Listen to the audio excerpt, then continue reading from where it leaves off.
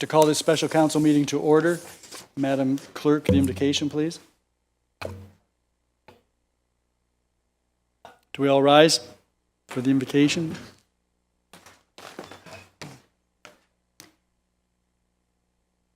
We meet to serve our community and endeavor to be worthy custodians of all that has been entrusted to us.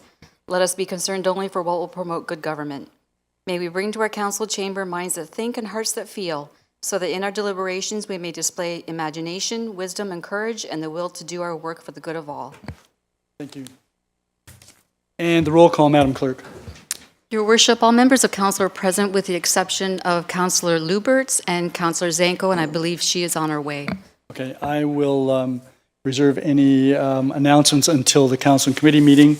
There is an addendum with respect to this special council meeting, and that's an additional closed session matter dealing with Harbour Town and the current Ontario Land Tribunal appeal. Are there any declarations of pecuniary interest?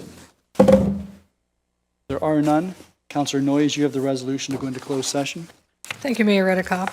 Moved by myself and seconded by Councillor Dubanow. The council will now hold a closed session meeting at 5:33 p.m. to consider the following. A, pursuant to Section 239 in brackets 2 and brackets C of the Municipal Act 2001, a proposed or pending acquisition or disposition of land by the municipality or local board. And Section 239 in brackets 2 and brackets F, advice that is subject to solicitor-client privilege, including communications necessary for that purpose regarding 4152 Erie Road. And B, pursuant to Section 239 in brackets 2 and brackets E of the Municipal Act 2001, litigation or potential litigation, including matters before administrative tribunals affecting the municipality or local board. And Section 239 in brackets 2 and brackets F, advice that is subject to solicitor-client privilege, including communications necessary for that purpose. RE, Ontario Land Tribunal Appeal, Community Voices of Fort Erie, Incorporated versus Fort Erie, Official Plan and Zoning Bylaw Amendments, and Proposed Plan of Subdivision, Harbour Town Village. Are there any questions or comments? All those in favor? None opposed, that is carried.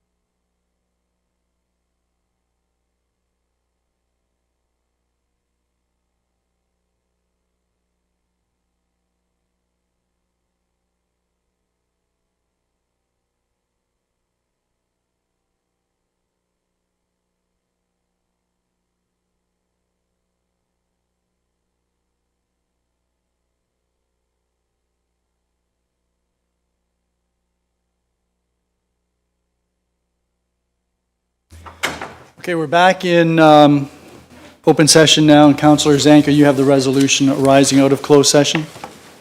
Yes, Your Worship, I do.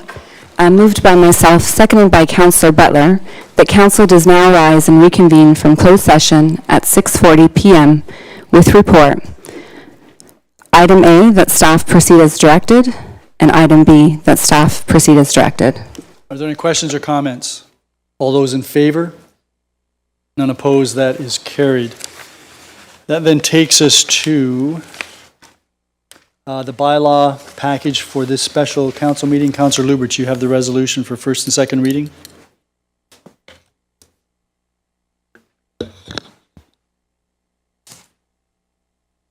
I have Resolution 3 here.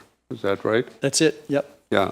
Moved by myself, seconded by Councillor McDermott, that package containing Bylaw 48-2022 to enter into a lease agreement and municipal capital facility agreement with Crystal Beach Hill Cottagers Organization 0 Erie Road and 49-2022 to exempt land from taxes levied for municipal and school purposes, 0 Erie Road, and 50-2022 to amend council rules of procedure, bylaw number 36-2016, as amended. Electronic meetings and participation is given first and second reading. All those in favor?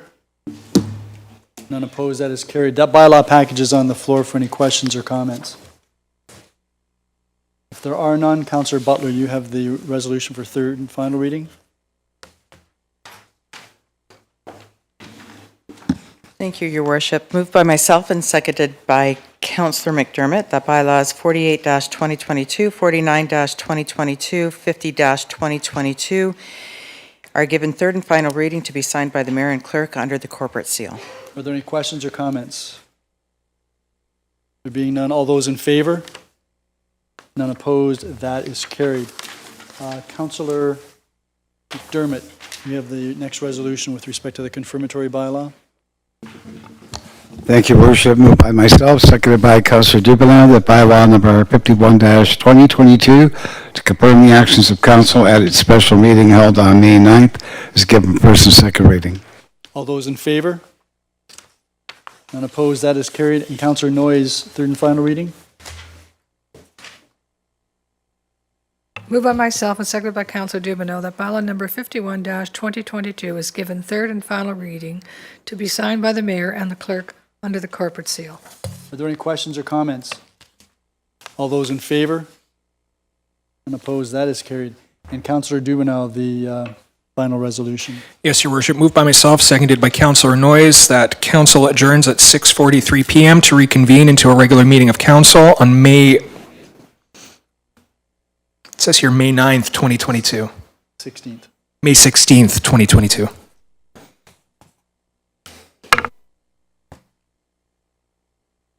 Oh, no, the regular council meeting would be May the... Is there one next?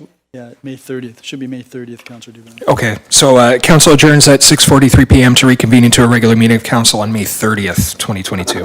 All those in favor? None opposed, that is carried. So just let me get organized here, and then we're going to move into our council and committee.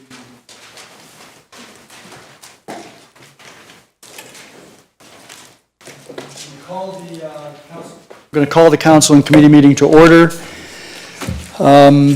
There are just some very brief announcements. We've already done the invocation for this evening, Madam Clerk. Some very brief announcements. I want to wish all of the mothers here belated Happy Mother's Day. It was a fantastic day. I hope all of you had an opportunity to spend time with your children, whomever they might be, wherever they might be. I did want to comment that on Saturday, I attended the 36th annual Cover the Kids Run, which is a motorcycle run done by the Bikers' Rights Organization, Ontario. They've been partnering with COPE in Fort Erie for all 36 years. Actually, I was told 39 years, but there were some years where they couldn't, such as the last 2 years, participate in an actual run. Next year will be the 40th anniversary of that event, and it provides toys and other things for primarily children.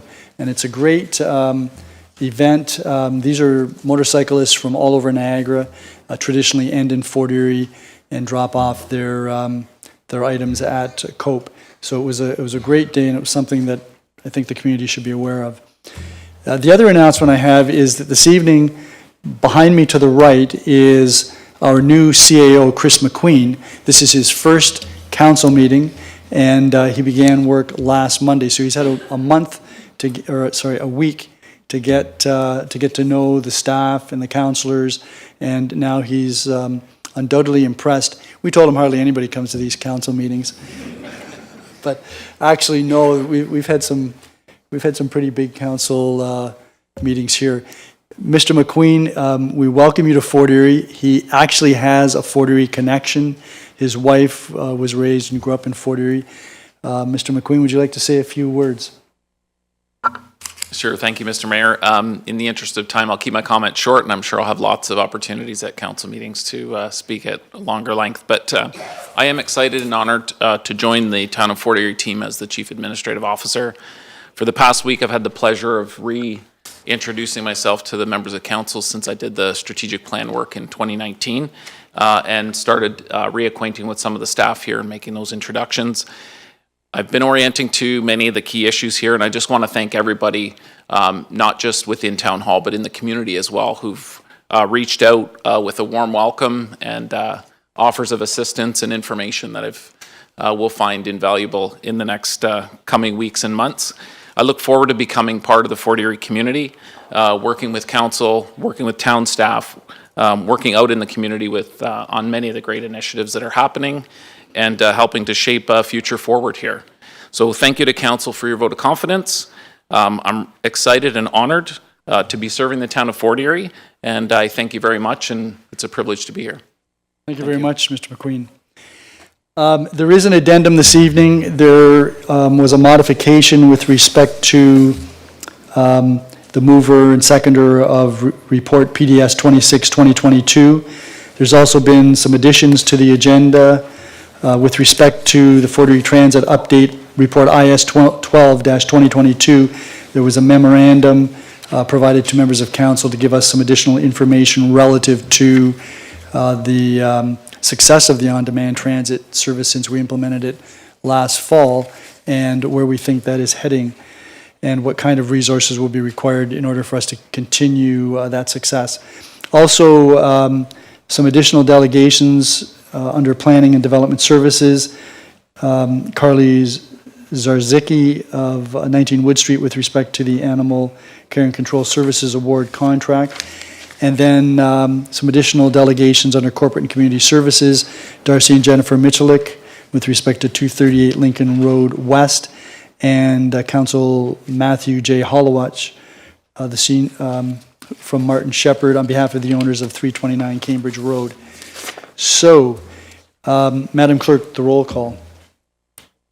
All members of council are present, your worship. Are there any declarations of pecuniary interest? Councillor Dubanow. Yeah, thank you, Your Worship. I have a few this evening. The first one is item number 8.1, A, B, C, D, E, and F. That's all the delegations related to the Animal Care and Control Services Award of Contract, as the company I work for provides contracted services to the Fort Erie SPCA. That same pecuniary interest also applies to PDS 26-1-2022 and PDS 26-2022 on the agenda this evening, Your Worship.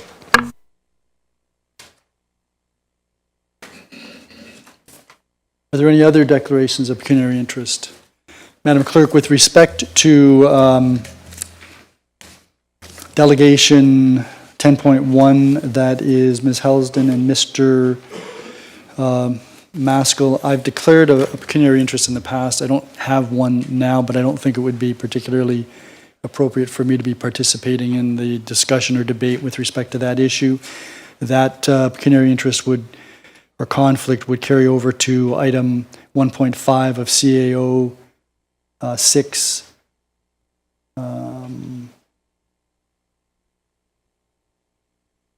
Just hold on.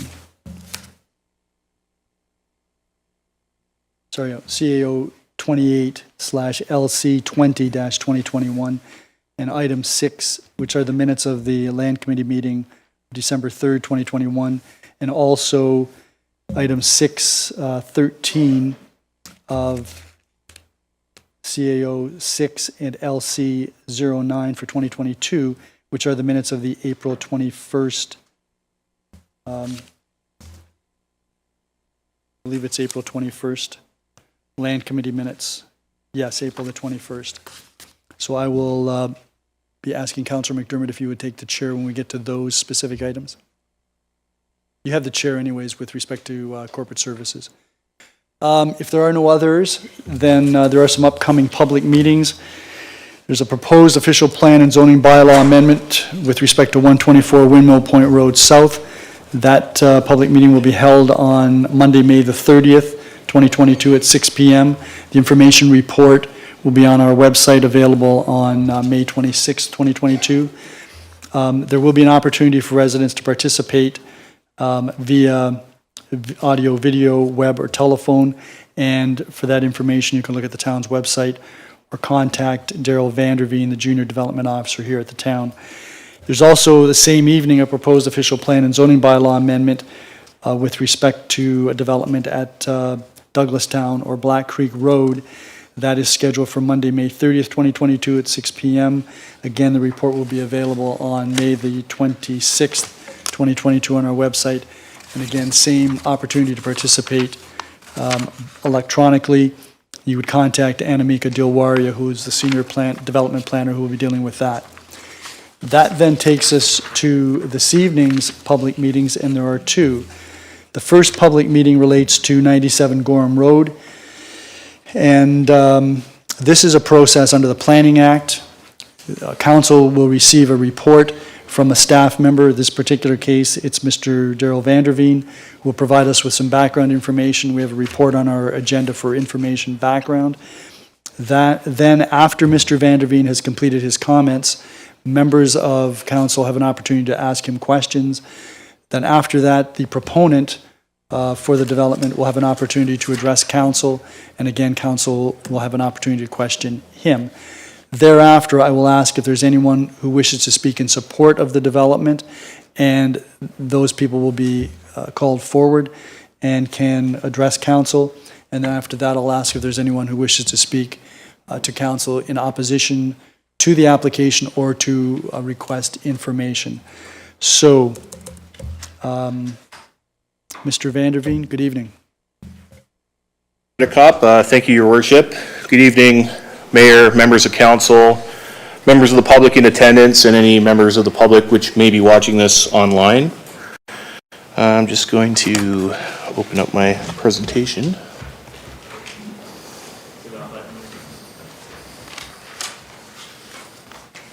Do you mind opening that up?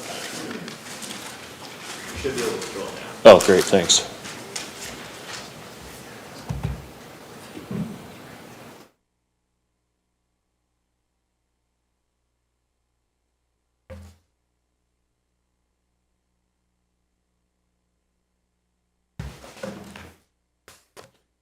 Okay. The purpose of this public meeting is to provide information regarding a proposed combined official plan and zoning bylaw amendment for 97 Gorham Road.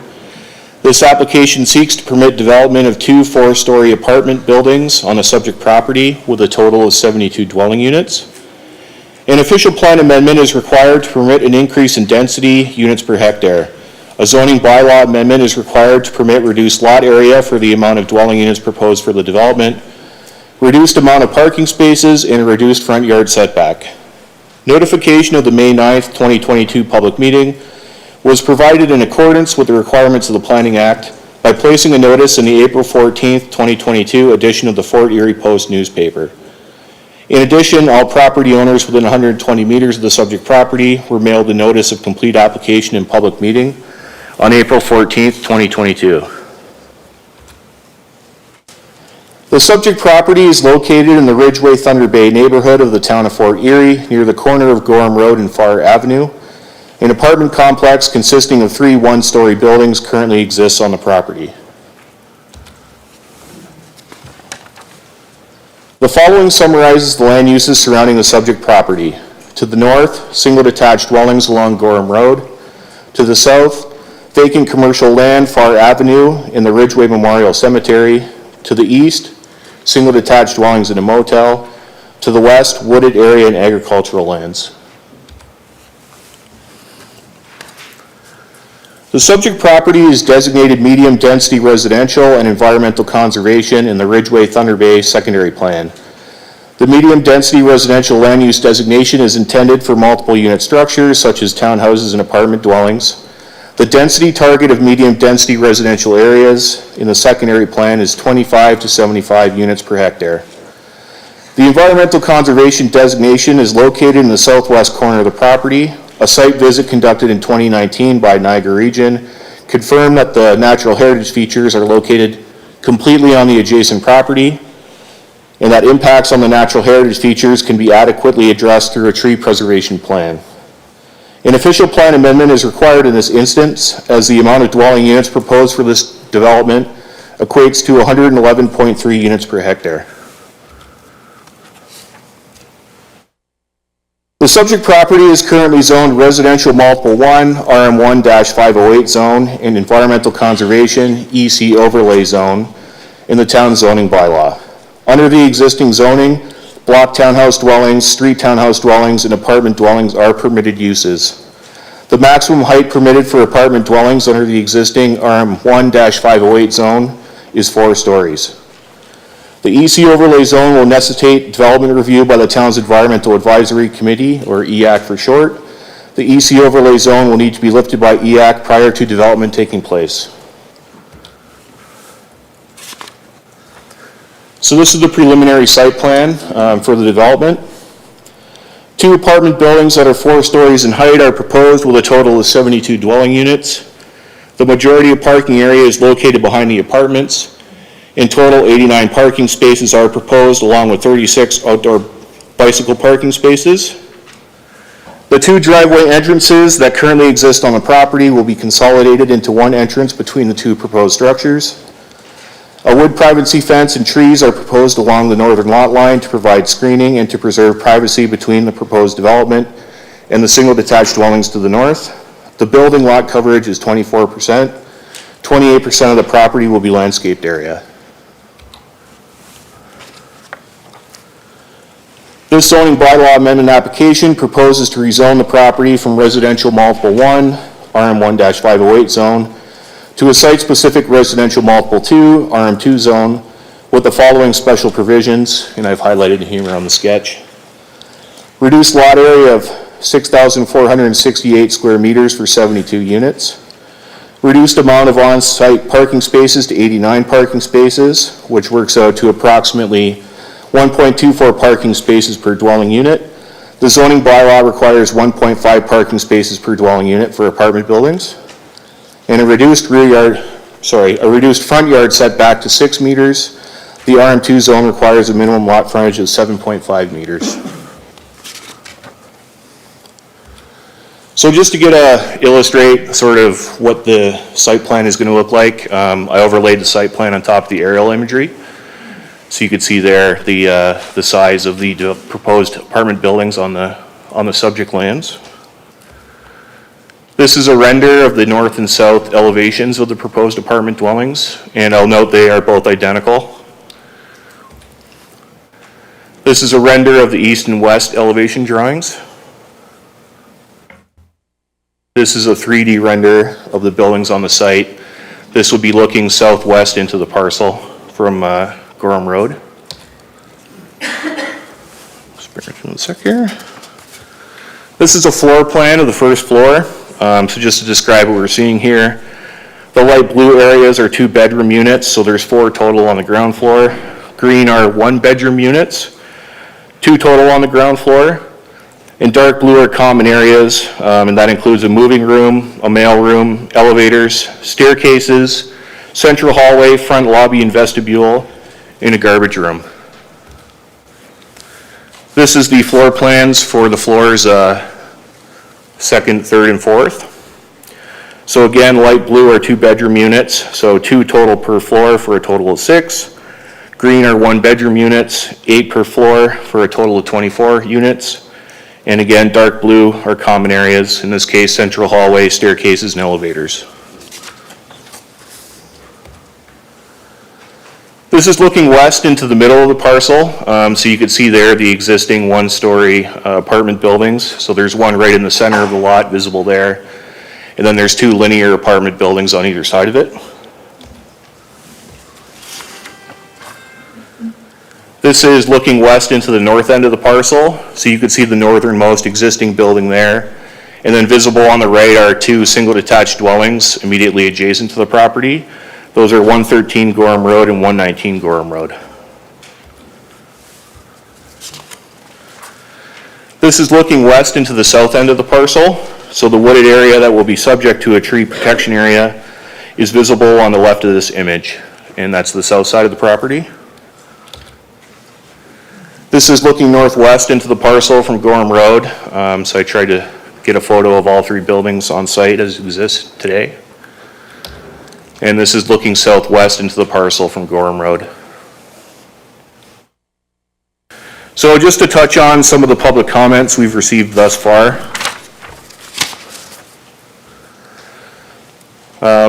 One of the main points is concerns with traffic and visibility of driveways from the intersection. So the impacts on traffic on Gorham Road resulting from this development, and also there were some questions raised as to the adequacy of signs for the proposed access driveway. As we all know, there's a bit of a grade change at the intersection of Far Avenue and Gorham Road, so some signs are needed based on the agent's traffic study to adequately identify the access driveway when you're heading northbound. Another concern is municipal water and sanitary sewer capacity. So we had some residents want to ensure that there is adequate capacity in both the water system and sanitary sewer for the proposed development. Another concern was the impacts of shadowing and privacy impacts to parcels to the north. So there were some concerns about the height of the proposed apartment dwellings and the impacts of shadows, and again, reduction of privacy. Another issue that was raised was the reduced front yard setback. There was question as to why a reduction to the front yard setback to 6 meters requested when the zoning requirement is 7.5 meters. Another issue was the reduced amount of parking spaces per dwelling unit. There's, again, concern over the proposal to reduce the parking to 1.2 spaces per unit, and if this will result in parking issues. Another issue that was raised are sidewalks on the west side of Gorham Road. It was noted that it would be desirable to have a sidewalk on the west side of Gorham Road for pedestrians so they can have access to nearby amenities without having to cross Gorham Road itself. Another major issue is the increase in density for the property. Again, issues are raised about the increase in density proposed by the development and if it is overdevelopment at site. And finally, compatibility with the area and neighborhood. Concerns are raised over the compatibility of the development with the neighboring area. That concludes the staff presentation. Thank you. Thank you very much, Mr. Vanderveen. Do any members of council have any questions? Councillor Noyes. Thank you, Mayor Redekop. Through you to Mr. Vandermeer. Thank you for your presentation. I'm fairly familiar with this area, and when you mentioned a bit of a grade at Far Avenue, it's more than a bit of a grade. It's quite a hill, and I am very concerned about if someone's trying to make a left-hand turn from the development there. I don't think a sign saying hidden driveway is going to be adequate. I don't know, I don't have the solution to it, but it's much more than a bit of a grade. I know that in the wintertime Question, Councillor Noyes. I'm just saying, is there any other thing that you can consider with that? Yeah, through Mayor Redekop to Councillor Noyes. Yeah, I didn't mean to downplay the grade change, but we will be consulting with our infrastructure services staff as well as our development coordinator to see if what they've recommended is adequate for that site. Okay, thank you, that's all. Any other members of council? Councillor Lubberts. Yes, thank you very much, Mayor Redekop. And Daryl, could you go back to slide 12?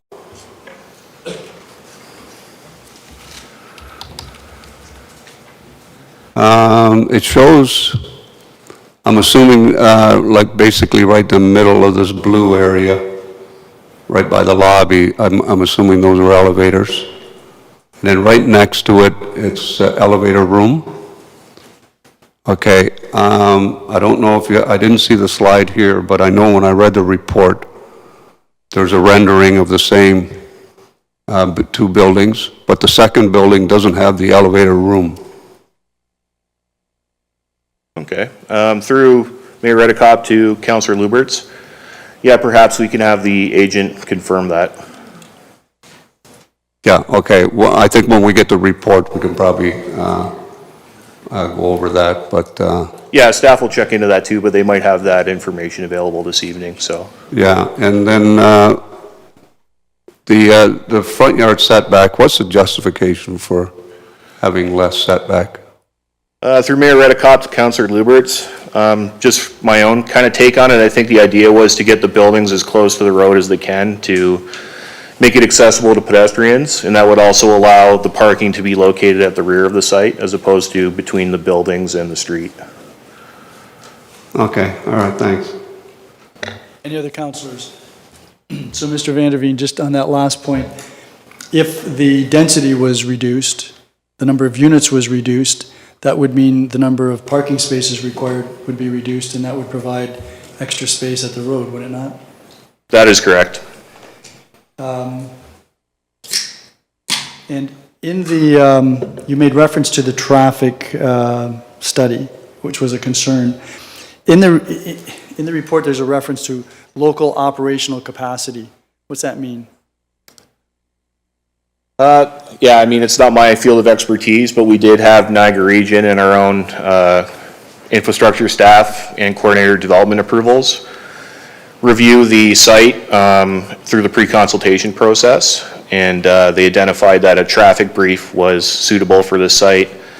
So the traffic brief made reference to the traffic that would be generated by this development kind of fitting in with the operational capacity. My understanding is that means the road, the existing Gorham Road traffic capacity is sufficient to accommodate the additional traffic that would be generated by this development. Can we just roll that back a bit? So the recommendation for a brief as opposed to a traffic study, that came from town staff? Town staff and Niagara Region staff. Yeah, okay. Then that must be ignoring the fact that we've been requesting a traffic study in this area, which I think we're going to get in June, because of the concerns that we've been expressing about the traffic on Gorham Road. Yeah, to be fair, the pre-consultation meeting for this proposal was originally held in 2019, so it was a while ago. Great.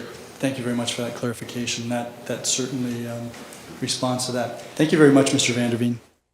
Oh, thank you. Wait a second. Before you go, Councillor Lubberts has another question. Yes, thank you very much, Mayor Redekop. Just to touch on what Councillor Noyes was saying about warning signs. The street lights, the traffic lights at the top of the hill there, I know through experience from living in the area that going one way, either north or south or east and west, the traffic light, the red light will stay on longer going, or the green light will stay on longer going north and south than it does east and west. Can they use that traffic signal to help with the traffic flow by adjusting the timing for these red and green lights? Is that a possibility? Through Mayor Redekop, Councillor Lubberts. I don't know if I can answer that at this point, but that's something we could definitely follow up with our infrastructure staff to see if that's a possibility. Anything further, Councillor Lubberts? Okay, thank you very much, Mr. Vanderveen. Thank you. That then takes us to the proponent or his agent, Mr. Hind. Oh, thanks. Good evening. Good evening. Yes, good evening, Mr. Mayor, members of council, members of staff, and the public. My name is Greg Hind. I'm a professional planner. With me this evening is Matt Schmidt, who's a professional architect. We both live and work in the Niagara region, and as you can tell by the white hair, I've been doing planning in this area for an awful long time.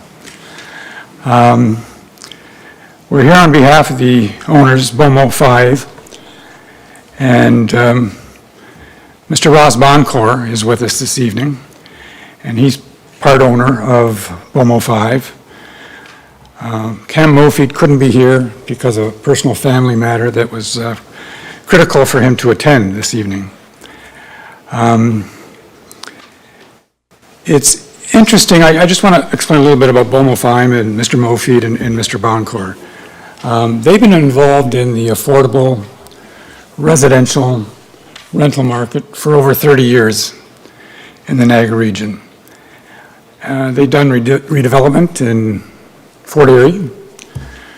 The site we're dealing with this evening was the conversion they did from motel units to apartment rental units. And they mostly concentrate on apartment rentals. The last project we just finished in the city of St. Catharines, we repurposed a warehouse, an industrial warehouse for residential uses. And they've been recognized by the federal government, the provincial government, and local municipalities for the excellent work they do in providing apartment rental housing. To give you a little bit of appreciation of the site and context, and Daryl did an excellent job on this, but the designation on this property for medium density purposes is the result of council's input, council's approval back in 2015, a secondary plan, citizen and public input on this, and we weren't participating. A medium density residential development designation was put on these lands and appropriately zoned for future use and the existing use on the site. In doing that, council identified a number of other properties in the community of Ridgeway. In fact, identified another 4 or 5 along Gorham Road for medium density residential. In fact, there's 16 other properties in Ridgeway for medium density residential. And the only reason I mention that is I've visited each and every one. And this one has the unique ability to offset many of the concerns that the residents have. This presentation before you has gone through sort of 3 regimes of planning, 6 planners, an urban designer employed by the municipality, have taken a look at this site and made what we think are good improvements to this site by recommending that we don't use one building on this site, that we split it in 2. It's far better for the streetscape, it's far better for the neighborhood, and we did that. And they recommended that we push the building towards the road for the main reason, to get the parking in the rear. We had presented a number of iterations on this site, and we did have parking in front, and we did have parking on the side, and we did have one building. And the suggestions they made, and the public too, all went into preparing a site that we think certainly meets the tests of good planning. Now, Daryl presented to you what this apartment consists of. Obviously, the 5 buildings on site will be demolished. The 10 apartment units will be removed. The apartment rental units will be presented. And I'd just like, before I review almost everything that Daryl said, I don't want to do that. And I don't want to review what the provincial policy says about this, because I'm sure you've heard it all. Provincial policy, whether it's the PPS or the growth plan or the regional policy plan, all talks about infill, intensification, and that's what we're presenting here. But I'd like to address the issues, the same issues Daryl addressed, the same issues that surfaced during our open house, and the same issues that we've met on site with some of the residents. Density, I know I can't walk by a building and tell you what the density is. I doubt very much if anybody can. When you put up an apartment building, it's not a matter of density, it's a matter of intensity. If we had 72 three-bedroom units, it has a far greater impact on the surrounding lands than mostly one-bedroom and two-bedroom units. We also have a unique situation on this property whereby we're backdropped by an environmental area to the south. We're backed by a ridge or an escarpment area, which you talk about as you rise. That certainly softens the impact of this building. The west portion of this land is still outside the urban area boundary. It's vacant, it's farmland.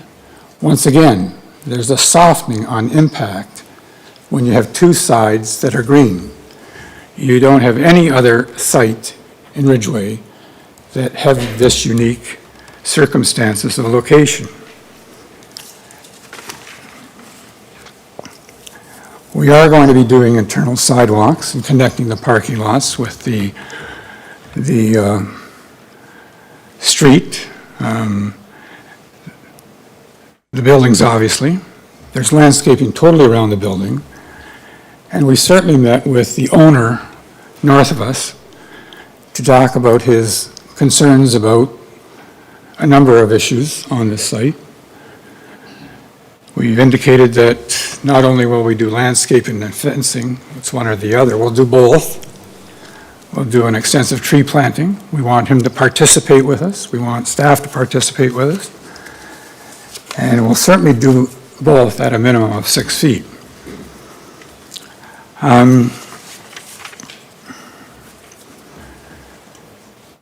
The density issues, we were provided with certain development rights. We want to take advantage of those, but we know the site can accommodate a lot more. In fact, one of the guidance is your zoning bylaw provides certain lot coverages, certain landscape areas, and we meet all those. We're not overdeveloping this site. We are developing with plenty of open space, landscape area, and the lot coverage of these buildings are under what your bylaws recommend. One of the more important aspects of density and intensity is our market is seniors. You don't have to be a marketing genius to know what's happening in the Niagara Peninsula. Most of the apartment rentals, are being taken up by seniors, whether that's in Fort Erie or other parts of Niagara. They provide a less intense impact on surrounding neighborhoods. And as I said, we are bounded on two sides by green area and the protection of the ridge.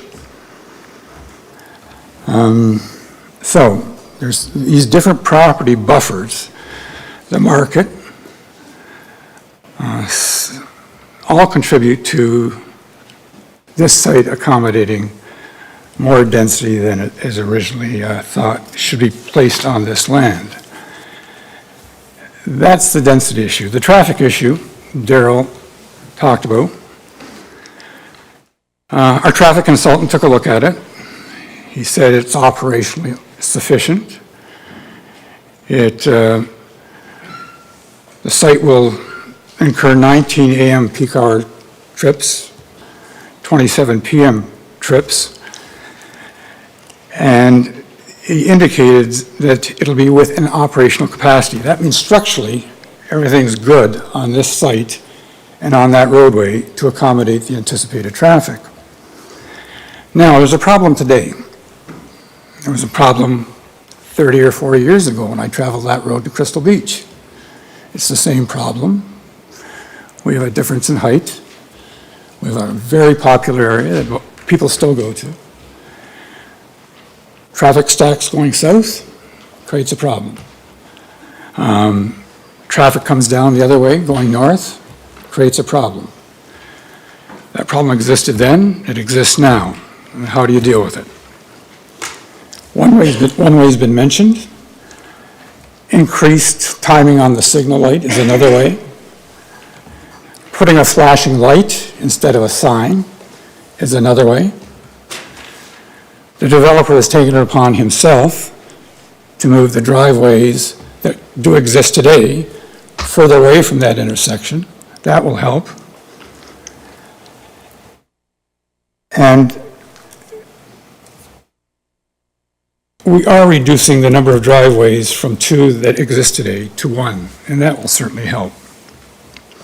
So we're pulling the driveways further back from the intersection. We're reducing the number of driveways. We're suggesting a flashing light. We're suggesting increased signalization or timing of the signalization that exists that far. And will they solve the problem totally? No, but they'll certainly improve the situation that exists today. Servicing, we know that your Rose Hill water treatment plant has the capacity for this development, but an additional hydrant is required on site for fire protection. Sanitary sewer, there seems to be no problem with. We will only use 4.2% of that sewer's capacity that exists today. Storm can be accommodated on site and taken in 2 different directions on this site. And the driveways and the parking lot are going to serve as a partial detention of stormwater on this site. The environmental issue, people have talked about that. The existing buildings will be removed. There were problems with them. They used oil heating. Some of that remained. Lead paint, some of that remained. That will all be removed and replaced with the new development. And a modern, environmentally sensitive materials. The tree plan, which we submitted to you, we're going to work with your environmental committee to make sure that the 26 diseased trees on the site are replaced. As far as the front yard setback, we've gone back and forth with this as developers, and Matt will explain it a little further. He'll explain the details of the site and the site plan. But we can move it back 7.5 and still meet our parking requirement. We did it for a couple reasons. We're very, very proud of this building. We want it to have a terrific presence on that streetscape. It will impact that streetscape. The design of this building is just phenomenal for an apartment rental. And we also wanted it to serve as a traffic calming device. The first thing you're going to hit coming up that road, and even coming down that road, is this building. It's going to assist also. And those are my comments, and I can hopefully try to answer some of your questions. Thank you. Thank you very much, Mr. Hind. Councillor Dubanow. Yeah, thank you, Worship, and through you to the presenter, thank you very much for the information this evening. You did mention briefly just now plan for it to be a rental building, if I heard you correctly, and you had also mentioned the awards from the federal government that the owner had received. Is there any intent on meeting CMHC affordability requirements or any of other type of requirements with that? I know you had mentioned seniors were kind of your target market as well, if I heard you correctly. Just wondering if you're playing an affordability aspect to this project. We are setting aside 10 units scattered for affordable housing. And just to follow up on that, is that planned to be rent geared to income or the criteria that meets CMHC affordable? Because I know there is a difference between the two. It's going to be CMHC. Okay. Thank you very much, Your Worship. Any other councillors? Councillor Butler. Thank you, Your Worship. I really enjoyed Councillor Dubanow's questions because those were some of my questions as well. I also have the same concern that Councillor Noyes has, and I didn't hear really a good solution to that, and that is that That streetscape is very steep, and my concern is for the oncoming and ongoing traffic that's coming in and out of that area. I like the design, I like the concept, I like the fact that you're gearing it to seniors, but I do have some concerns, and I'm just wondering, how are you going to mitigate that? Well, I guess I tried to explain everything that's physically possible on our behalf to do something about it. And that's market one. We're going to have a very less intense development exiting and entering that development. The other thing about seniors rental housing is you don't get the pulse activities on the roads that you do for normal. People don't leave at 8 o'clock in the morning to go to work. They don't leave to go to school. They don't come home at a certain time. Seniors usually space out their trips onto that road over the whole day. Yes, they take a number of trips. Yes, they'll become very disciplined about when they take those trips, just because of the traffic on that road. But they have the ability to space out those trips, and they will space out those trips. The other thing, too, is you can design, you have to design the apartment units and the support services in that apartment building, and you have to link it directly with the parking that we're providing. People, when they go into an apartment rental, will know firsthand that there is only one space for them. And we can control that, and we can manage that. In an apartment condo, you're dealing with 72 individual owners. You're dealing with one owner here. He'll be managing that site, he'll be managing that site on site, and you can be assured that that parking lot will be used on the way it's rented out, on the way that unit is rented out, and it will be controlled by this group that have had 30 years' experience doing this and being recognized for doing it. The other things I mentioned to you about controlling traffic, those are things that I think must be done. I don't know what else we can do. I'm willing to sit down with the municipal staff and the regional staff and explore that further. If there's something else, we'll certainly do it. Yeah, I like that answer, thank you. My concern is the amount of traffic that's going to take place in the peak seasons, and whether or not senior citizens have different time points that they enter in and out of their building or their complex, still wouldn't have a bearing on the amount of traffic that comes up that street. It's a major artery for the Crystal Beach area.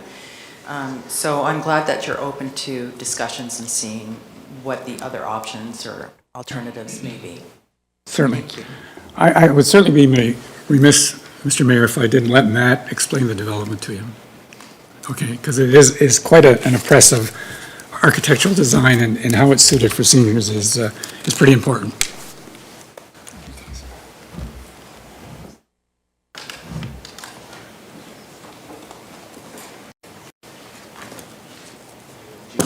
Would you like to drive or do you want me?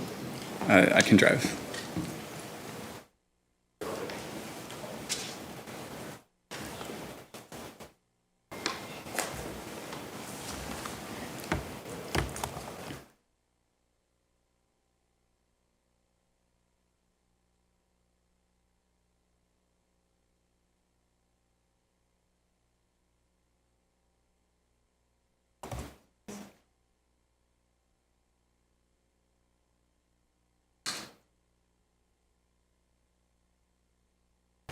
Thank you.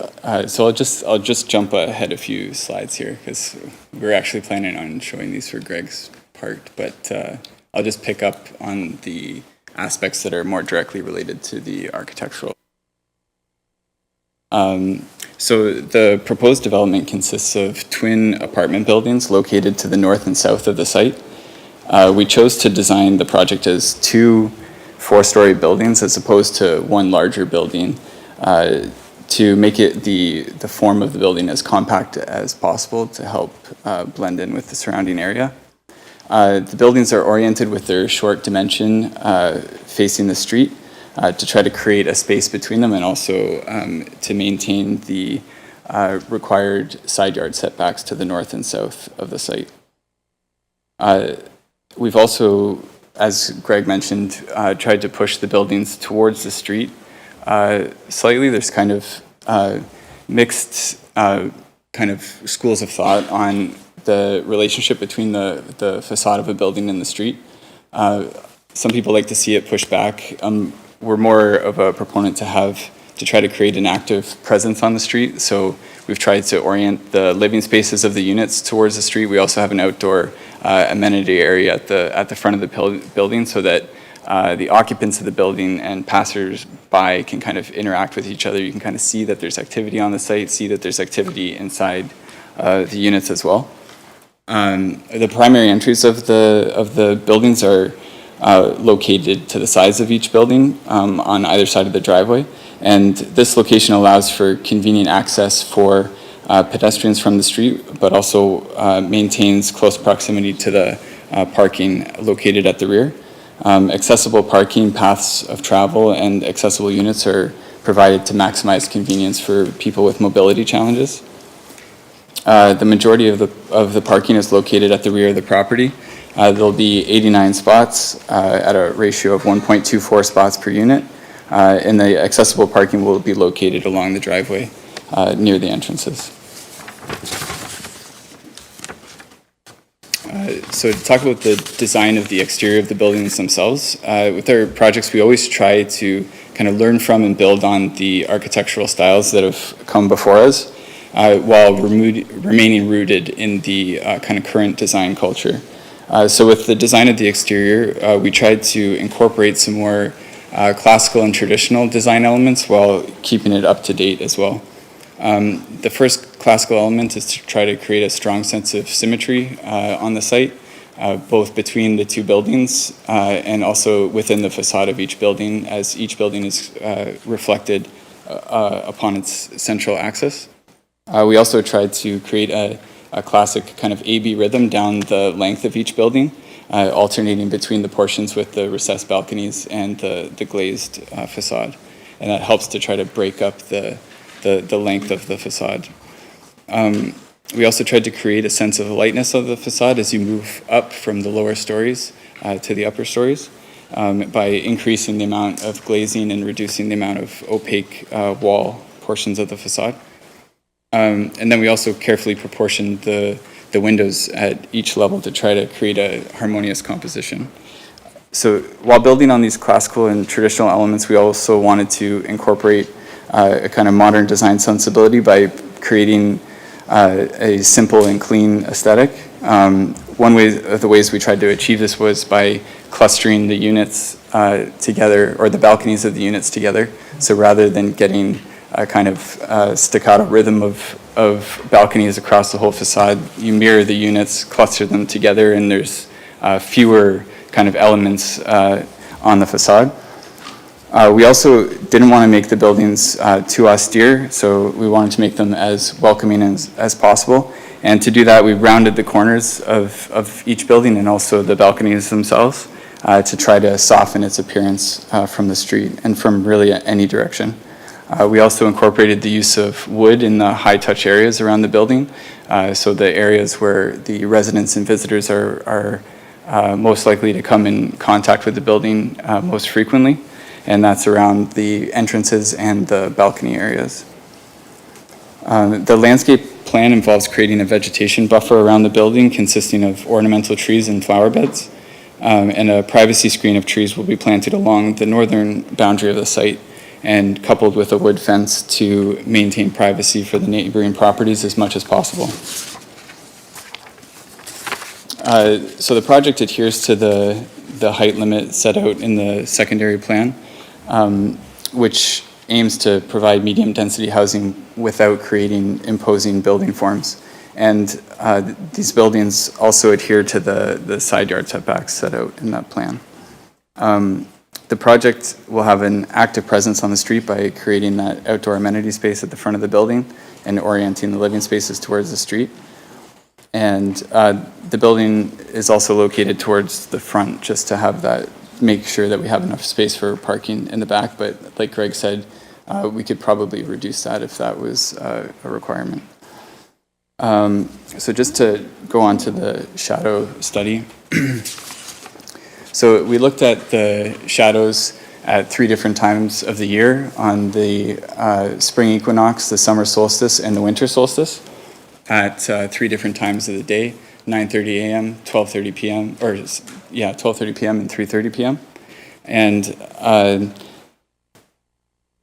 when we first ran the analysis, we were pleased to see that for the majority of the year, there was little to no impact on the neighboring properties, and that'll be during the summer, spring, and fall, when people are most likely to be outside enjoying their yards. Also, with one advantage with the project being due south of the neighbors to the north, is that even during the winter months when the sun's only 21 degrees off of the horizon at max, those houses will still receive sunlight in the morning and in the late afternoon, which will be the east facade and the west facade. And that's important for 2 reasons, because those houses fortunately have the majority of their windows are on the east and west faces of those buildings. And that's also the times of the day when people are most likely to be at home during the daylight hours in the winter. So in closing, I think this project will make a valuable contribution to the community and to the town of Fort Erie. It aligns well with the aspirations of the secondary plan by diversifying the housing types in the area and adding much needed new housing stock to the area, and also encouraging active transportation. Thanks very much for your attention, and look forward to hearing your comments and questions. Thank you. Councillor Noyes, you had your hand up. Thank you, Mayor Redekop. Thank you for your presentation. The buildings do look lovely, but there does seem to be an awful lot of glass on them. How would you address the bird friendly in regards to the birds flying into the glass? Are there going to be some mitigation or a certain type of glass? Yeah, probably we haven't really gotten to that level of detail on the design yet, but what I've done on projects in the past is we've incorporated frit patterns on the glass where you have like opaque elements that can be acid etched into the glass, and that kind of allows a bird to realize that there's a surface there, so that they don't see just a reflection of the tree behind them and try to fly straight through it. And there's certain specifications. The City of Toronto has some really good standards for the height that it should be off the ground and how high up the building those frit patterns should go. So that's definitely something that we could incorporate. Because I think with the number of trees surrounding the lot, I would anticipate it being an issue. Thank you for that explanation, and I hope that as the plan proceeds, that those mitigations are definitely not forgotten. Because I think even in the pictures that you showed, you could see the reflection of the tree in the glass itself. Thank you. Any other councillors? Councillor Lubberts. Yes, thank you very much, Mayor Redekop, and thank you very much for coming out tonight. You talked about on one of your slides, I forget which one it was, with I think with the bicycle on the front, and you said that you wanted to bring the buildings closer so that people passing by could see that there's activity in the building. Wouldn't that have an adverse effect on the people's privacy? Well, I think the intention is to have kind of lights on in the building, maybe silhouettes through screens and things like that, so that there's still, you can maintain privacy, but it's clear that this is an active building. There's people living there during the day. There's people kind of hanging out in front of the building, and you can chat with people walking by and stuff like that. That's kind of the intention. But you don't think that it's going to affect the privacy of the rental? The renter? No, I mean, they'll have shades when they need privacy. They can pull the shades down, and when they don't need privacy, they can leave them up. Okay, and you said that you decided to go with 2 4-story buildings instead of one large building. What do you mean by one large building? Well, a lot of times most developers will try to concentrate the construction into a single building for the efficiencies in construction. That tends to create more of a kind of hulking mass on the site. So we felt that breaking it into two separate pieces, although it's going to be a bit less efficient in terms of construction, it'll have a less of an impact on the surrounding area.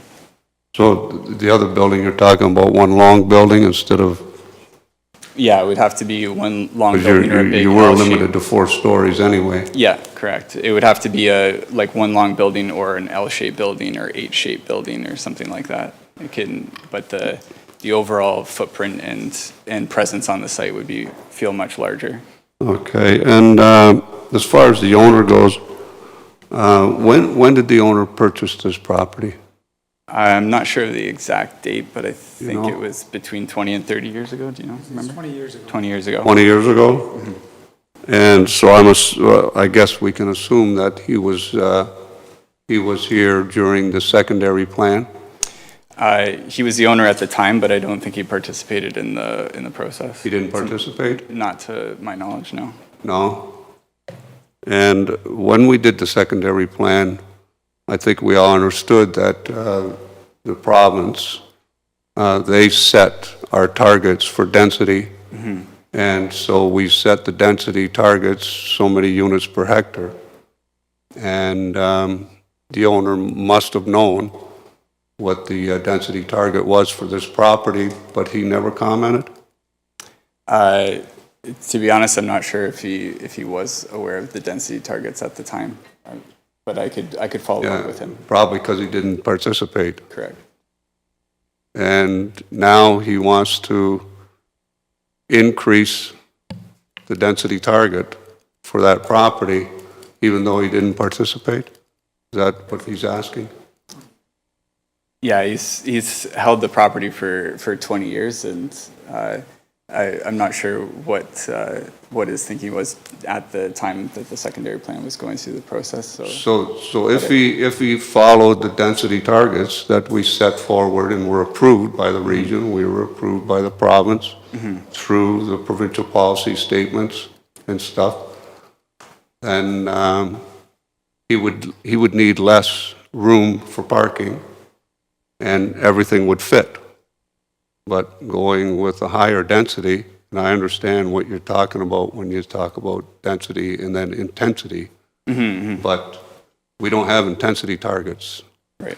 We have density targets, and we met them. And now your client wants to change that?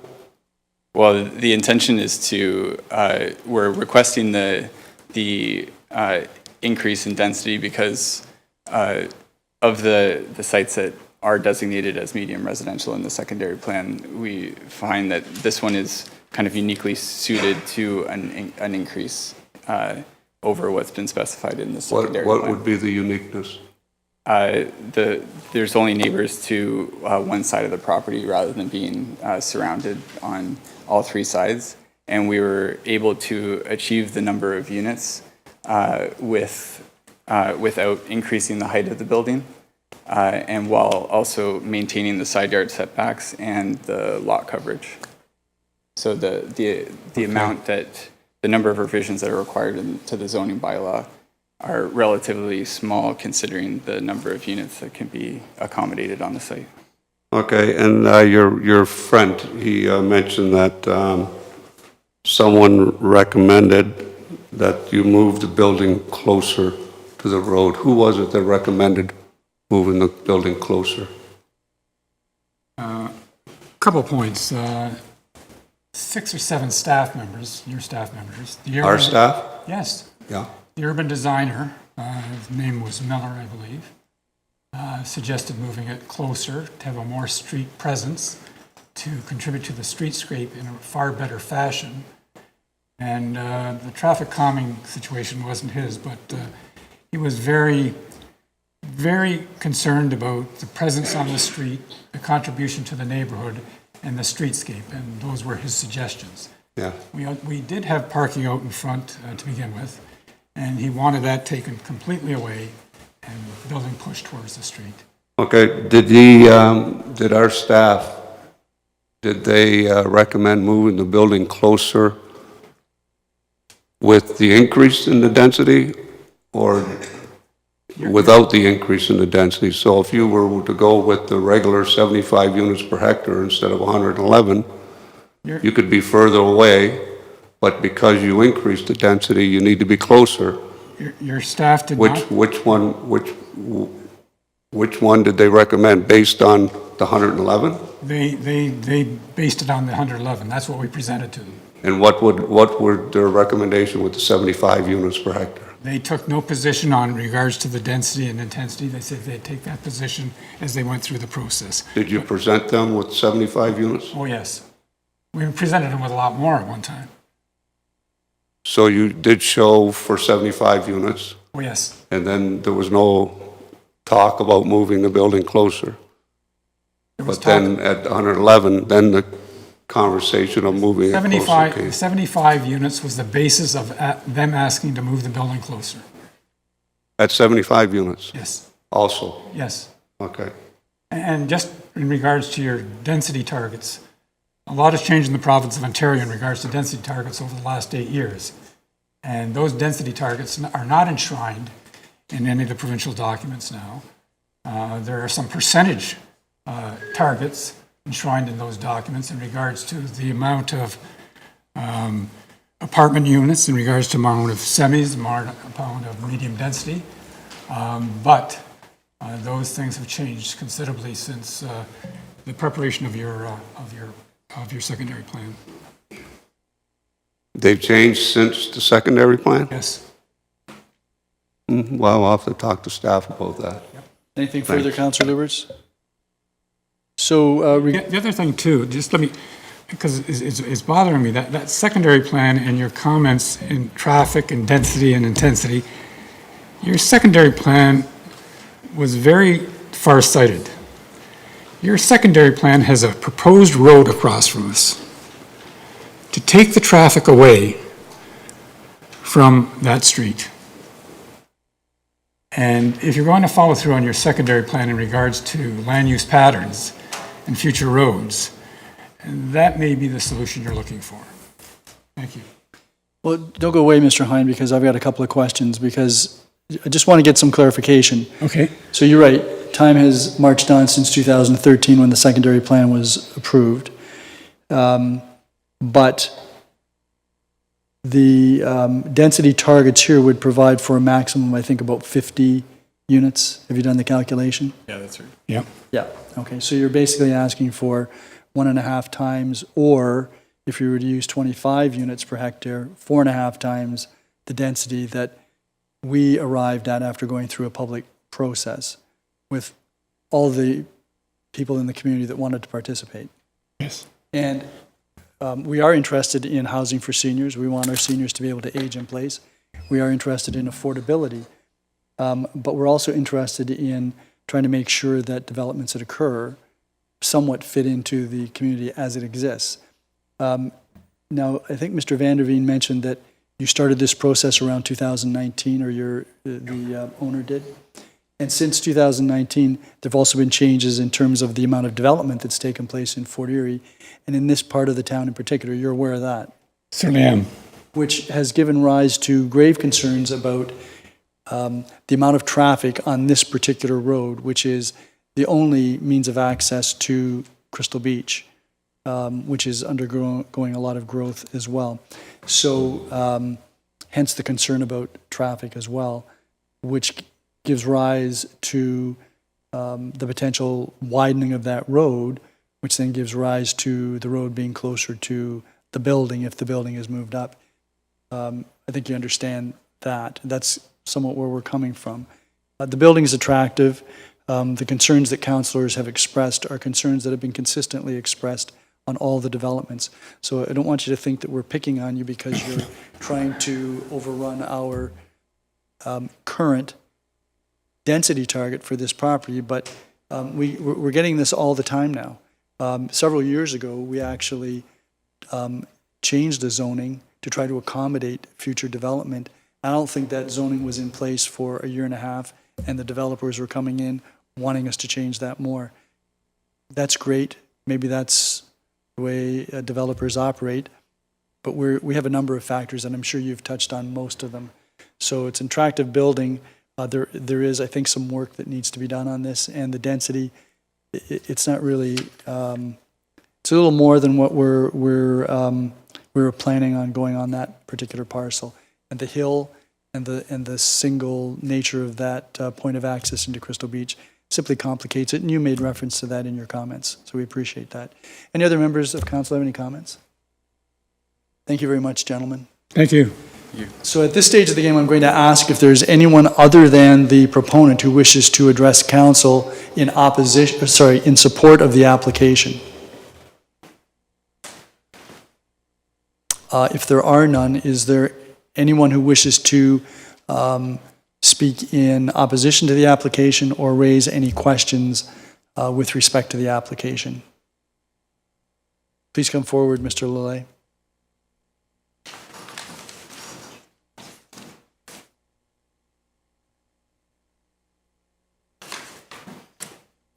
Good evening, and we need your full name and address for the record.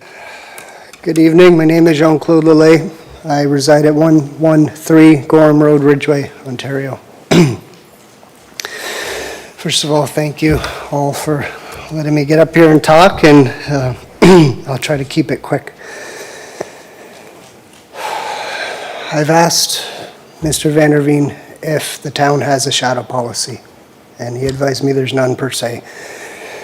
This, as it's proposed, will affect our house where the abutting property to the north will affect us 9 months of the year. That's full shadow in winter, as you saw, and about a third in spring and fall,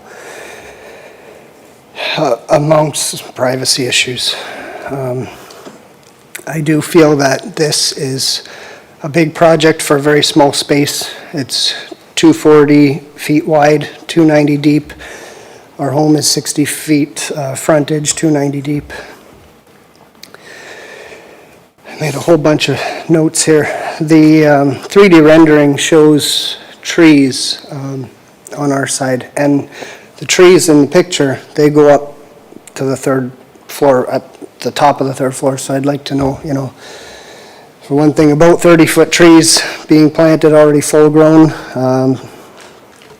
We have water issues like crazy. We've all touched on the traffic. I know there was an accident involving a school bus a couple of years ago where someone has already rear-ended a school bus out just the next street up at Highland. A few weeks ago, we had a car into our ditch, just trying to merge into that yield too soon, I believe. I do have 5 children. I'm a local business owner. We run a muffler shop in town. I have served in the Fort Erie Fire Department, Station 4 Ridgeway, for 9 years.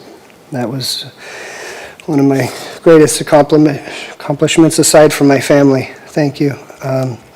Our fire hydrant right across the street has a green top. I don't know if everyone knows what that means.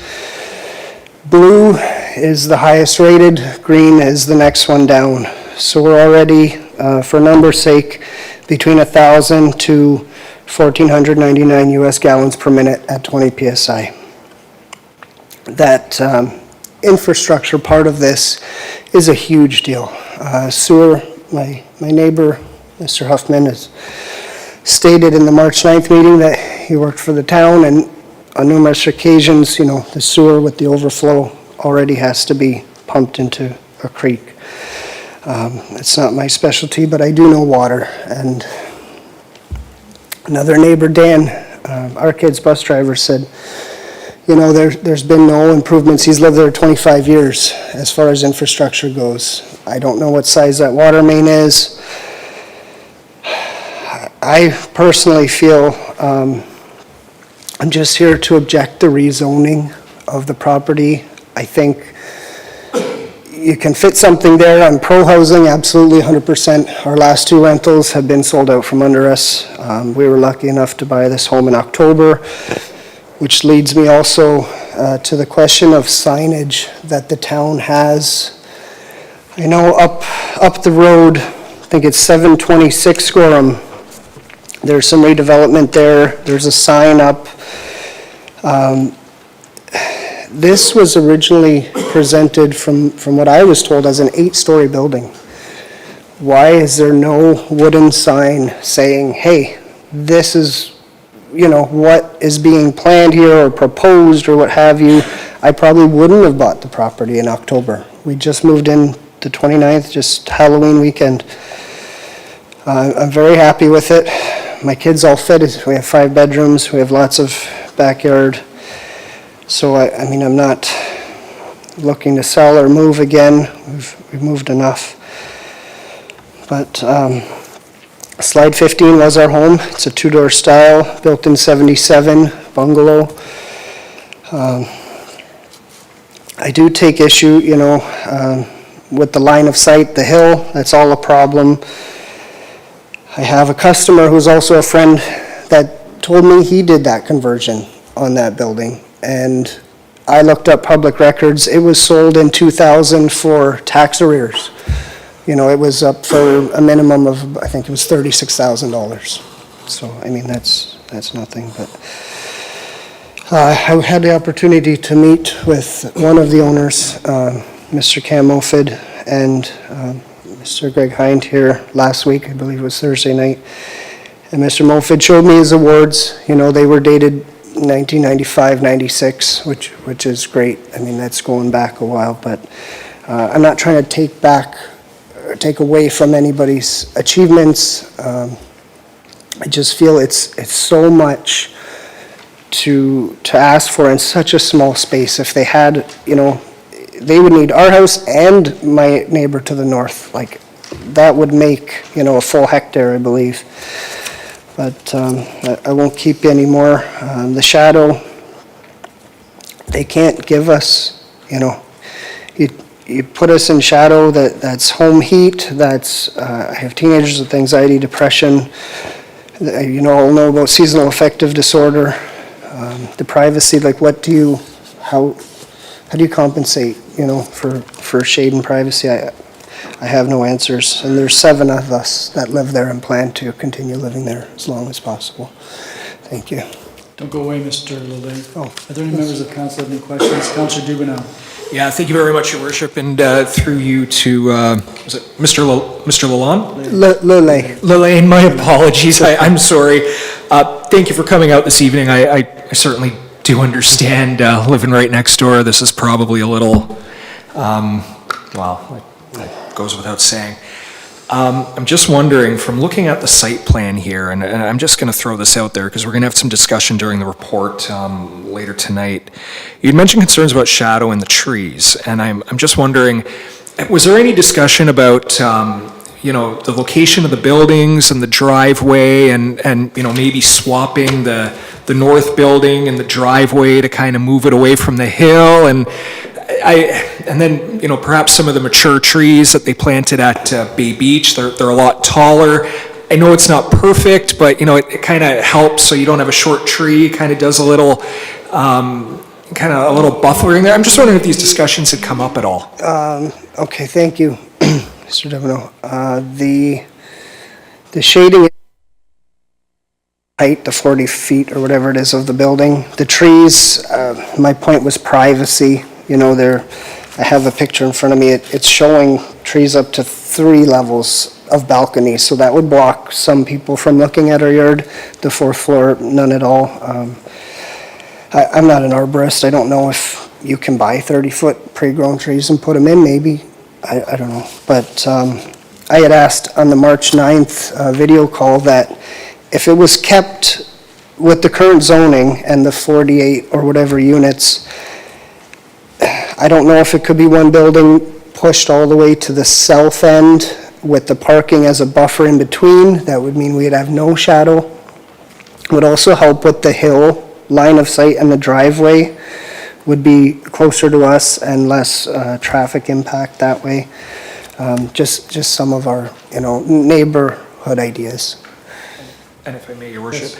And actually, that's, you raised a good point there. I'm just wondering, was there any discussion about staging the building, like maybe a two-story building next to your home and then maybe a little taller in behind just to offset some of that shadowing and the privacy depth? We've had other residents ask for, two-story max for both or what have you, just to fit more into the small-town Ridgeway feel. Like, it is aesthetically pleasing.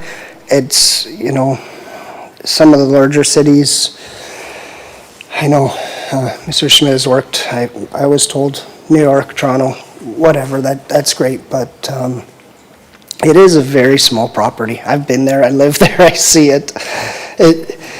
They're trying to cram so much into not enough, you know what I mean? It's just my opinion. Oh, and I appreciate you coming here this evening and sharing with us. That's why we do this, because we have to listen and relay those concerns. Thank you very much for coming. Okay, thank you. Councillor Noyes. Thank you, Mayor Redekop, to Mr. Lawn. First, thank you for your service to the town. I appreciate that. Very impressed to be there for 9 years being a firefighter.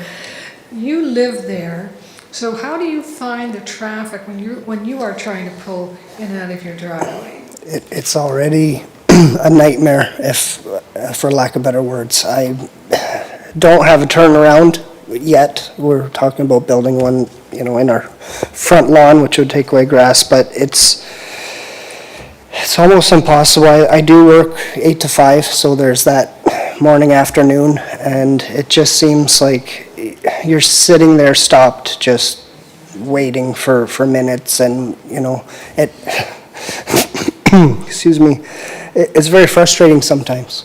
You're stuck, and if you don't back in, I back out and I watch. I drove fire trucks, so I consider myself a good driver, but it is frustrating already as it stands, to answer your question. Thank you, that was my only question. Okay. Any other members of council? Thank you very much, Mr. Lalay. We've made notes, and I'm sure staff in particular will be interested in your comments about the water pressure. Is there anyone else who wishes to address council? Mr. Huffman.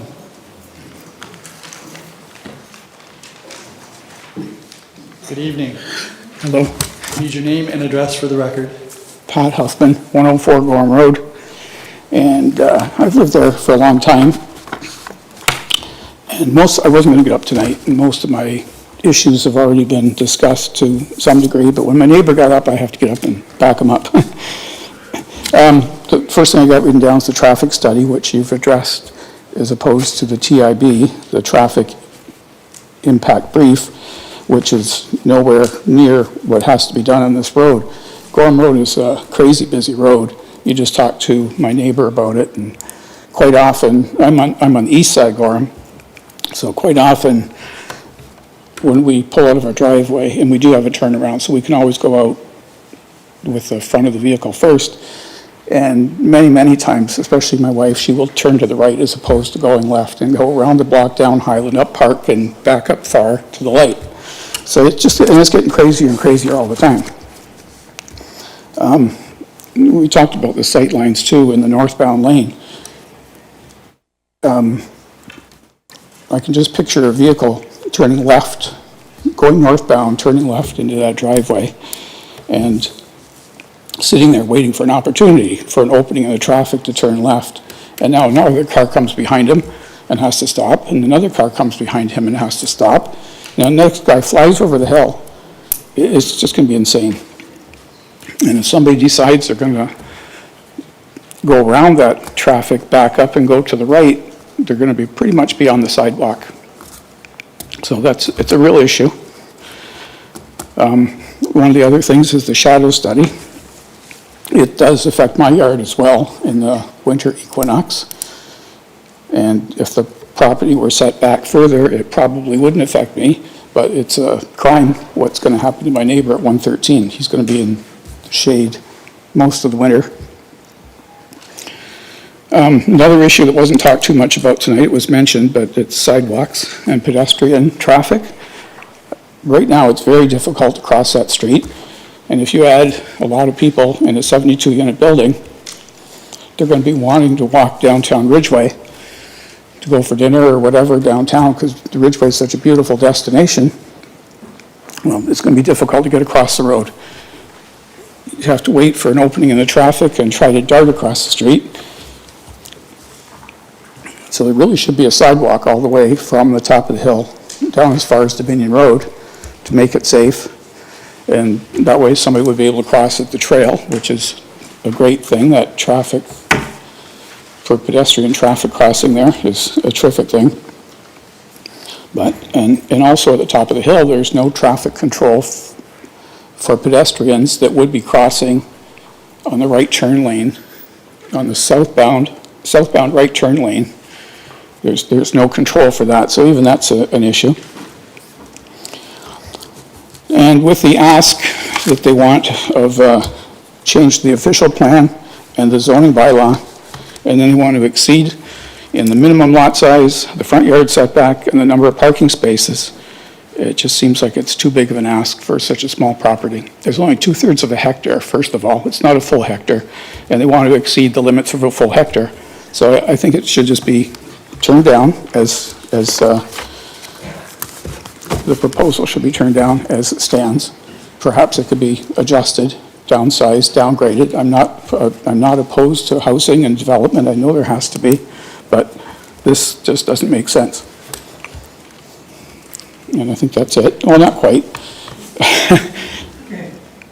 My neighbor also mentioned the infrastructure, and there is sewer and water, and I did work for the Sewer and Water Department of Fort Erie for 30 years, and I know that when it comes to sewer, at least, the sewage goes to a pumping station on Nye Road, and many, many times we have had to go down there with a 6-inch diesel pump and pump the sanitary sewer into the creek because of overflow. So, and it's going to happen again, and the more infrastructure we add to that sanitary sewer, the more it's going to happen. I know there's always programs as far as extraneous flow and trying to correct issues of that nature, but the more we add, the worse we're making the problem as well. And he also mentioned about an accident that was on Gorham Road a couple of years ago. It was about 8 o'clock in the morning, and there was a school bus picking up kids 2 doors north of me, and a car came along, didn't see them for whatever reason, and smacked right into the back end of the school bus. So there's all kinds of traffic issues on that road. And I don't know what the answer is, but I think downsizing the ask is a good starting place. Okay, don't go away, Mr. Yeah. Hoffman. Yeah. Any members of council have any questions? So you touched on the sewage, what about the water? I think water's okay. Okay, Mr. Lillet expressed concern about the... Yeah, I think it's a 12-inch water main, and I think, he said it's a green hydrant, I think it might be a blue one. Okay. The water was just upgraded recently there, and it should be good, I think. But sewer's an issue. Just to figure that one out. Pardon? I'll leave it to you guys to figure out whether it's green or blue. We'll check it. Yeah. If there are no other members of council, thank you very much, Mr. Hoffman. Thank you.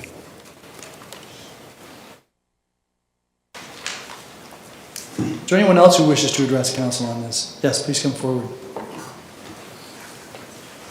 Good evening, Mr. Aldridge. Good evening. Your full name Excuse and me. address for the record, please. Yes, Jeffrey Aldridge at 3765 Rebstock Road in Crystal Beach. Ready to use the...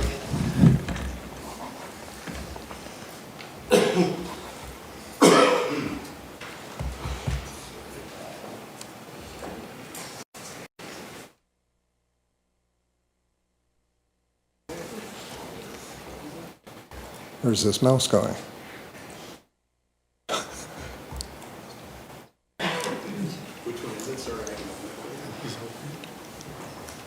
Almost there. I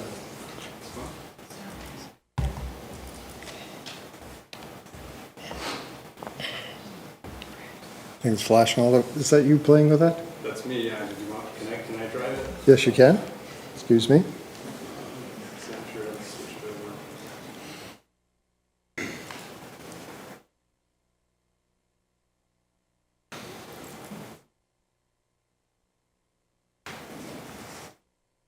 Sorry, do you want it to go? I'll drive for you for now. If you, that'll work for me. Good evening, Mr. Mayor, councillors, staff. Special hello to Mr. McQueen. Glad you joined us, and fellow residents. Next. Today, what we have at this location is this house with lots of space and low buildings beside it. Next. In the future, I apologize for my amateurish putting together of pictures, you're going to have this house with 2 large 4-story buildings beside it. Next.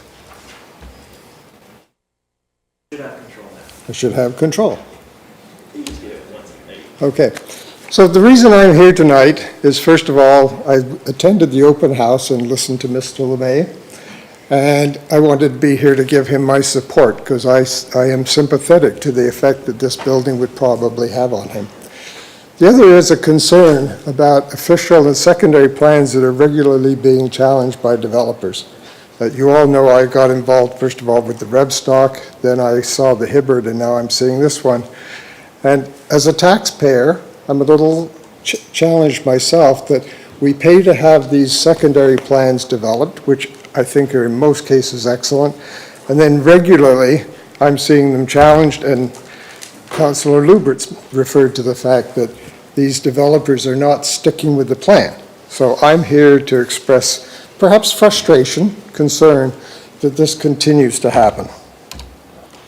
I see that there were 3 amendments proposed in this, which have been discussed. I won't go over those.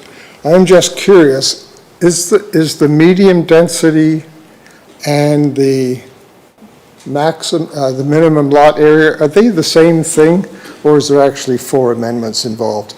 That's just a technical question. I don't really care to need that answered right now.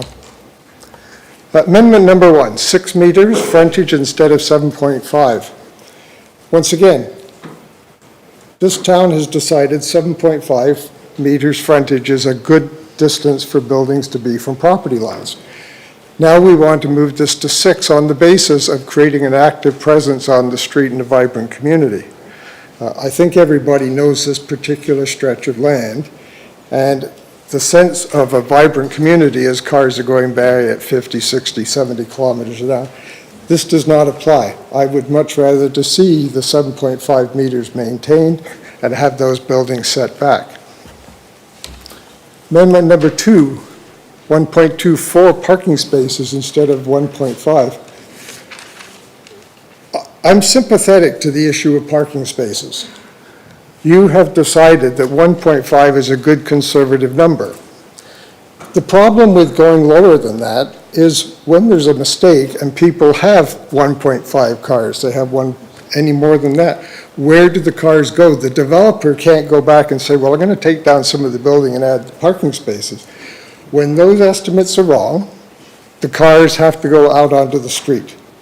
I made a point here is that if developers could actually guarantee the lower density of parking, then maybe that was something that would actually work for the town. And maybe you could change your bylaw and say 1.5 unless you can guarantee less. Amendment number 3, the 111 units per hectare instead of the maximum of 75. This is almost 50% higher density. Back in November 15th, Keir Dulch made a comment during a discussion about densities. The public doesn't necessarily understand density. Well, density is 2 things. One is just the number of units. You can wrap your mind around the number of units, but it's what that results in. It results in buildings that are higher shadow properties. They affect privacy and the view of those properties. The density affects the water, the sewers, the traffic, and the noise. So density is an issue, and I believe a comment was made tonight about whether it's 50 units or 70 units. It's hard to figure out what that means. It isn't once you determine what the impact of it is. Water and sewer capacity. The only comment I'm going to make here is that when I attended the Hibbert open house or public meeting, the comment was made, there should be enough sewer capacity. I followed that up with an email saying, well, what do you mean there should be? At this point, I haven't seen an answer to that. Now with this development coming along, adding, I believe, to the same sewers, is there going to be enough capacity? At what point do we get the answer to that? Shadowing. We've talked about shadowing. I just make a note here is that between the sorry, I can't read that myself right now, but you can see that by the middle, the second house is not shaded, but as that shade comes across during the days, that second house will get more shading than this diagram is showing. Now, shading itself is just one aspect. This is what Mr. LeMay is going to be looking at. How many years does it take those trees to grow before they get the privacy? The 6 foot or 8 foot fence, sure, it gives privacy from the lower floor, but it doesn't do much for the second, third floors, as you can see in the diagram on the left. October to May, these trees have no leaves on them, so they offer no privacy during those times. One question that I raised from another person, the swales that go down the north side of that building to allow for water flow, the question was asked, are you allowed to plant trees in those swales? Are trees going to be a problem for that? Sidewalks. To the south of Farr, we have sidewalks on, I think it's on both sides, yes, on both sides. But on the north side, there's only sidewalks on the east side. If we're going to have any sort of development, whether it's this or any others, I think a sidewalk on that side is mandatory. And I wonder, I ask an open question, is that something you can make as part of a deal that when somebody develops, that they produce the sidewalk as opposed to the taxpayer? Traffic. We've hammered on the traffic enough, I think, tonight. I remember at the open house, Mr. Heinzen, I apologize, you got your name wrong. He did make a comment that traffic was already a problem. You've heard many times tonight already that traffic on this area is a problem already, and it is going to get worse. Mr. Mayor, to Councillor Noyes, you made the comment, I believe, about putting signs on the street and how effective they are. I can't believe that when it comes to people's lives, we're going to put up a sign that effectively says, this is dangerous, be careful. I think a lot of work has to be done to figure out what we're going to do with the traffic at this intersection with that hill. Just about wrapped up. I found out just a few weeks ago that there is a major new development heading our way at 171 Gorham. I don't know any of the details of it other than I understand about 20 hectares are going to be developed, and there's going to be all this extra traffic and burden on the sewer system coming into the area. My question at this point is that when you're looking at this one property, how much do you take into account what's coming down the road, and what is going to be the interaction, and should it be considered before anything goes ahead here? So, summary. 3 major amendments are needed. The proposed design will have a major impact on the neighbors. There's a potentially dangerous driveway. Maybe there's an impact on sewers and on traffic. My conclusion, I would like you to stick to your secondary plan. If you say a density of 75 units, which is about 48 units or 50 units in total, that will, I think, solve the problem of the buildings being too high for the neighbor. It'll reduce the number of parking spaces needed, and the frontage problem would be solved at the same time. Redesigning would reduce the impact on the neighbors, the traffic, and the sewers. I strongly, as I said, recommend a sidewalk here. And then, I don't know what you do, but I think you need to consider the combined impact on the future development of 171 Gorham. That's all. Thank you very much, Mr. Mayor, councillors. Thank you very much, Mr. Aldridge. Any members of council have any questions? Councillor Noyes. Thank you, Mayor Redekop. Just one clarification. Mr. Aldridge, did you, when you were referring to a comment that I made, did you think that I was making a comment that a sign would be effective? Because actually I was making the opposite. I I thought you said a sign would be ineffective. And that's exactly what I did. Right. Thank you. We violently agree. Anyone else? Thank you very much, Mr. Aldridge. Thank you very much, Mr. Mayor. Is there anyone else who wishes to address council with respect to this matter? One more time. Anyone else who wishes to speak either in support of, or in opposition to, or ask questions of members of council? If not, I'm going to declare this public, I'm going to ask the clerk to make reference to the fact that we've received some additional correspondence relative to this matter, so she can put that in the record. Madam Clerk? Thank you, Your Worship. Yes, I did receive 3 subsequently to the report being posted. However, 2 of them did speak this evening. The other one was Faith Blacure from Canada, Ontario, and I will be appending that one to the minutes. Then on that basis, I'm going to declare this public meeting closed, and we're going to take a 10-minute break. And when we come back, we'll proceed with the second public meeting, which is scheduled for this evening.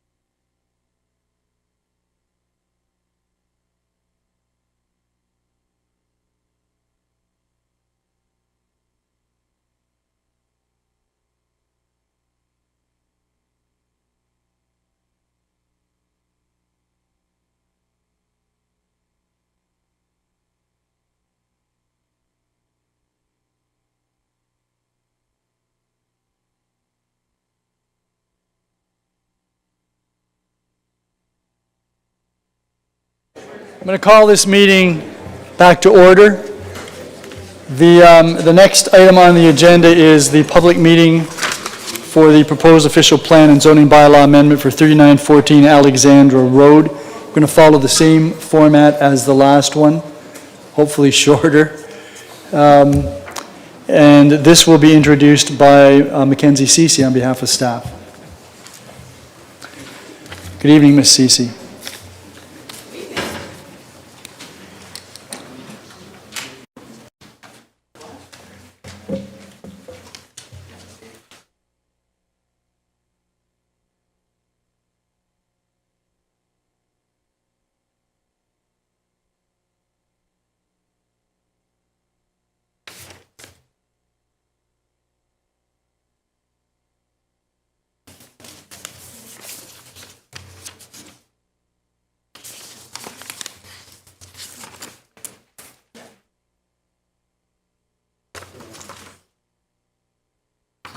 It's on now. Perfect, thank you. Good evening, Mayor, Council, staff, and members of the public that are in attendance this evening. Thank you for joining us. The purpose of this public meeting is to provide information regarding a proposed zoning bylaw amendment for 3914 Alexandra Road. The owner is Nicholas Culinary of Centurion Building Corporation, and the agents are Matt Kernahan and Ethan Lamont of Upper Canada Consultants.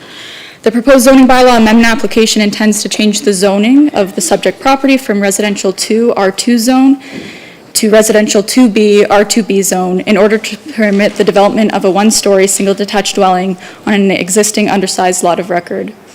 Notification of the May 9th, 2022 public meeting was provided in accordance with Planning Act regulations by placing a notice in the April 14th, 2022 edition of the Fort Erie Post newspaper.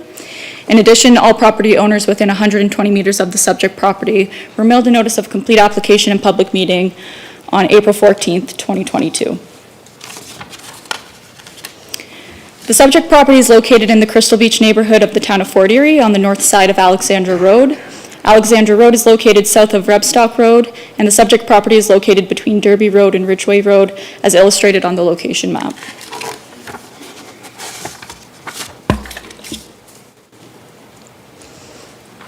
The subject property is comprised of lots 239 and 240, which are existing registered lots on an original plan of subdivision from 1909. Lot 239 contains an existing one-story single detached dwelling that was constructed prior to 1934, and this is located at an existing non-complying interior side yard setback. Lot 240 to the east is currently vacant, and the following summarizes the land uses surrounding the subject property. So to the north of the subject property, we have residential uses including an apartment dwelling at 3911 Rebstock Road, and a semi-detached dwelling at 3901 and 3899 Rebstock Road. And to the south, east, and west, we have single detached dwellings. So here's an image of the vacant lot looking north from Alexandra Road. And here's another image of the vacant lot, this time looking northwest from Alexandra Road. And here you can also see the existing single detached dwelling on the adjacent lot to the west. The subject property is designated urban residential in the town's official plan. This land use designation is reserved for a variety of housing forms, including single detached dwellings. The Crystal Beach Secondary Plan, which is not yet in force in effect, designates the property as low-density residential. Lands designated low-density residential shall be reserved for single detached, semi-detached, and duplex dwellings, and uses accessory thereto. There are no mineral and petroleum resources or natural heritage features on or in the vicinity of the subject property, as identified on Schedules B and C of the town's official plan. Similarly, the subject property is not identified as having any archaeological potential as per Schedule D of the town's official plan. The subject property is currently zoned residential 2 R2 zone in accordance with the town's zoning bylaw. The R2 zone permits the development of one single detached dwelling and accessory buildings and uses. The R2 zone has a minimum lot frontage requirement of 15 meters. Lands zoned residential 2B zone are located across the street to the south of the subject property.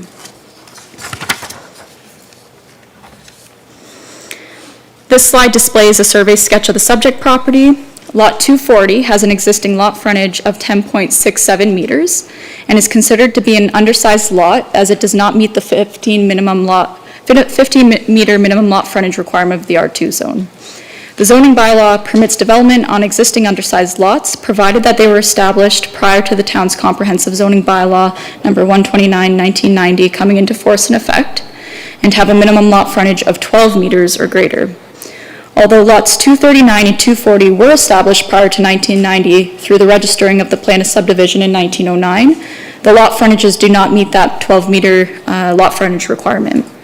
So in order to permit the development of the vacant lot, Lot 240 to the east, a zoning bylaw amendment is required, and the application under consideration proposes to change the zoning of 3914 Alexandra Road to residential 2B, R2B zone, which has a minimum lot frontage requirement of 10 meters instead of 15. This slide illustrates a preliminary concept plan for the proposed one-story single detached dwelling. The proposed dwelling will comply with all of the zoning requirements under the proposed residential 2B zone, including lot coverage, height of the dwelling, and setbacks to all property lines, as illustrated in the table on the slide. So this application is not seeking any relief to the zoning requirements of the R2B zone. This slide illustrates a rendering of the proposed conceptual dwelling design. The proposed height of 1 story and 7.12 meters complies with the proposed residential 2B zoning for the subject property. A public information open house was held on April 13th, 2022 from 5 to 6 p.m. in the atrium at Town Hall. The open house was attended by town staff, the agents, the owner, and no members of the public were in attendance. To date, staff have received no comments or opposition regarding this application.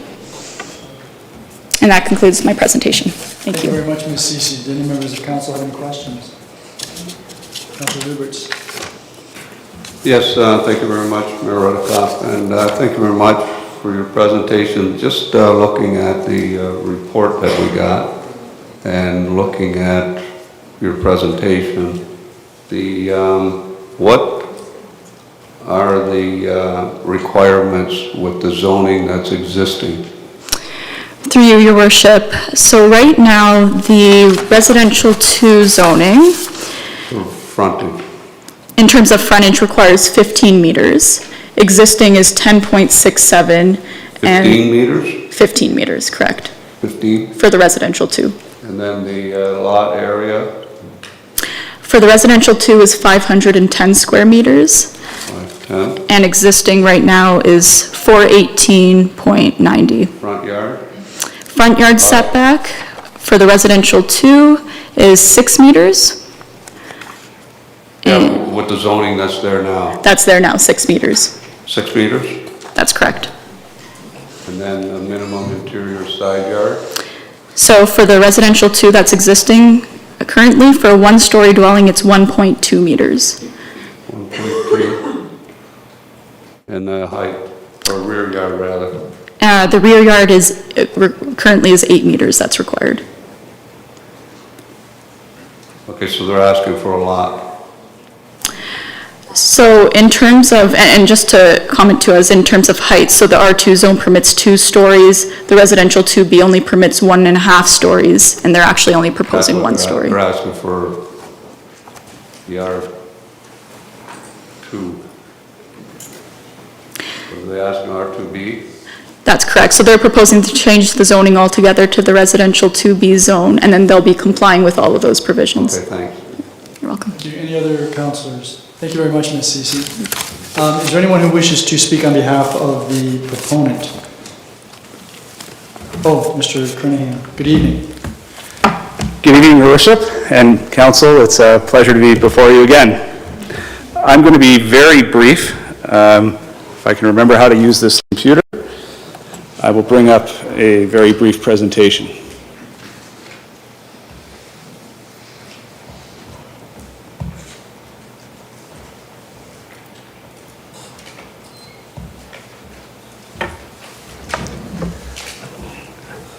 So, as you've heard, I represent Centurion Building Corporation, who are the owners and the applicants for the zoning amendment at 3914 Alexandra Road. The subject property, as you've heard, is made up of 2 full lots from the original subdivision, which was registered back in the early 1900s. Both lots are legally conveyable units of land. The existing dwelling and the detached garage are both located entirely on lot 239, and the applicant is seeking to construct a single detached dwelling on lot 240, which, as you've heard, is currently vacant. The application asks for a rezoning to the R2B zone, which is the zoning category which permits and regulates the development of the town's historic subdivisions, including those found in Crystal Beach. Surrounding areas are also zoned R2B, as many of the original subdivision lots have been individually developed. So this slide just provides some additional information on the conceptual building design, which is proposed for this lot. It's a fairly modest build, as it has to be given the lot dimensions. The proposed dwelling is approximately 1,300 square feet. It includes 1 bedroom, a den, and 2 bathrooms on the main floor. There's some opportunity for additional bedrooms in the basement should that be desired. As you've heard, it's a bungalow. It has a maximum height of just about 7 meters or 23 feet to the peak of the roof, and it includes a single-car garage. So ordinarily, I would begin with providing some site context, but I think in this instance it's helpful to end on it. The parcel shown with a red outline is the subject property at 3914 Alexandra, and the parcels which are highlighted in yellow are lots with similar frontage and geometry to the proposed, to the existing lot at 3914 where the zoning is proposed. So as you can see, this neighborhood was developed in accordance with historic subdivisions that were registered quite some time ago, and the existing frontage of the subject property is typical of development in the area, including quite a number of lots on the south side of Alexandra. So I'm going to conclude my presentation with that and offer to answer any questions that council has. Thank you very much, Mr. Kernahan. Do any members of council have any questions? Thank you very much, sir. I'm going to then ask if there's anyone who wishes to speak other than the proponent in support of the application. And if so, please come forward. If there are none, is there anyone who wishes to speak in opposition to the application or ask members of council questions relative to the application? One more time, anyone who wishes to address council with respect to the application before us with respect to 3914 Alexandra Road. Madam Clerk, have we received any correspondence that you wish to enter into the record? No, Your Worship. Thank you. Then I'm going to declare this public meeting closed, and that's going to take us to the consent agenda. Are there any items that anyone wishes removed from the consent agenda? I'm going to suggest that we remove IS 12-2022, which is the on-demand transit request, because I'm sure there'll be some questions and some amendments to that. Any others? If not, can I have a mover for what's left in the consent agenda package? Councillor Dubanow. Any questions with respect to reports PDS 30 or CS 05 2022? Councillor Noyes. Thank you, Mayor Redekop. I do have some questions on PDS 30, the Bill 109. Yep. And I'm just going to find it here. One of the concerns I have, and I think I just want some clarification, is on page 14 of that report. I'm trying to find it where I have it here.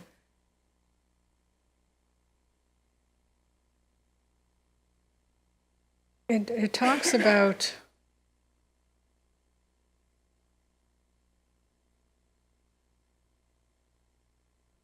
on the bottom of page 14, it talks about modernizing the building code and other policies to remove any barriers to affordable construction and to ensure meaningful implementation.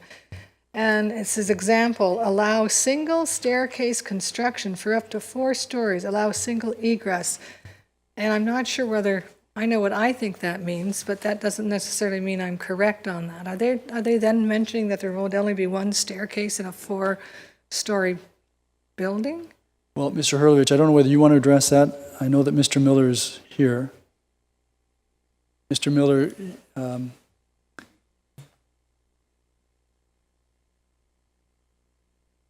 good evening. Hello, Council. Through the Mayor to Councillor Noyes.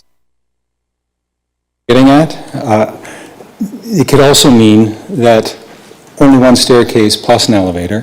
Currently, there's no requirements for the elevator. That's my understanding of the building code. It probably be best responded to by the CBO on this particular matter, but in instances right now, you have a dual entrance exit to an apartment building where you're going to have staircases at one end or another, or both, like to allow 2 points of entry and exit.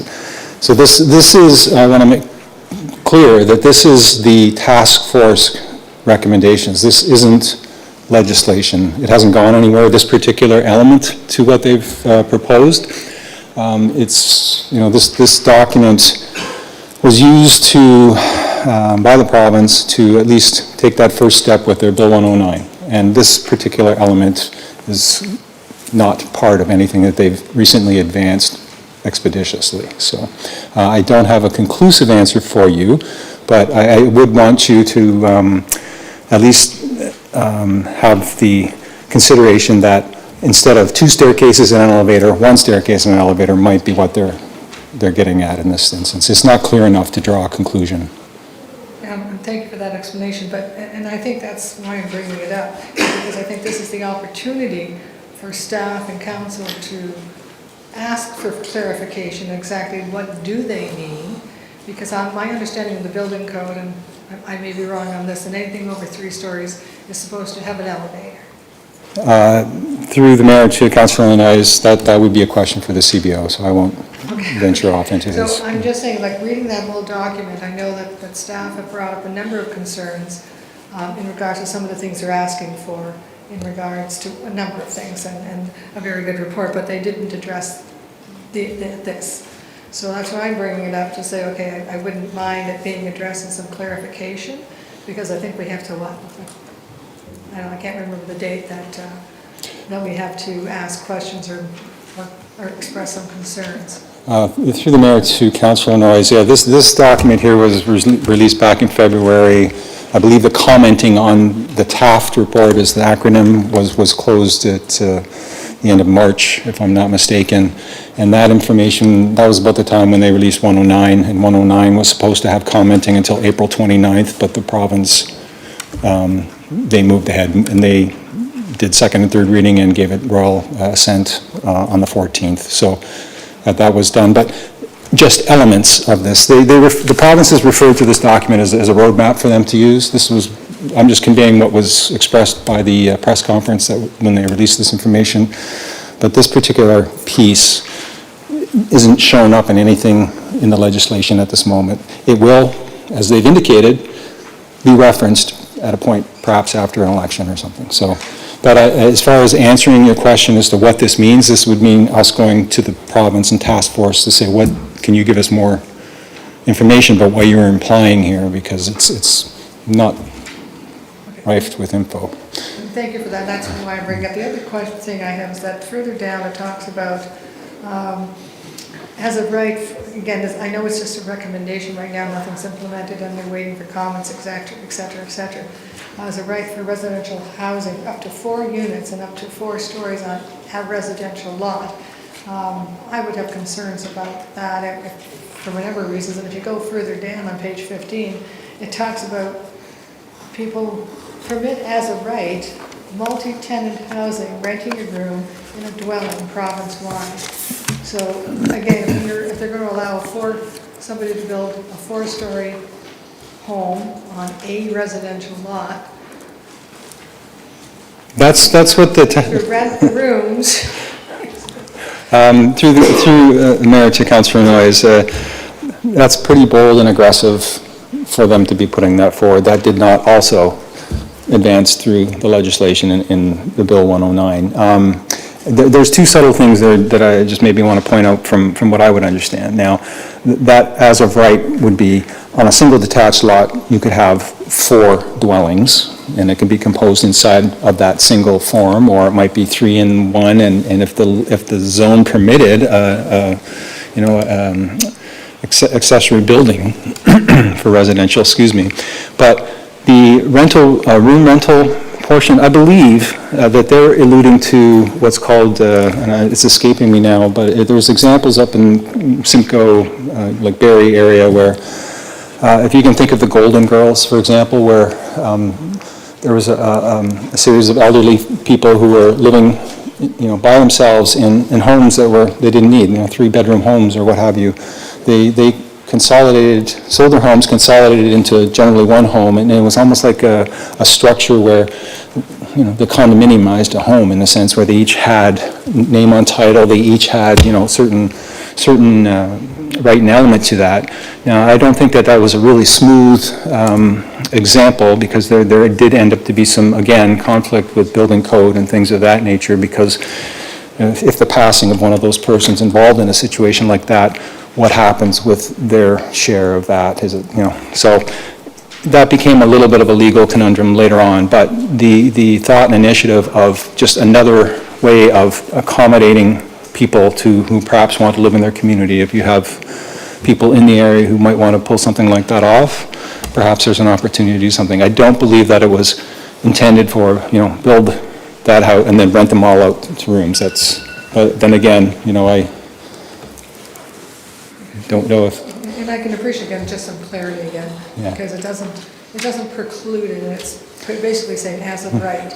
So it does cause me some concern. I guess my last question is in regards to the timetable, where if their site plan isn't approved and then if the staff don't meet certain guidelines, that then they can get their money back, certain percentages or whatever. But does that also, would that not also allow a developer to intentionally delay, kind of push it right to the limit? Through. Will get his 50% back or 30% back, whatever category he would fit into or she would fit into. Through the mayor to Councillor Noyes, that's a question that has come up through the staff level stuff, and you're right. I mean, we don't have an answer for that. We would hope that wouldn't be the case, but there are many facets and elements that we have concerns as municipal staff as to what would happen in these situations. As PDS 4 from the region, just a few weeks back pointed out, Fort Erie's application activity is by and large higher than any municipality in Niagara, and we're on the same staff levels or less. So when those situations of ebb and flow come, it's a bit of a concern when it comes to putting fees back. They're structured in a manner of basically cost recovery. So I do believe that the expressed concerns of both regional staff, but as local staff as well, having been involved in the area planner meetings with them and discussing this kind of things, it's fair to say that we share a lot of the same concerns. So it is, what it is. They have approved that, so it is part of that. Bill 109 is now the part of the act that's come out of that, and that will take effect January 1st, 2023. So we have, as a staff, now till the end of the year to be prepared for, doing something to address that. Just want to go back to the 4 stories, 1 egress or entrance or whatever. Is that from an accessibility point of view, that's not a great idea. And I know it's not your idea, but again, a lot of these, like they're talking about affordable housing, and many times the individuals, the families that live in affordable housing have children, and so can you just, or if they're seniors, can you just imagine a senior trying to carry their groceries up 4 flights of stairs, or carrying their children up 4 flights of stairs, and the buggies up 4 flights of stairs and down. And I don't, when I'm reading Bill 109, I see some comments about affordability, but I see very little about accessibility. Thank you. Any comment on that, Mr. Miller? Through you, Mayor, to Councillor Noyes, I do believe that, everything you've been citing is read to the building, but, some of the vague wording or the extent of the detail that's offered here, a single egress on a development might even mean the single access to the road, like a driveway, like we've seen earlier. So, because a lot of the times in an apartment building, we'll have a single or two access, one in, one out kind of thing. So, unclear, but I believe that you're correct in them perhaps talking about the building itself. That would be it. Anything further, Councillor Noyes? Not on that one, I do have questions on other ones. Okay, well, let's see if there's any other questions on this one. Councillor Lubberts? Yes, thank you very much, Mayor Redekop, and thank you, Mr. Miller, for answering questions. I'm glad that you didn't put this report together, because to me it's more offensive than information. But I'm wondering, who were the people that made up this task force? Because they say that in the report it says that it's called the Ontario Housing Affordability Task Force, and it says it did not include representatives from single-tier or regional or local governments. So who comprised this task force? Through the Mayor to Councillor Lubberts, the names of the actual individuals are in the task force report itself, so I don't have them in front of me here, but who comprised that? That was mostly representatives of development, representatives of finance and academia, I guess at the choosing of the provincial government. I think it was intended that way so that they could hear from that group of individuals or the representatives as to what they viewed or seen as perhaps being, to quote, the red tape of getting more homes built, which is, the intent of the recent actions is to expedite growth and development and get more homes built, that task force had a purpose, and that purpose is expressed in these 55 recommendations that they've advanced, which have been characterized even by the minister as bold, and that that they only took a short step at this time, but they would be using this document for reference. So they were only looking for one side of the story? Is that what you're basically saying? As a professional, I look at that document as being, somewhat, not completely balanced from all views, but there's you have to take it for what it is, and I do believe that, like I said, the reporting that the commenting that went forward to the province from the municipal staff levels and councils that did have the opportunity to meet those timelines, that there was a lot of I guess negative or cautionary tone back to the province on what they were doing with this document. And the minister himself in that press conference said, we heard from the municipality, so we're only going to take it, take a small step at this time, which has resulted in what is in. So on page 3 of the report, it says that it goes on to say it was cursory to the release of the province's March 30, 22 release of Bill 129, and it goes on to say that they moved ahead and passed Bill 109 with royal assent given on April 14, 2022. So this bill's already passed. Why are we getting an information report now when the bill's already passed? We can't even comment. But through Mayor to Councillor Lubberts, you're correct. The timelines were intense. They had comments open till April 29th. They themselves, the province said, yeah, we're not going to wait. April 14th, they decided to put it through. So they didn't even wait for 2 more weeks for the comments to come in. They moved on it, and I guess they themselves have something to achieve or accomplish.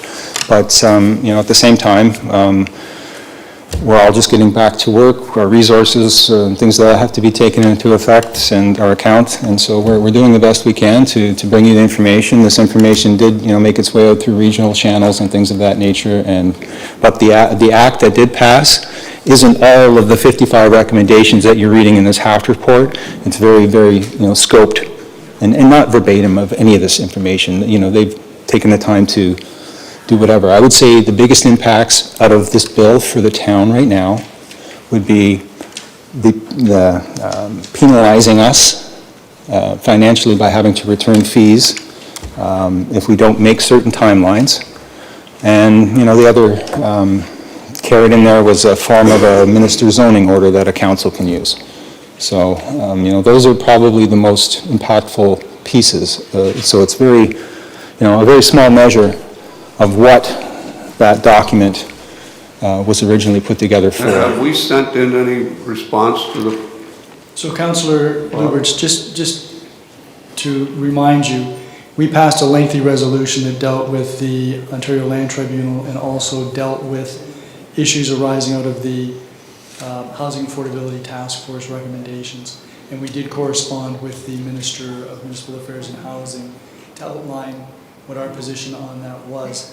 This is additional detail, and as Mr. Miller has quite rightly done, brought to our attention the significance of the most recently passed piece of legislation, which was passed before the commenting period was even over. So we have made some comments, and I do believe that this is to inform us in case we want to make further representations to the government, including when we attend the Association of Municipalities of Ontario Conference in August. Yes, through, Mayor, thank you, and through to Councillor Lubberts, of course, the second recommendation is make sure the minister gets a copy of this report and concerns as well. So. Yeah, now, okay, so then on page 3, same thing. Fourth or fifth paragraph, it talks about the municipal, Ministry of Municipal Affairs and Housing. It said the minister stated that there were significant concerns expressed by the municipality on bold recommendations being made. My question is, earlier in the report it says that the municipalities weren't part of the task force, so no, obviously we didn't have any opportunity to comment. Through the mayor to Councillor, you're right. The task force didn't include any staff level people. What they did was they put that out through the ERO, the Environmental Bill of Rights, for comment. And people who were able to make their comments in the 30-day period were able to get them in. So, that's what he's referring to is the municipalities, primarily regional, but all sorts of municipalities let the province know that the HAFT, that task force document was way too much. And so that's what I'm referring to is that the minister I'm just sort of conveying what the minister himself said when he was at the press conference for release of the bill is that we heard from the municipalities and it was a lot for them to take. On page 7 of the report, it was the Housing Accelerator tool. Correct. That we're talking about. And basically, what I'm keep reading here is we could ask the minister for a zoning order, and that would give the minister the power to go forward and allow a development to happen and not allow any appeal. And it says here that this could be an effective means of advancing without appeal locally identified infrastructure and housing projects that may otherwise be faced with community opposition. That's correct. And my question is that staff's position on this tool? Through the mayor to the councillor, this is my report, this is my position on this. What I'm saying with this is the minister is now although I don't know what the subtle differences would be between a regular zoning order, but this one is specific to local councils and single-tier councils, not even regional councils. A local council would like to have something done. I'm going to have to use some sort of example. Your fire hall. Let's just say your new fire hall the opposition was tremendous, that you couldn't get this project moving along fast enough. You would have an avenue to say, we need this fire hall. Let's do a resolution to the minister saying we need this fire hall. Let's have a public meeting, hear what people have to say. We'll submit our resolution to the minister, and here's what the public had to say. And the minister will make a decision. Yes, I understand what you're saying there, but there are cases where community opposition is a good thing. Well, then you wouldn't. I'll give you an example of Bay Beach to be one of them. If it wasn't for the opposition to Bay Beach, and I can tell you that, and Mayor Redekop, you know yourself, council and staff said this is a great idea, we need this. And you could have used this tool and you could have stopped the community from opposing and appealing a decision of council. I'm sorry, but I strongly disagree with not allowing our residents to disagree with staff. And then you run to the minister and say, give us an order so that we can stop this opposition. Through the mayor to Councillor Lubberts, this has got nothing to do with staff. This is all about you as a council. It's something that you want. It's got nothing to do with staff. Okay, so if the council wants something, this is an avenue for council alone. If you don't want to have, if you want to make sure that you have your community input, you don't use this tool. That's all there's to it. So if you get the right council like we had then, I can't control democracy, so. And I mean, I'm bringing this up because this is very important for the people in this town to read this report, because this is going to affect everybody in this town. We've got opposition for all kinds of things in this town, and all we need to do is go to the minister and say, we need this. And everybody in this town will be in a standstill, and you will not be able to go to the land tribunal. You won't be able to appeal, you won't be able to do anything, and I don't know that we want to go down that path. Through the mayor to Councillor Lubberts, I would just... Let's just end this now. Yeah. He's the messenger. We get that you don't like the message. I don't think any of us like the message, but the message is coming from the provincial government. In this report, you're quite right. The public should be made aware of this because there are a number of things here. This is just scratching the surface. This is what the government believes. Yes, I understand what you're saying, Mayor Redekop, but in this particular paragraph, staff agrees with the report. I don't believe that's what he said. What he said was if council wanted to use this would be an effective tool. Basically, let me finish. It would be a very effective tool. Let me finish. All that Mr. Miller is saying is this would be an effective tool for a council that wishes to ignore or override public comment, consultation, which is the whole problem with the Housing Affordability Task Force. Our resolution included a request of the Minister of Municipal Affairs that municipal government be included in any further steps that they take with respect to this. So you participated in that, you voted on that, and that supported public consultation. Yeah, well, I would maybe want to reword that as an ineffective tool. Well, it's an effective tool if you want to get your way, if you want to promote development.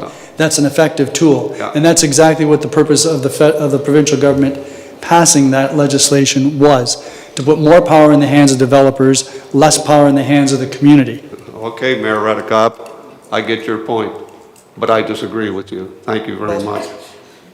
So anyway, getting back to the report, page 8 of 9, Mr. Miller. Council, are you finished? We all get to laugh at that one too. I still have the floor, I think. Well, yeah, so they talked about supply and affordability, right? Now, my understanding is we have supply in this town. We get reports on a regular basis. What is the supply that we have for infill and development and for housing? We got subdivisions coming up. Through the mayor to Councillor Lubberts, that I believe you're referring to the sub. Yeah. Quarterly, yeah. And, now that the pandemic and everybody's back in work, I do believe you'll be receiving an update to the year end of last year and perhaps even Q1 coming up shortly. I'm not sure if Mr. Hurlovich knows when those dates will be for those reports, but that will come forward. But there is, the inventory, available inventory is displayed in those reports. So, that's there, and I know that the Mayor Redekop has talked about people who sit on land, that has to change. There's a number of, and then of course, the growth projections from the region are, should they adopt their official plan, we're going to be adopting. What's our stock at right now? We got like a 14-year supply? I don't have that answer. Let Mr. Miller finish his answer. Pardon me? Please let Mr. Miller finish his answer before you ask the next question. Go ahead. Thank you, Mayor. I don't have that number in front of me, but it's displayed typically right underneath the charts. The last chart, I think the last subdivision status report, if you head down to the appendices where the charts are, that usually there's a line there that says what the year supply is based on the absorption, trending 5-year average, I think you were using. Yeah. Yeah. So I don't have that. I don't have a number for you at the moment. Sorry. Now, affordability, reading this here, and I didn't see anything in here where it actually said anything about how these changes are going to make things more affordable. They did say how they're going to make things cheaper for the developer and easier for the developer to get his developments through, but it never addressed how they're going to decrease the cost of building and make housing more affordable. Did you see anything in any of the reports where they showed how we're going to make affordable housing out of this? Through the mayor to Councillor Lubberts, I did not see anything in this stuff or these documents that spoke to affordability. What I see in these documents is supply. Okay, increased supply to help, offset some of the rising costs. I did not see anything in the documents that was specific to affordable housing or community housing or those types of things. One of the elements of affordable housing or housing affordability, both federally and provincially, they talk about supply and demand. But I mean, it's a very complex matter when you're dealing with those types of matters versus community need or community housing or subsidized housing. So, but right now, this document and the intent of the province is to get as much on the market as possible. It doesn't talk about the structure of that. Councillor Dubanow, or Lubberts, we're going to go to Councillor Dubanow. If you've still got further questions, you've had the floor for 15 minutes. We're going to go to Councillor Dubanow and we'll come back to you. Thank you very much, Your Worship, and through you to Mr. Miller, thank you very much for the report and the work you put into it.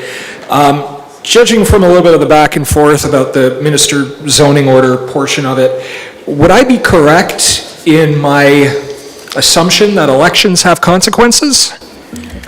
Through the mayor to Councillor Dubanow, yes.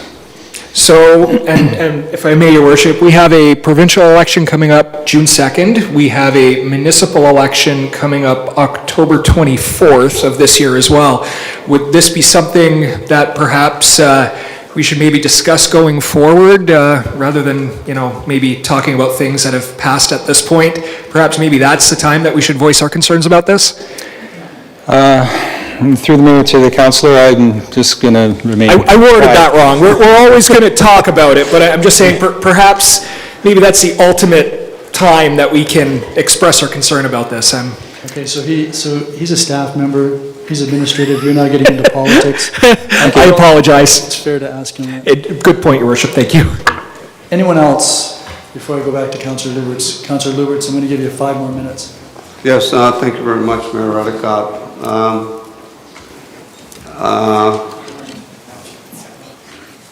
I guess we're into the executive summary and recommendations in this report.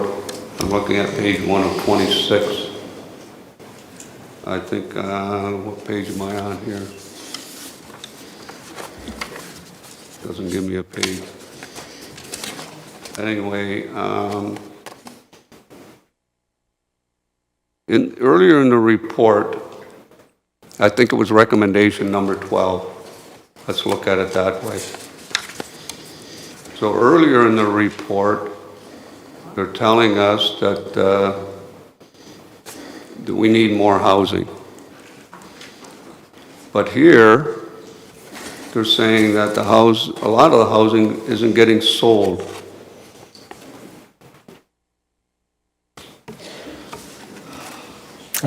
Through the mayor to Councillor Lubberts. Which page are you on? Yeah. There's a, I'm looking at,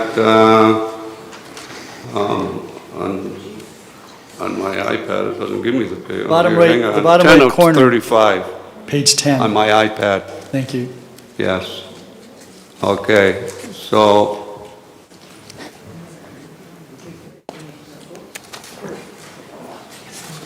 it says on there, reduce the streamline urban design rules. It says to include, talks about including costly parking stalls, even though many go unsold, many units in the houses, in the housing units. So many units get unsold, but they're saying that we need more housing.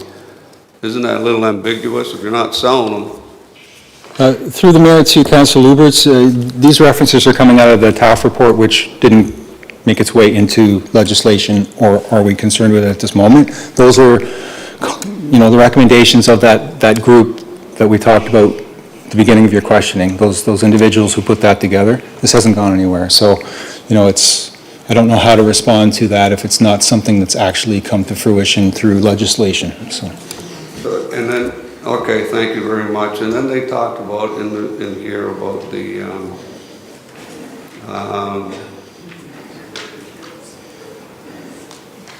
paybacks. If we don't meet the requirements by 120 days, they get 50% of their money back on development charges. Development charges? Sorry, 60 days, they get 50%, then 100% or whatever.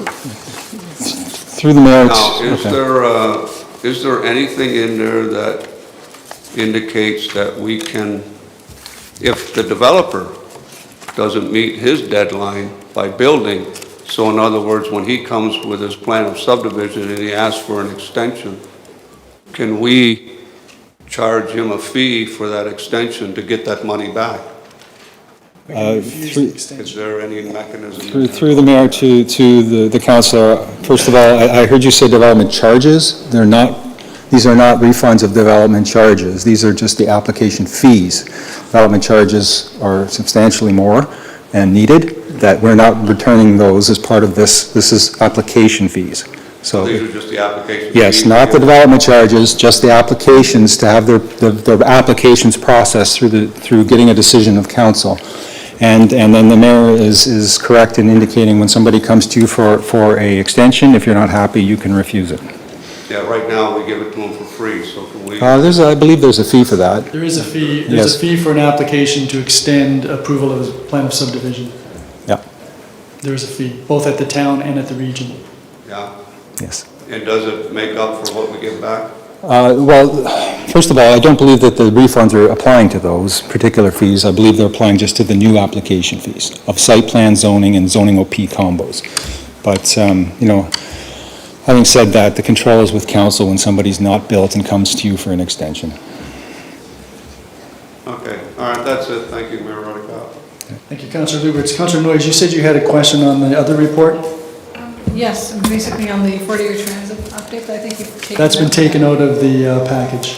Then, no, we'll just have one on that. That was a very good report, Mr. Miller. I wanted you to be aware of that. Thank you I very think you're much. right on top of this issue. We've had a chance to talk about this frequently, and you're right on top of it.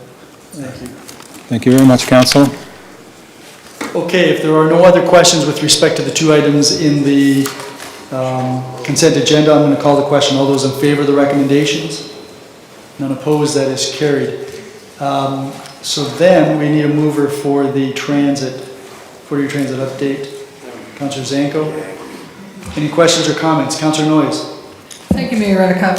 This is a good news story, and particularly for the residents in my ward, which have seen a tremendous increase in access to transit. And in regards to the ask today is for an increase of, I guess, $500,000, particularly around $500,000. but at the same time, so they can add more vehicles, and I can understand why, because it's exceeded, what, by 17% or something, or 22%, they've 160 passengers per day, I think it works out to approximately. Over almost 4,600 people a month are now being transported, which far exceeds our anticipated, which is a good news story.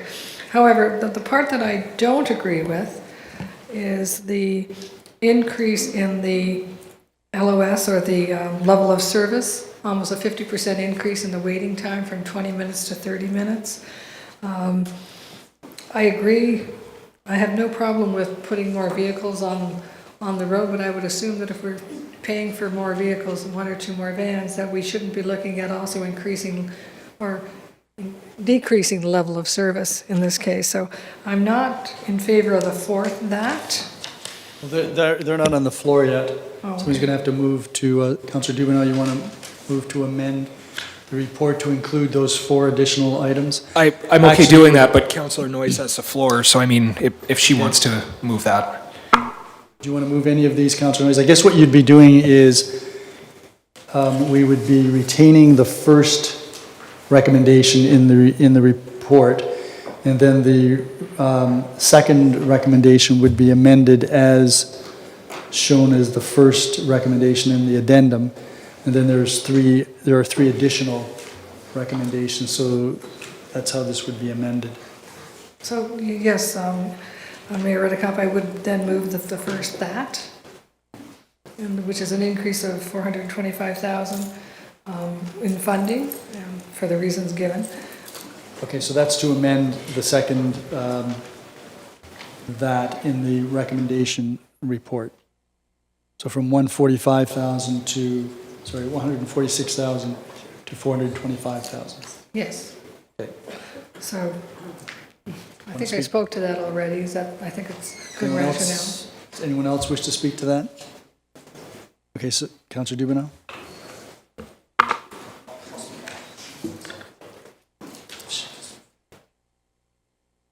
Yeah, okay, so, yeah, just in terms of the amendment, the memo creates a bit of the background with respect to why we'd be asking for this extra money. The reality is that our contract calls for, I believe it's 170 passengers per day. Last week, there was a day where there were 220 passengers, and the average for the couple of days after that was 190 for each of those days, so that the concerns of the service provider are that the amount of use is going to continue to increase as we get into the summer months.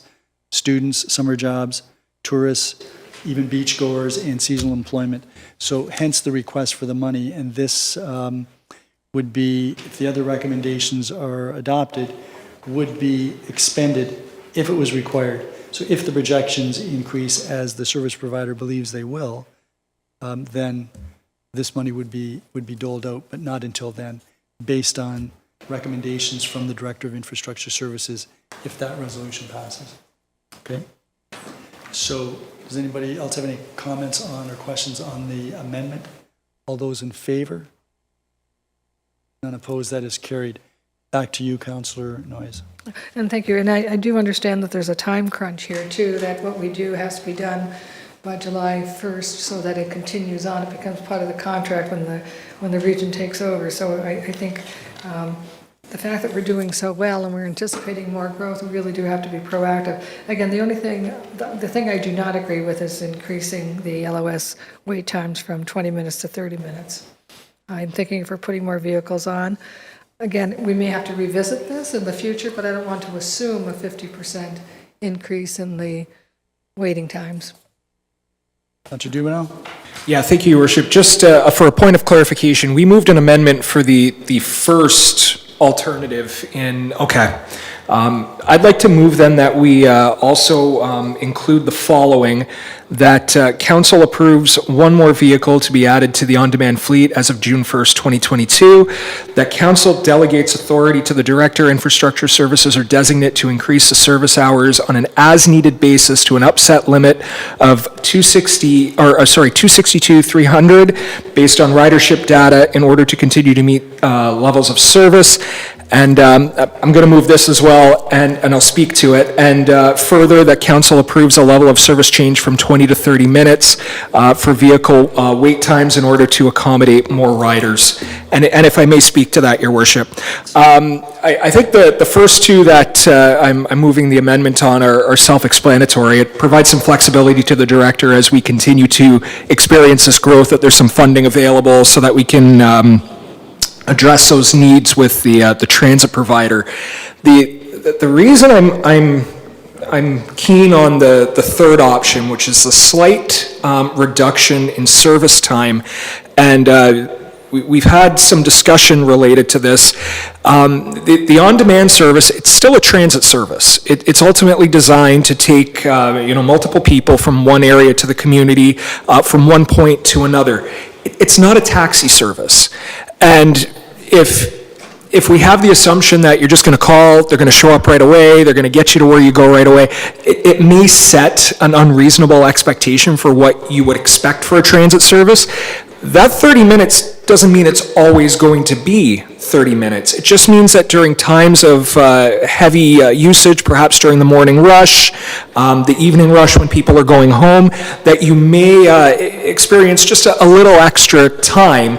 And with individuals who book ahead and other things, these are things that you kind of have to expect.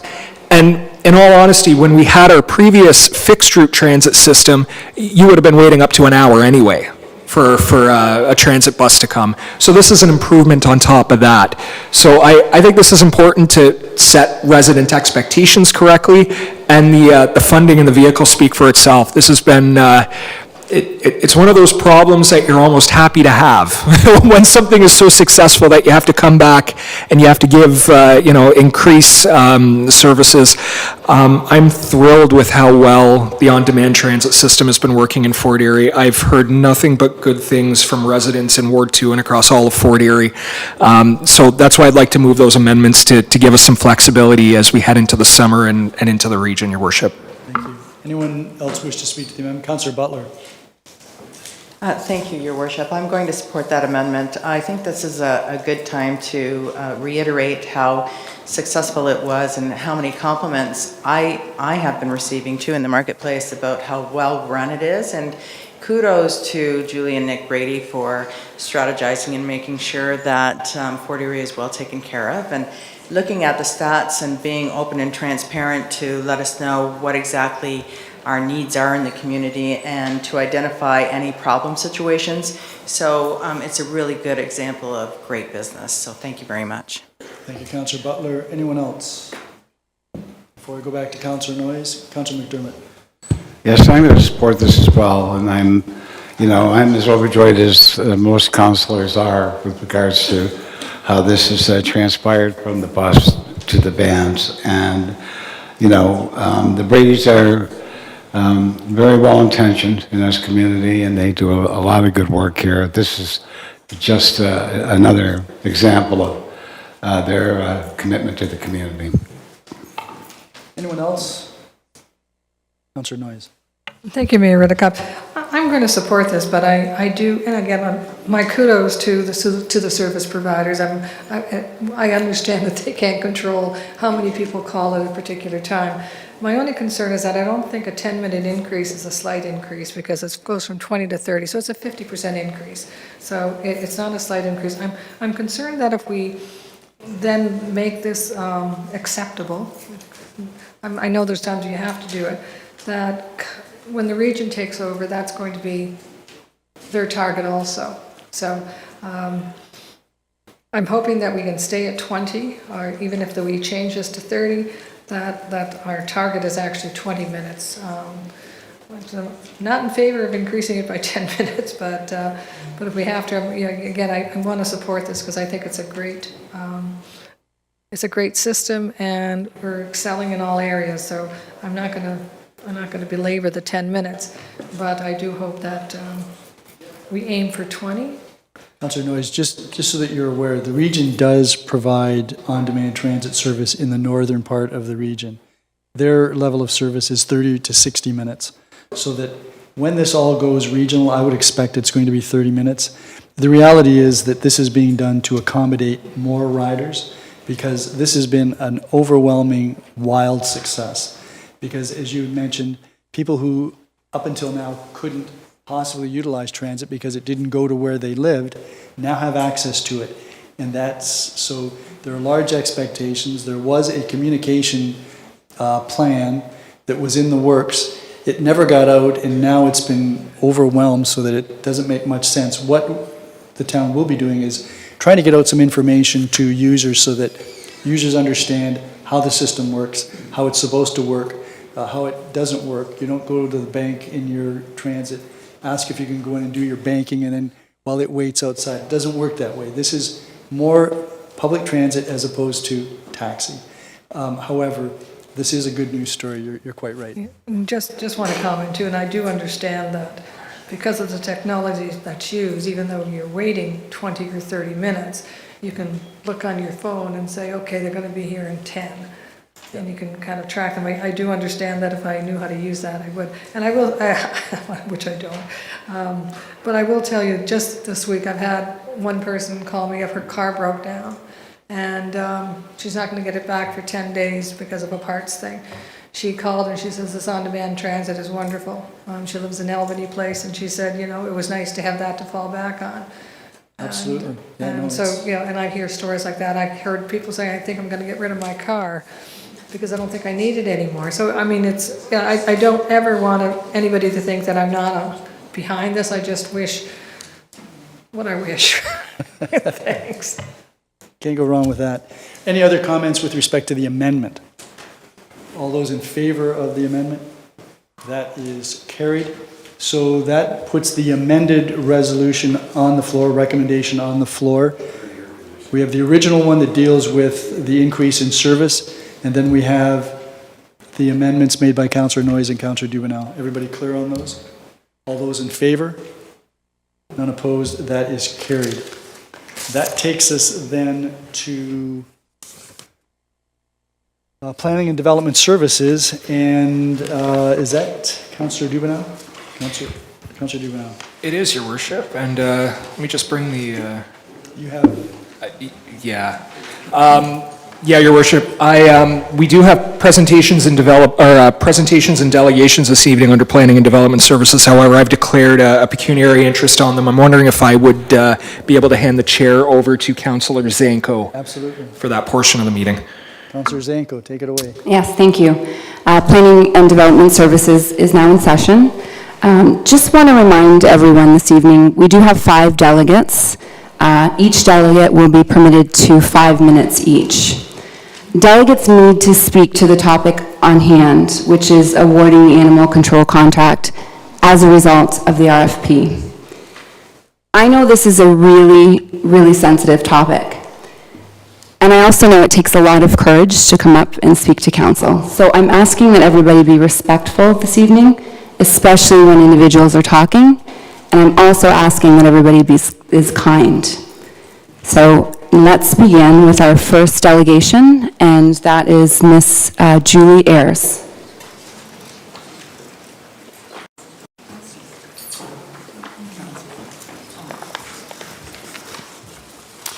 Thank you, Ms. Ayres. Could you give your name and address for the record, please? Absolutely. It's Julie Ayres, 3587 Hendershot Drive in Stevensville.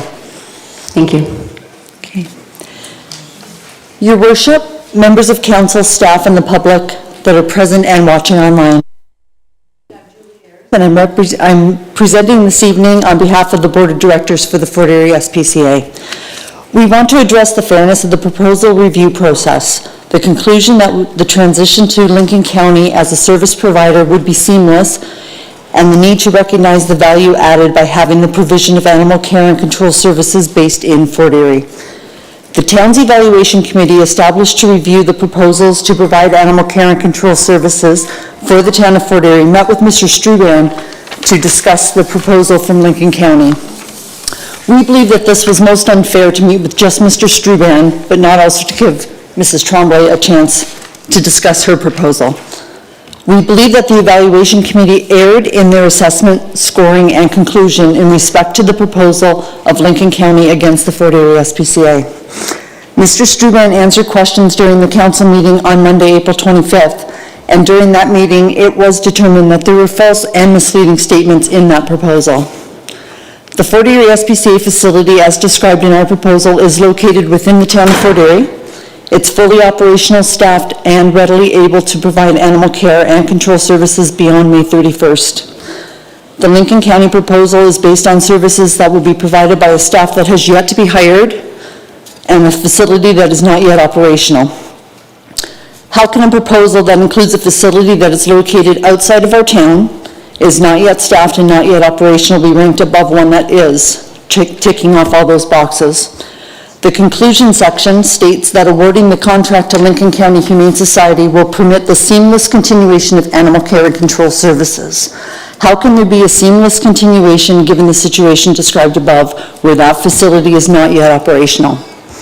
It's important to consider the value added for the residents of Fort Erie.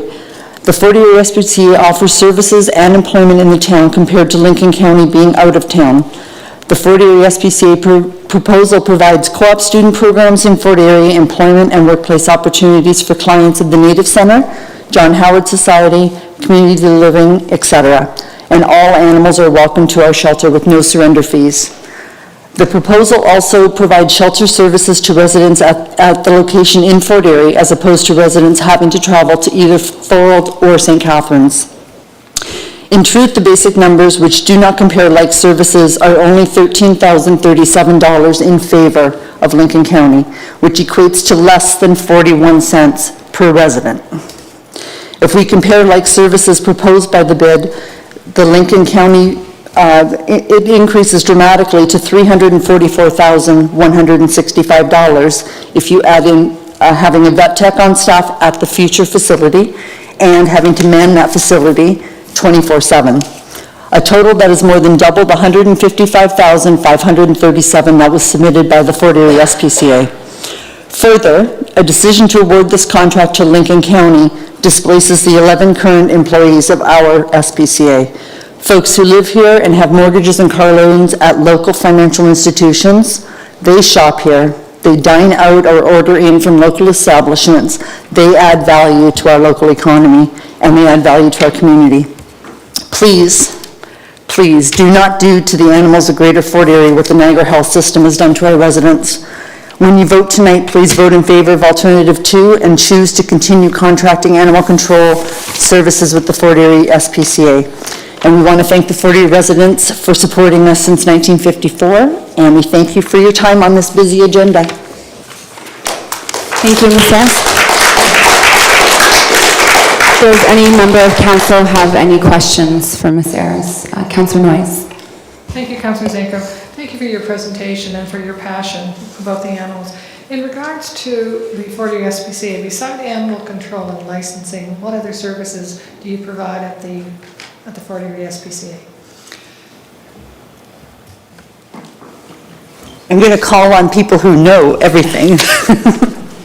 Well, we provide, we take all animals in, all abandoned, all strays. We do the licensing, we do all the complaints, running at large, dangerous dogs, on the beach, the whole bylaw.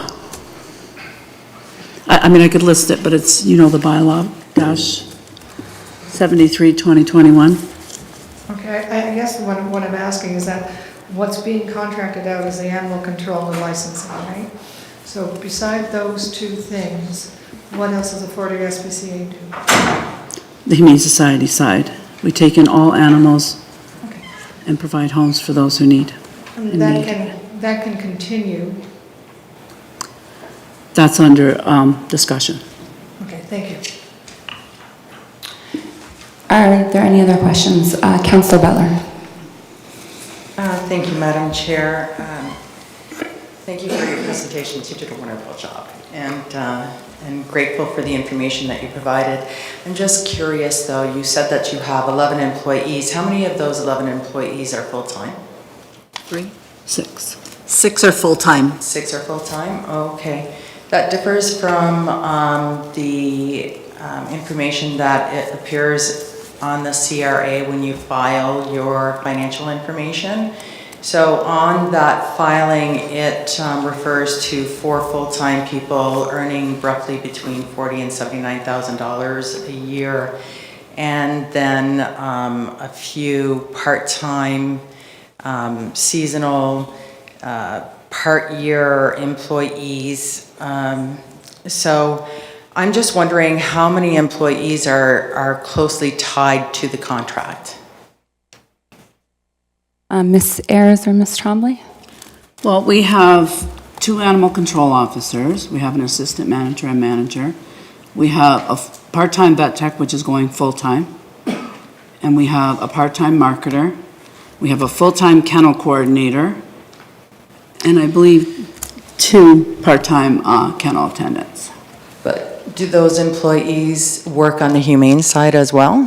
It's hand in hand, yes. Okay, so with the contract being eliminated, you would have some cost reductions associated with that. A staff reduction, yes. Staff reduction. What about removing vehicles? There's gas reduction, maintenance costs, wages associated with it, the administration costs. So it would really kind of be close to evening itself out, right? $156,000 basically is allotted for the animal control contract on an annual basis.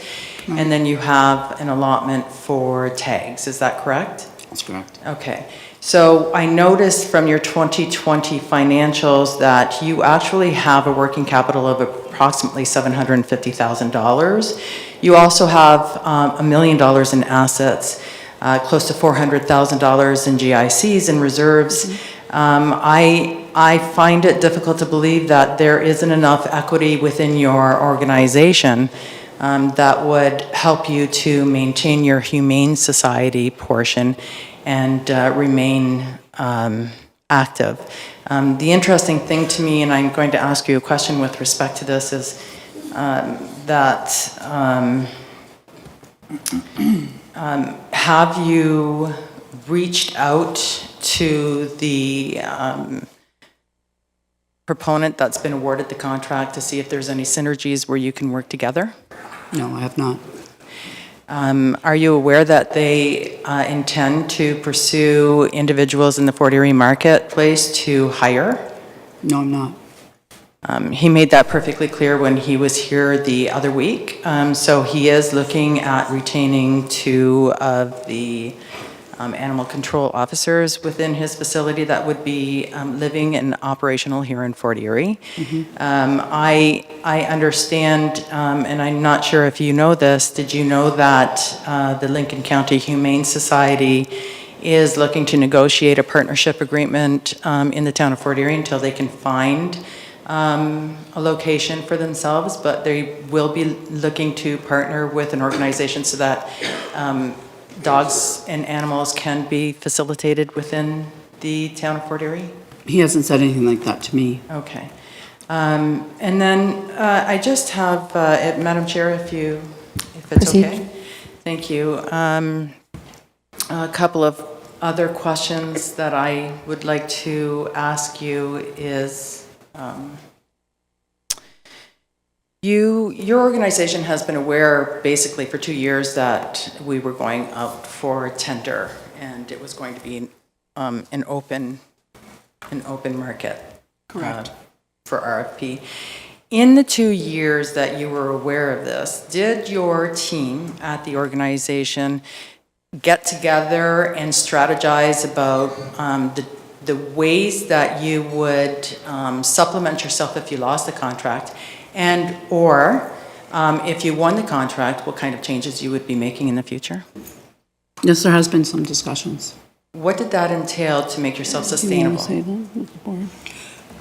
Well, we had discussed if we had lost the contract, that we could add in like doggy daycare services, therapy dog training, a boarding facility. There were many options tossed around, but we wanted to have the final say before we kind of went that road. Yeah, those are great ideas, grooming and pet service. I think that those are great revenue streams. I don't feel that losing this contract at this time is going to be detrimental to your organization. I think that it's an opportunity for you to reorganize, recalibrate, and bring things that normally wouldn't be associated with, an organization such as yourself, and look at more modern techniques of revenue streams. So I really appreciate you coming here tonight, and thank you very much for your presentation. Thank you, Councillor Butler. Does any other council members, Councillor Lubberts? Yes, thank you very much, Mr. Chair.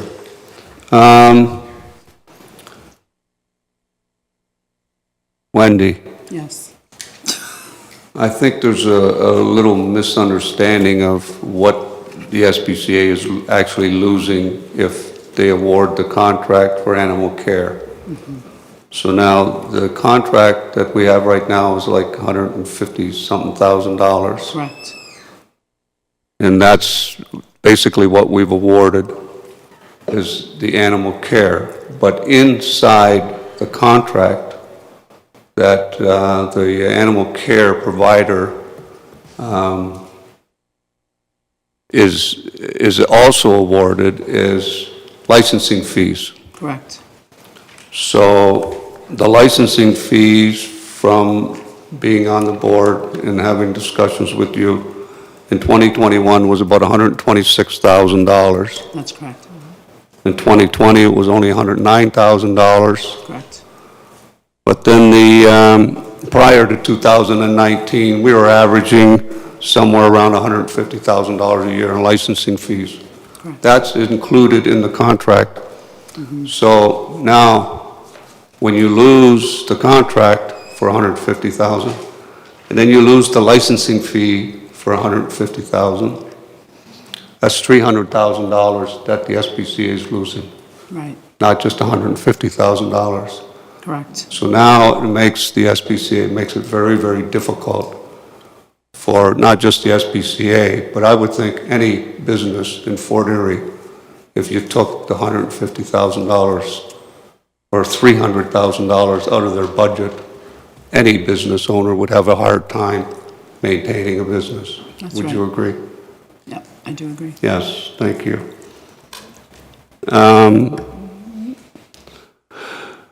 Now, I don't know if you were aware, but do you remember, I don't know if you were at the meeting when they were discussing the contract, but Lincoln County, they discussed that they would have the licensing fees collected by DocuPet. That's correct. And are you familiar with DocuPet and how they operate? A little. I think they take so much up to a certain point. Like they take a fee to provide that service for them. So all the license money that DocuPet would collect would be taken out of this community. That's right. Is that your understanding? That's right. And as it stands now with the SPCA, when the SPCA collects that money stays in Fort Erie, and it's used for the SPCA to conduct their business and provide their services. Is that correct? Yes. So I'm going to assume that the answer is yes, but if people are paying $30 to $40 per dog for a license,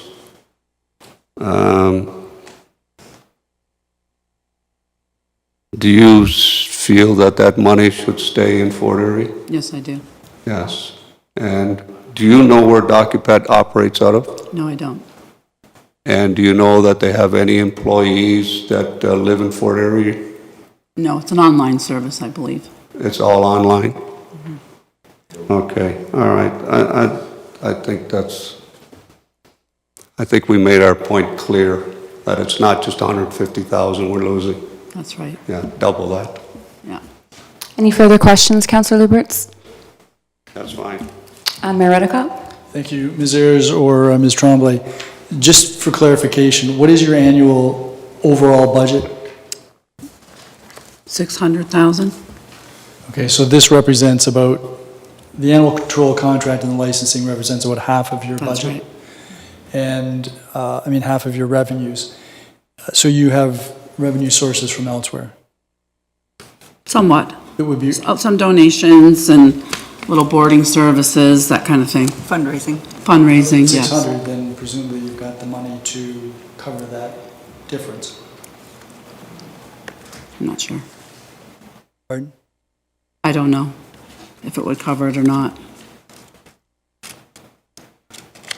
Well, help me out What's here. he saying? If I might, Madam Chair. We You've got can a budget which anticipates how much money you're going to generate and how much money you're going to spend each year. Right. And part of your revenue is the animal control contract with the town of Fort Erie. Right. And the licensing fees. Right. Correct. The rest must come from, as you said, donations and presumably other streams of income. Yes. Yeah, okay. And is it 600 year to year? Oh, affordable user. It's been used many, many times, and they're a third the cost of that's income. Oh, okay. That goes away, that goes Okay, thank you. Mayor Redekop, you might want to repeat your question. Yeah, no, I just... Sorry. I'm curious about what you know that we don't know now. So was that an articulation of what I'm asking you? That is something about your budget? Okay. And Councillor Butler indicated that you have savings in investments. Yes. And that you employ 4 or 6 full-time employees. Yes. Plus some part-time employees. Right. Are all of them residents of Fort Erie? They were, some have been displaced with the sale of the apartment buildings. We have hired a vet tech from Selkirk because there was none other available. Normally, we have had all Fort Erie in the past. One of our staff has moved to Welland to buy a house because he was kicked out of his apartment. And we've hired a kennel coordinator from the Niagara Falls because she owned a boarding facility and she had the best experience. Okay, thank you very much. Thank you. You're welcome. Any additional questions? I'm seeing none, so thank you very much for your presentation this evening. Thank you. The next delegate is Mr. Russ Young. Thank you, Mr. Young. Can you please give us your full name and address for the record? Russell Young, 2000 Jewson Road. I've lived in Fort Erie 16 years. I've called the SPCA 40 times. I live 1 block from Highway 3 in Garrison, and they act instantly. Fort Erie still gets winter, in case people forgot. If they're claiming an hour from Thorold, well, what if we get a blizzard? What if we get a storm? Dogs and cats, they disappear when storms happen. We're also a city that's growing. We don't need less service, we need more service. In fact, Kevin Struban and Councillor Butler, if they actually cared about animals, they wouldn't even be pursuing this. But how could you compare the service of... Mr. Young, please stick to the topic. I am sticking to the topic. Well, Councillor Butler and Mr. Stroban have nothing to do with this topic. They most certainly do. As it stands... Point of order, Chair. Mr. Young, you're not allowed to be slandering people here. There's no slander. Why don't you just stick to the topic? Okay, topic is, we're growing. We need more service. We don't need less. So, honestly, the people, if they cared about the animals, they would be helping us get more staff, not less. We have an existing building. We have people that actually care. If anything, this is a personality conflict. And it started 2 years ago, and it's been a hatchet job ever since. So, our SPCA, they're great people. So any councillor that votes to shutter them or to cut them off from cash, shame on you. And honestly, it should come to a referendum. It's not that long until the next municipal election. This is so important. Over 3,000 people signed. Not just a bunch of people, a handful with purple shirts. I've owned the dog all my life, and the Humane Society, SPCA, is a big part of it. So I say that Lincoln County will be spread too thin, and they don't even have the building in place. So, to me, it's a hatchet job, plain and simple. So, I'm for the SPCA staying the way it is, and in fact, I say give them more money. Okay, wait a second, Mr. Questions? Young. Sorry. There may be some questions. Does any council members have any questions for Mr. Young? I'm seeing none. Thank you very much for your presentation. The next delegate is Ms. Martha Lockwood.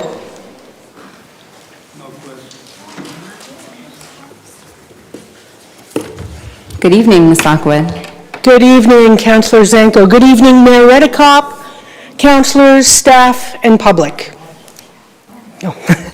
My name is Reverend Martha Lockwood, and I'm a 21-year resident of Crystal Beach and grew up here in Fort Erie. I'm speaking on behalf of myself, but I come as a former member of the Fort Erie Council and a previous board member and president of the Fort Erie SPCA. In fact, the last time I spoke in front of this council was with my sidekick Cajun, my dog who was a former resident of our SPCA, who was brought here in 2006 from Louisiana. She was a Hurricane Katrina survivor and made her way to Fort Erie. Just a month ago, sadly, she went to doggy heaven. Otherwise, she would have been at my side again tonight, and she was almost 17 years old. Most of you know I am an animal lover.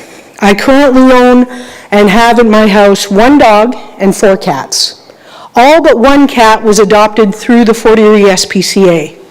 Needless to say, when I read that the contract of the town of Fort Erie was in jeopardy, I felt compelled to speak. The Fort Erie SPCA has been in existence since 1954. To lose this local resource to Lincoln County Humane Society would be a great loss to our community, and in my opinion, very short-sighted on the part of this council. The services provided by our local SPCA are self-evident. So let me mention 2 contacts I've had in the past year. Last spring, I was walking to Ridgeway from my home when on Webstock Road, I was startled by a rather large raccoon who had his head in somebody's garbage can outside their home. It was trash day. Raccoons are generally nocturnal creatures unless they're in distress or potentially rabid. I called the Fort Erie SPCA and spoke to Animal Control Officer Marie Walker and was told she would check it out. Within the hour, I received a call back telling me that indeed the animal was diseased and the situation was cared for. Her quick response could have prevented someone's dog or cat being infected or worse. Time and time again, Officer Mark Dixon has gone above and beyond to help animals in distress. He's got a duck free from the ice, cared for an injured and abandoned dog in the woods on Thompson Road who needed to be carried out so he could get the care he needed, and also took orphan kittens home who needed around-the-clock feeding. These are just 2 of the excellent staff whose jobs will be in jeopardy if funding is lost. I do know there has been conflict between the SPCA management and some member or members of council. Do I think there needs to be changes in policies and procedures at the SPCA? I absolutely do, and I thought so when I was president. Could you add some conditions to awarding the contract to Fort Erie? Of course you could. That's your prerogative.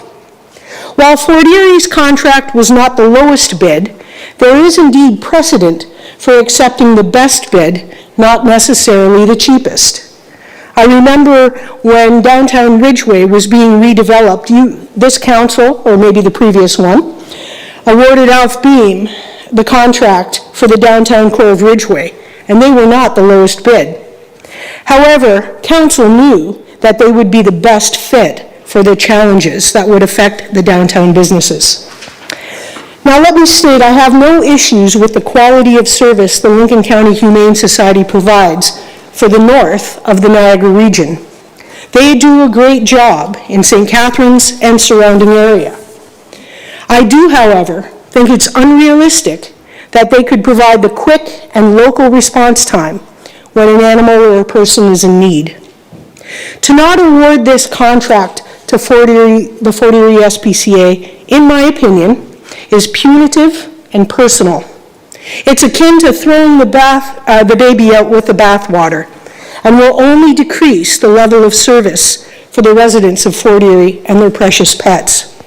I hope you will reconsider and award the contract to the Fort Erie SPCA.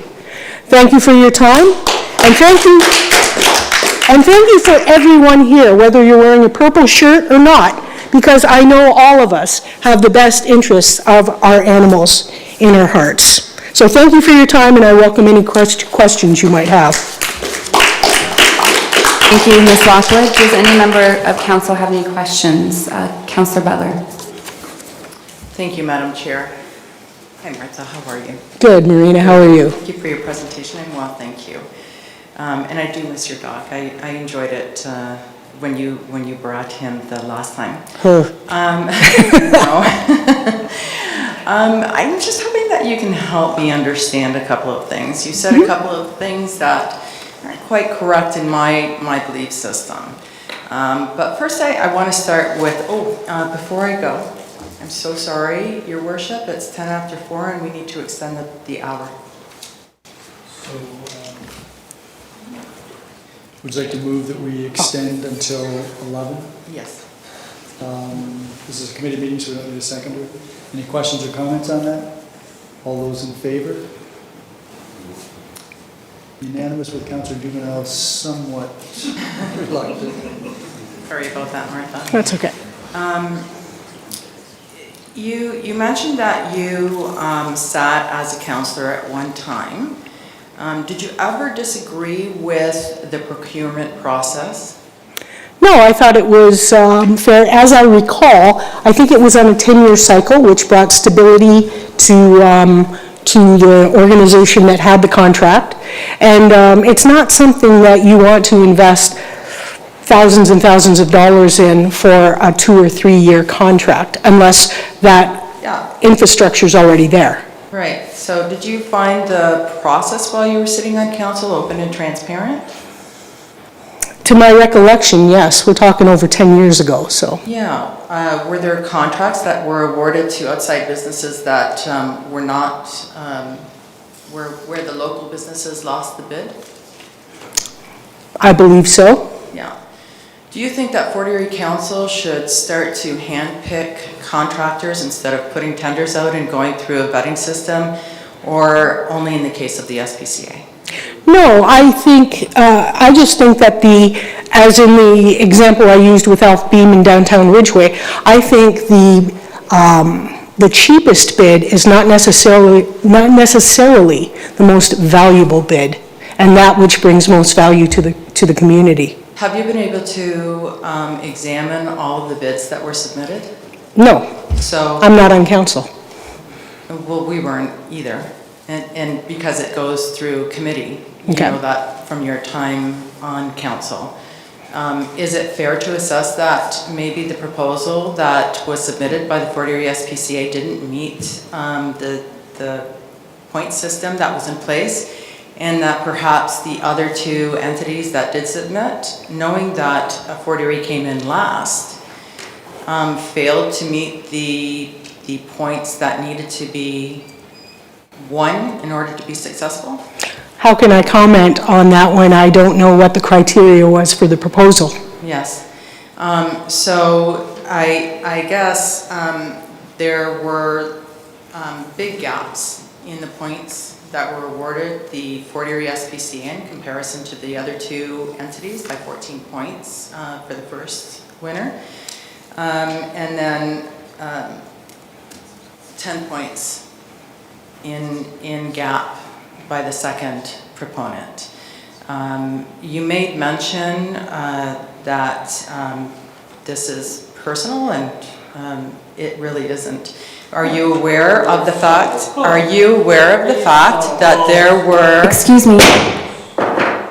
Are you aware of the fact that there were a number of complaints stemming back from 2014?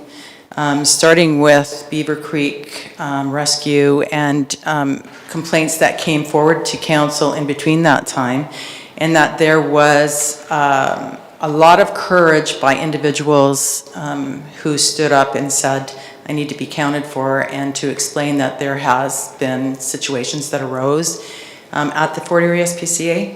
I do recall Beaver Creek because I was on the SPCA board at that time, and my recollection is that they were in contravention of a number of bylaws. They were resistant to make any changes, and that's what caused the conflict, and the person who owned it eventually moved out. What I can also say is in the 10 years I was associated with the SPCA on the board as a council rep and then and then as a board member, I would drop in regularly, unannounced. Rarely did they know I was coming, just to see who was there and see who I might adopt, usually. And I never found the animals to be in any form of neglect or neglect, or they were well cared for. Improvements were made regularly, like the open cat room versus the individual cages or cages with maybe 2 cats in them. That's just an example. The outdoor play area now, where the dogs are, is great. So I think there's been, we're old-fashioned in compared to Welland or Lincoln County. However, progress has continued to be made over the time I've been back in Fort Erie from 2000 on. So, but that doesn't address the amount of individuals that came forward. And were you aware that there was an investigation that was put forward by the board of directors for the SPCA to investigate all of the claims, which were in excess of 46 individuals that I can count? And that the investigator did, in fact, interview quite a number of individuals, and from that, there were issues that he brought to people's attention on the board of directors that were systemic for many years that were not corrected. I am aware of the investigation. Because I am no longer on the board, I did not see those results. I do know that more from a management point of view, things, and I agree, should be changed. And that's where you as council can put some conditions on the award of this contract. I think Ms. Ayers said it well when she talked of what has happened with our healthcare system here in the Niagara region. You probably don't know this, but as part of the investigation report, and I'm quoting here, the investigator was advised of 6 former staff members who either resigned or were let go during a 12-month period between 2019 and 2020. That is a huge rate of turnover for a workplace of 8 employees. This is a report that came out in 2021, so just last year. And it talks about, quite a number of issues and deficiencies that were in the report. For example, there were a number of dominant themes, and I'm just wondering what your thoughts are, because there were insufficient workplace policies and procedures, and I quote, it would appear that only after the allegations were posted publicly, which resulted in scrutiny from the town council, did management and the board of directors come to realize the important role of clear and effective policies and procedures. Second to that, there were human resource deficiencies, and quote, there is almost a total absence of human resource processes and documentation, and what is missing is a clear outline of all shelter-wide and job-specific training that is to be provided for every position within the organization. The health and safety training that started to take place in 2020 is not at all specific to working with animals. Both staff and volunteers have been brought on board to the shelter without being given a clear-cut picture of what to expect with regards to working with the animals. And so these are some of the things that were brought up and researched by a third-party, unbiased, by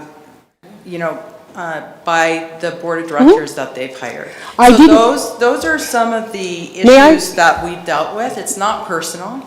It is systemic. Marina. I said in my report, do things need to change, particularly when it comes to policies and procedures? Absolutely they do. But to me, the awarding of this contract, I think Fort Erie, because it serves wood. So it's the same principle. Do things need to change? Absolutely. But I think farming out our animal control to Lincoln is short-sighted. And I think in the end, our service time will diminish. I appreciate your comments, I really do. And thank you. Does any other member of council have any questions for Councillor Lubberts? Yes, thank you very much, Madam Chair. Thank you very much, Ms. Lockwood, for coming forward and standing up for your local SPCA. Councillor Butler mentioned a lot about, are you aware of certain things with the Fort Erie SPCA, which in some instances I would think that you're not aware of. Not in the last little while, no. But are you aware of things with Lincoln County Humane Society? I know a few years back they went through something similar and almost lost their contract. They've made improvements, and from what I've seen, at least through the media, they've done a good job. I have no criticism of Lincoln County or Welland or Niagara Falls. I just think to keep our services here in town is the best choice. So back in the day, you remember that there was some controversy. Yep. And if I might want to just remind you or maybe jog your memory a little bit, because there were some people, 60 people, as a matter of fact, were out there protesting in front of the Lincoln County Humane Society, and they wanted the director to resign, who happens to be the person that was bidding on this contract. So it's not unfamiliar for people that are using animal or taking care of animal care or animal control bylaws to have some controversy. Would you agree? Oh, absolutely. When you're dealing with people's pets, it is a hard issue. It's like dealing with their children. And some accusations are valid, but a lot of them aren't, because they don't understand or there's a different perspective. Like, I know some of the employees that Councillor Butler referred to were dismissed with cause, one being she was keeping exotic pets, and that's in contravention of our bylaw. You can't own exotic pets in Fort Erie. So, but things are spun and people get all up in arms, and I get it, because I'd feel the same way with my animals. But yes, controversy, I don't think there's an SPCA around that hasn't dealt with some sort of controversy. And do you remember when that controversy with Beaver Creek Sanctuary or whatever it was called? Yes. I don't remember the details, but I do remember it. Do you remember that that was brought to council, and council did make recommendations, and they made some accommodations for the owner of that organization? And are you aware that the SPCA helped the council make those recommendations and make those changes? I think so. I think I can remember that far back. Yeah. So we changed a lot of things with the assistance of the SPCA. Yes. So my next question is, would you agree that any problems that we do have at the SPCA are fixable? Yes, I believe they are. Yes, so we can leave the contract alone, let's just fix the problems that we have, because based on what we know about Lincoln County, they've had their problems as well. Sure, and I'm sure Welland and Niagara Falls have as well. Yes, thank you. Thank you. Thank you. Thank you, Martha. That's everything. I need to go home and let my dog out. Thank you. Our next delegation will be Miss Jamie Lee Vale.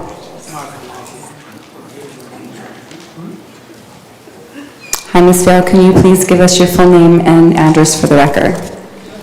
Jamie Lee Vale, 94 Burley Road North, Ridgeway. Thank you. Please proceed. Good evening, Mayor and Council. We appreciate the opportunity to speak to you tonight. As concerned citizens with the objective of doing what is best for the community and the animals in need of care.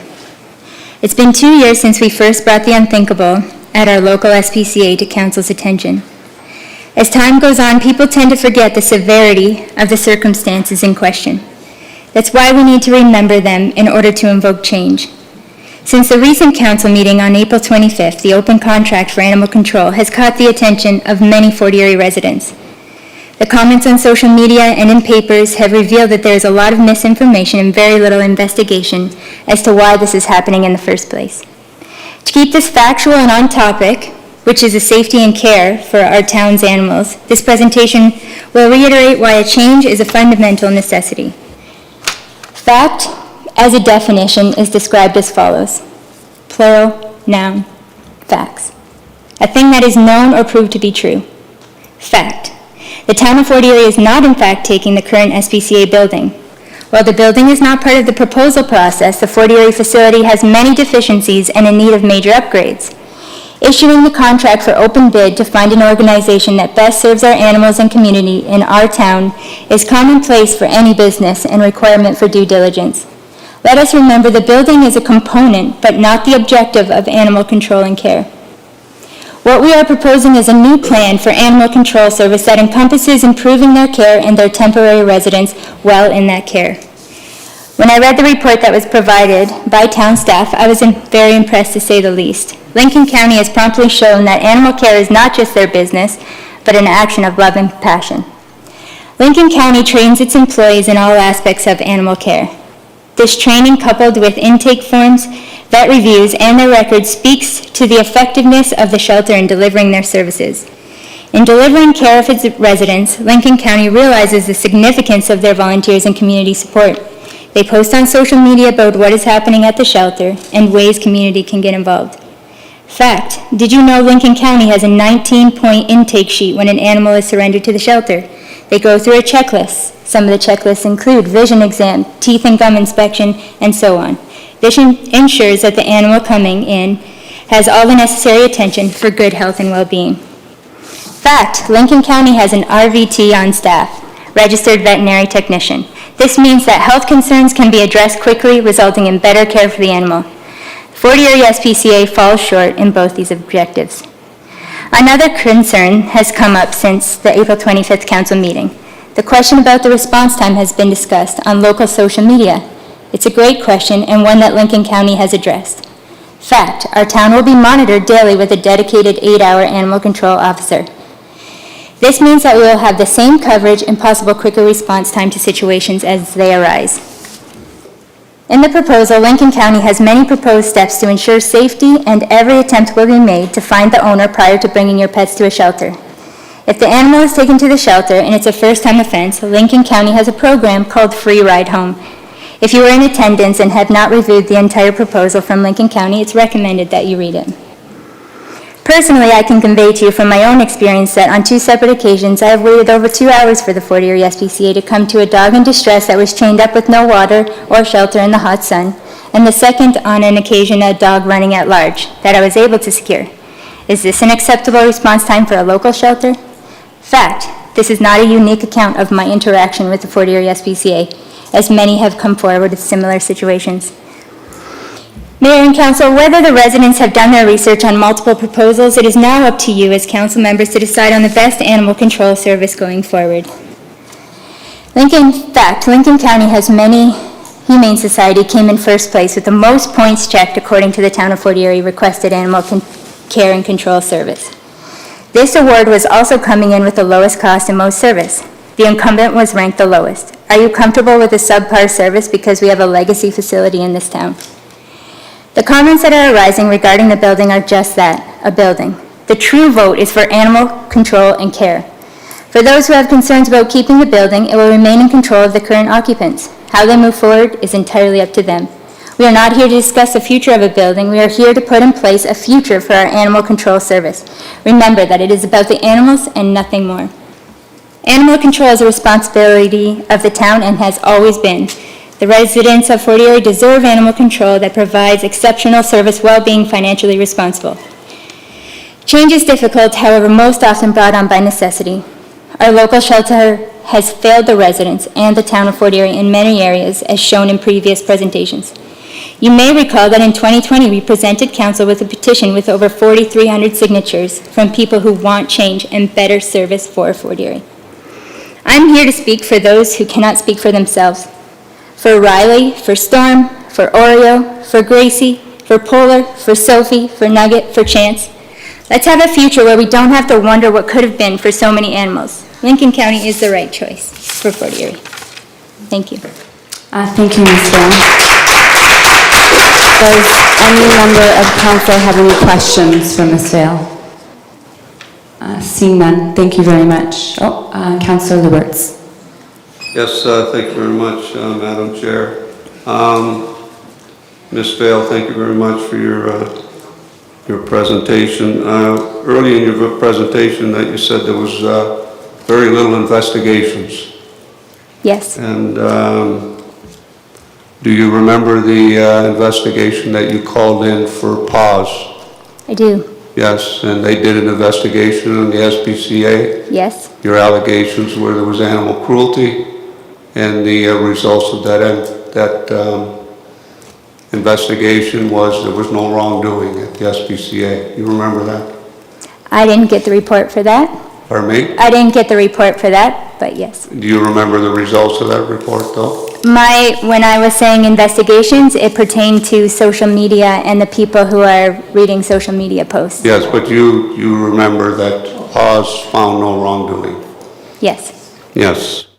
And you also made a call into OMAFRA and had them stop by the SPCA shelter and do an investigation on their cleanliness. No? Do you remember that there was that investigation that was done? Yes. And the results of that investigation was they found no wrongdoing at the SPCA. Do you remember that? Yes. And you remember that you called in an investigation on myself as the board member of the SPCA, and the Integrity Commissioner found no wrongdoing on my part. You got that report too. I got it, and there was no wrongdoing. So my question is, do you still maintain that there's little investigations that are being done? So you don't think that those were a major investigation? Do you think that was just small investigations? No? I was just referring to my point about the investigation. Social media, what investigation was that? When it comes to what is being put out by social media and newspapers. Okay. Now, Excuse me, can you be respectful, please? We've listened to both sides. This is not how council works. If you would like to speak, you should have registered as a delegate. Continue, please, Ms. Vale. Now, you said that, I didn't catch everything in your comments, but you said something in your presentation that Fort Erie SPCA falls short when it comes, and you were talking about vet tech and so on. Yes. Right? Yes. And are you aware that there is a vet tech at the Fort Erie SPCA? At this time, there is one. Yes. Are you aware of that? I believe Ms. Trombley said that there wasn't one. Yes, there is a Area. vet tech at the, yes, they have a vet tech there.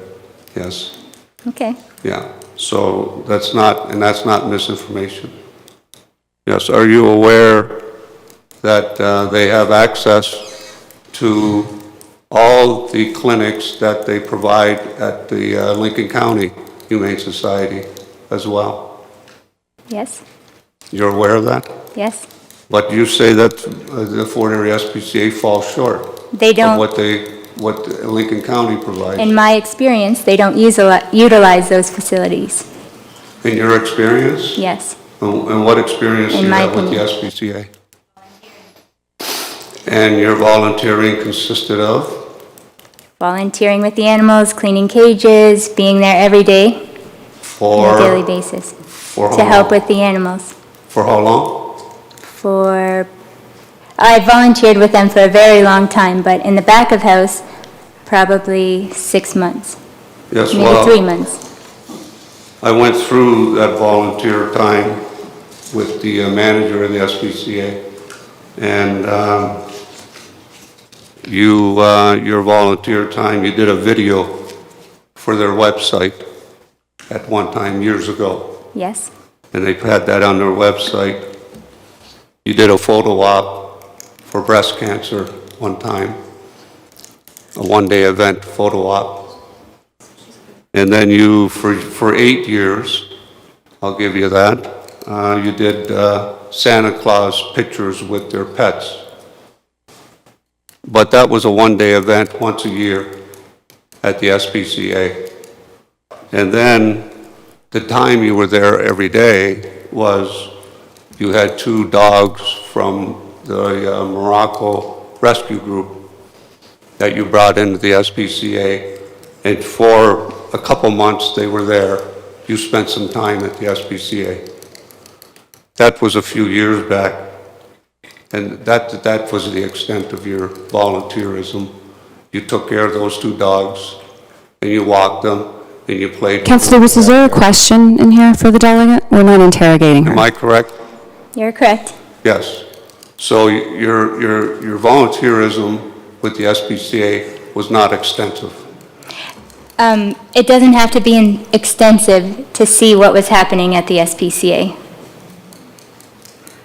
To see what was happening at the SPCA? Yes, I could have been there one day and have seen the mistreatment happening. So my discussions with the SPCA is, when you were there, the pictures that you took for the Santa pics, that was all done in the lunchroom.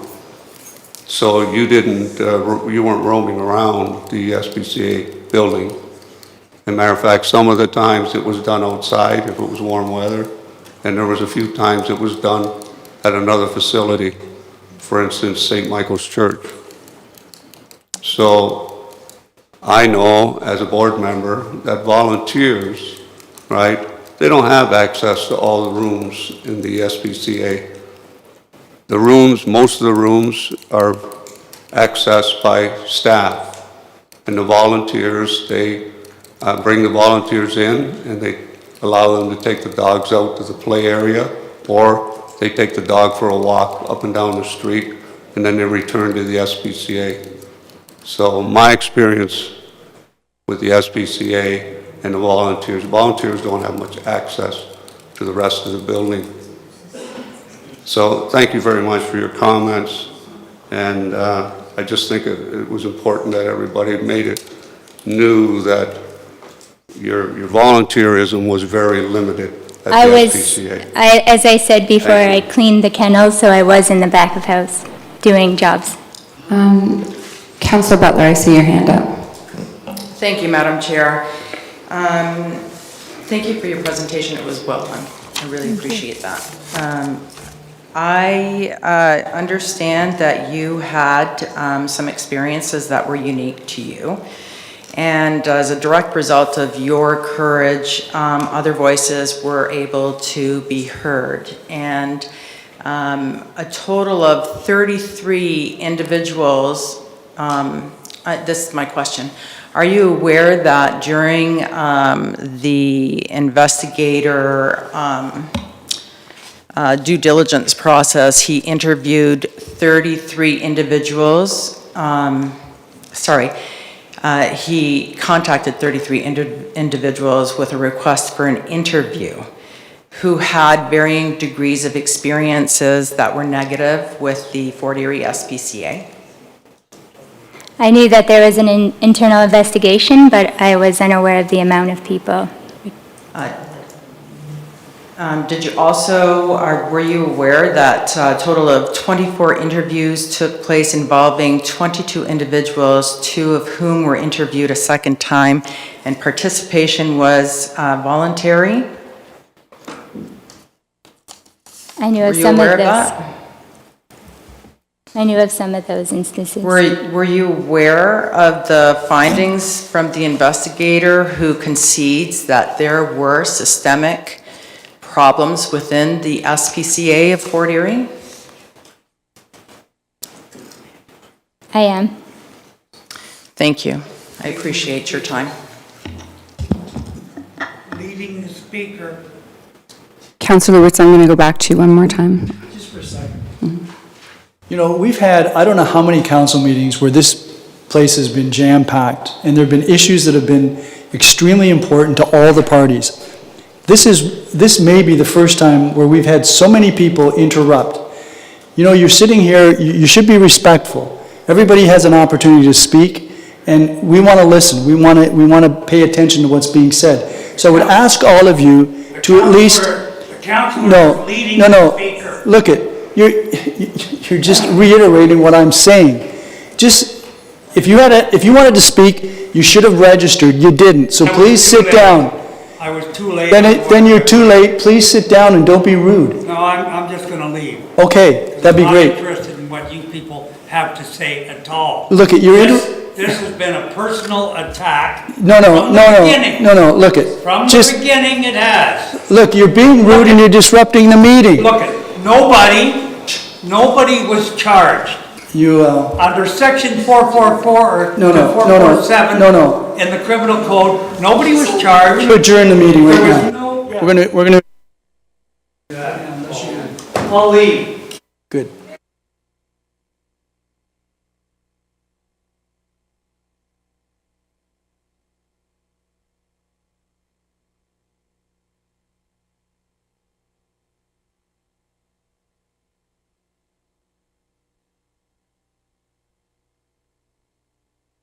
Okay, we will continue. Councillor Lubberts, did you have additional questions? I seen your hand up. Yes, thank you very much, Madam Chair. Ms. Vale, you answered to Councillor Butler that you were aware of some of the things that were in the report from the investigation, yet you also told her that you never saw the report.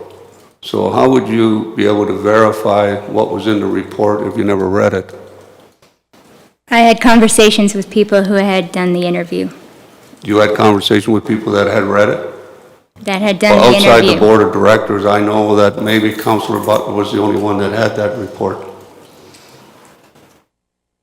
That had done the interview with the investigator. Yeah. So you knew a lot about it from Councillor Butler? From the investigator from the people who had done the interview with the investigator. That's how I knew. Oh, the people that were sworn to confidentiality? Yes? Yes? Is that true? Yes? Because I need to talk to those people. Councillor, you won't get their names from me. So what you're saying is that there was people that agreed to confidentiality, that interviewed the investigator of the SPCA, and then they breached their confidentiality to you. Is that what you're telling me? Yes. Okay, thank you. I'm seeing no further questions. Thank you very much, Ms. Vale, for your presentation.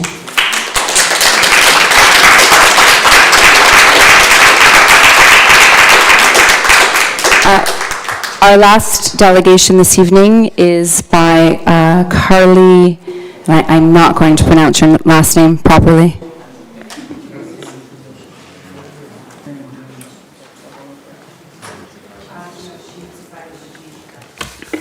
Sorry, Carly Zarzicki, sorry. Okay, thank you. Can you give us your full name and your address for the record, please? It is Carly Zarzicki, and my address is 19 Wood Street here in Fort Erie. Please proceed. Thank you. Good evening. I have been a resident of this town for over 10 years' time and a mail carrier for over 3. In that time, I have had nothing but negative experiences with our local Fort Erie SPCA, something I never felt until I moved to Fort Erie. I have personally been subjected to their continued harassment for over a year straight in 2014 when they started a witch hunt against me for assisting in the rescue of death row cats and dogs from the USA, which I did with a licensed veterinarian and his technician, both used by the SPCA. Their lies ultimately led to nothing more than a year-plus waste of court's time and money of donators. This was my first experience with the animal's best interest not being in theirs. I am also old enough to remember the expose on the 11 River Street, Toronto SPCA in 2009, which had very similar, if not the same complaints, Fort Erie is alleged to have.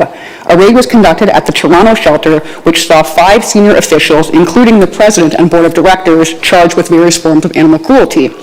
I know it seems hard to believe that people we are entrusted with animals' lives could do such a thing, but it has happened before and it is happening now. In the last 3 years alone, I have called the Fort Erie SPCA twice for the pickup of a deceased cat on a residential street while delivering mail. Both times it did not come. I dropped one off to them after seeing it several hours later once my mail shift ended. The other I ended up bearing at home and called in a report. I have driven to Hobbs-a-Tree Animal Rescue in Jarvis on multiple occasions with various wildlife. Fort Erie refused to help. I called them most recently for an aggressive dog that severely bit my coworker while working, and this dog continues to be unconfined, and even still nothing has been done. When my neighbor lost his dogs after a fence came down, they told us they did not have the resources to chase dogs, but that if somebody called them once contained, they would pick them up or they could be dropped off. Going back further, there was a Great Dane I fostered that got out a screen door and was unfortunately kept by the SPCA overnight. I arrived first thing in the morning to claim him, to find him in a kennel without food or water and covered in yellow excrement. While sitting in the lobby chairs, I could overhear a female berating the staff for the animals not having any food or water all weekend and vomit and feces all over, and how that would not be good if the public saw. I remember thinking I couldn't believe what I was hearing. The woman then exited the staff room and was met with me calling her out for what I had just heard. She rudely told me I didn't know what I was talking about and that I had no business eavesdropping on their private conversation. I then reminded her the door was open and it isn't a private conversation if I could hear her so easily from where I sat. We began an argument and I was asked to leave. I did report what I had heard and how I found my dog to the OSPCA. Unfortunately, I never heard anything back about it. On another occasion, I was at Niagara Falls PetSmart, which unbeknownst to me had a cat adoption event going on, and the cats were from the Fort Erie SPCA. There was an all-white cat that was visibly sick with a severe upper respiratory infection that I brought to the attention of the SPCA kennel attendant in charge, who dismissed my concerns. A day or so later, I went back at the very end of the event to find the cat still without care for the infections and the only cat left. I adopted this cat to avoid what would be sure death if he returned to that shelter and continued without medical care. I took him to a vet for his infections and found out he was also deaf, which was not in his adoption write-up. So in short, they haven't helped for hit companion animals, wildlife, loose dogs, dangerous dogs, and the animals clearly go without proper care. These are just some of my experience with the Fort Erie SPCA, and I strongly believe any other agency would do a better job. I implore you to make the right decision and dissolve any further business with the Fort Erie SPCA. It is time to take a page from the River Street location and see the staff held accountable for the cruelty. Staff overhaul and a new contact with Lincoln County, who has a much better reputation. Only then will you restore faith in them within the community. Thank you for your time. Thank you. Does any member of council have any questions? Councillor Lubberts. Yes, thank you very much, Madam Chair, and thank you very much for your presentation. You said that your neighbor or you or somebody experienced a dog bite. There was a dog bite? It was my coworker, yes, at Canada Post. And who reported that to the SPCA, yourself? My coworker did, and I believe our boss did. Sure. And I reported it again when I was to deliver to the house and I saw the dog in the yard unconfined. I called them. And when did that happen? Last year, sometime. It was during quarantine. I would have to check on the actual report with it, but and who was there's bit? Definitely a record of it. Pardon me? Who was bit? Cindy Smith, my coworker. She was bit? Yes, in the Cindy hand. Smith? Yes. And can you have Cindy Smith contact me? I sure can. The house is on Nye Road as well. The dog is owned by a police officer, so that might have... This is the first time I've heard of that bite. Yeah, that was strange because when I called the officer, I spoke to Mark Dixon, who said there was also no record of it, and then nothing still was ever done about it. Yeah, and you have no, No, I called them, I never heard anything back, and the dog still continues to be in the yard, unattended, without a fence, and now you said something about you went to Niagara Falls and there was... I was at a PetSmart, yes. I was there to buy pet supplies, and while there, I couldn't help but notice there was cages of cats going on for an adopt-a-thon, and the cats were from the Fort Erie SPCA. Yeah, and you adopted one? I did, yes. Yeah? A sick cat. How many were there? I don't know how many there were in the start. This was the last cat left after the weekend. But there was a multitude of them? Yeah, there's several cats. So they all got adopted out? Except for the sick one, yeah. Yeah. And you took the sick one home? I did. I took it to a vet to get the care it needed. And I found out it was deaf, which was also not in its adoption work. And when was this adoption? That was over 3 years ago. That was 3 years ago? Over 3 years ago, yeah. So if it doesn't get reported... I'm sorry, it doesn't get reported. I reported it to the kennel attendant there. But I reported the sick cat to the kennel attendant at the adopt-a-thon, who dismissed it. And 2 days later, the cat was still sick, was adopted to me sick, and with no medication. The cat was also deaf. And who was the kennel attendant? I don't know her name. It was whoever was there to attend for the cats at the SPCA at the, at the PetSmart location. Yeah, okay, all right, thanks. Are there any additional questions? Seeing none, thank you very much for your presentation this evening. That concludes the delegations this evening. We will now move on to report PDS 26-1-2022. This has already been moved on April 25th. And before we get started, I do want to remind my colleagues that no member of council should speak more than twice without council's consent, and no member of council will have the floor for longer than 5 minutes without council's consent. I will be following these rules this evening. Mayor Redekop? On a point of order, PDS 26-1-2022 hasn't been moved yet. That was a supplementary report. Okay, well, I do need a mover then. Are you prepared to move that, Mayor Redekop? Sure. Okay, that's on the floor for comments or questions. Councillor Noyes. Thank you, Councillor Zanko. I expressed my concerns a little while ago in regard, or I wouldn't say they're concerns, but in regards to response time and the status of the policies and procedures if Lincoln County Humane Society was going to be the successful provider of the service. And I found out that the response time would be very adequate, that actually they're going to hopefully have someone located actually in Fort Erie and 8 hours dedicated to that, and they would have other staff if needed to come to assist if more than one person was required. Their policies and procedures were well vetted by our staff and found to be in good working order. I did have an opportunity of going to the Lincoln County Humane Society today, and I spent probably more time than I probably should have, just to review the services provided by the Lincoln Humane Society, and I was very impressed with the level of service. Just some comments: the cats are vaccinated immediately when they enter the shelter. The dogs will be vaccinated after being there for 3 days. I'm impressed with the facility itself. I do understand that where the dogs and cats and the animals from Fort Erie will be housed, basically in Thorold, which is currently being fixed to provide the service. And I also understand in discussing it with the General Director that they are currently looking into options in regards to coming up with a Fort Erie presence, perhaps working with a local kennel. I've also understood in regards to the licensing and stuff that they're going to perhaps explore the use of pet stores to do the licensing and things like that. And these things are all things that if they get the contract, I have confidence that they're going to pursue.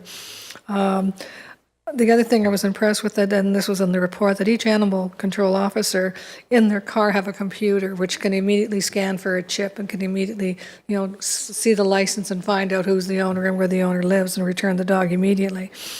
So that's a definite plus. They do also have an adopt-a van for local adoptions that will come to our community and things. In regards to the Fort Erie SPCA, I personally have had no problems with the Fort Erie SPCA. I also visited their facility about a year ago and found it to be in good order. I do hope that they will, if Lincoln County is successful, that they will pursue other potential revenues, because I think they have an excellent chance of maintaining their presence in our town, and I wish them all the best for that. And again, this is one of the hardest decisions I think that I've had to make, and I hope that those who agree with my decision understand that it's not to malign the other provider, and that, you know, I understand that everybody's passionate about this, but we have to make a choice. And for me, the choice is going to be who can provide the best services and have the best contact in regards to making sure the animals are well cared for. Thank you. No, you actually still had 2 minutes left, so very well done. Are there any other questions or comments? Councillor McDermott. Yes, thank you, Madam Chair. I never let politics get in the way of these decisions that I make. And this one is hard for me to make as well, basically because it's in my ward. But over the last number of years, this has taken up so much of council's time. And through new bylaws and trying to sort out what's right and what's wrong. And sometimes when we're thinking about the animals, the humans get in our way. So, to me, the other thing is when we have a bidding system, the winner should be given that good faith that when the winner of the bid is chosen, that they're going to get the bid. So I agree with Councillor Noyes' adage with regards to Lincoln. I think they would be a good addition. And I would like to see the SPCA work with them if that's what they chose to do. I just think there's been way too many issues. There's just way too many issues that maybe people forget or weren't here or didn't know. But I think some of them come to light tonight. And so I will be supporting Lincoln's bid this evening. I'm perplexed about doing it. However, nothing on Lincoln. It's just the fact that it seems to me that our SPCA, from the board on up, isn't willing to change, be flexible,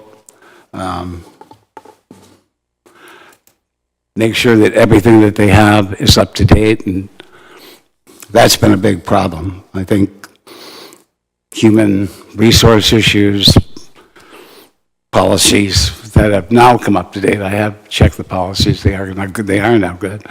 But there's just been so many things over the past. I think it's time that the SPCA reflects on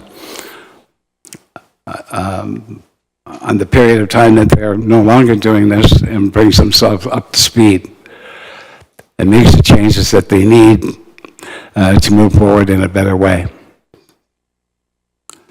That's all I have. Thank you, Councillor McDermott. Councillor Butler. Thank you, Madam Chair. First, I want to say that our procurement department went above and beyond to ensure that this process was fair, transparent, and very ethical. And I've never experienced where an RFP was being developed where councillors had an opportunity to share some thoughts. And we all had an opportunity to do that. I know that Councillor Lubberts did, I did, Councillor Zanko did, and I think perhaps even Councillor Noyes asked a question. I'm not quite sure, I can't remember. But at the end, we were removed once the RFP was developed. And the process was fluid. There were individuals that were chosen to be on the committee. I don't even know who was on the committee. We received a report. It was fair and equitable. They did it the right way. They handled it the way any other contract was handled. There are businesses in Fort Erie that have lost contracts, and we've never turned the table in their favor as a direct result. It is a process, and either you submit an RFP worthy of getting those points or you don't. So I'm very comfortable in voting in favor of Lincoln. Thank you. Your worship?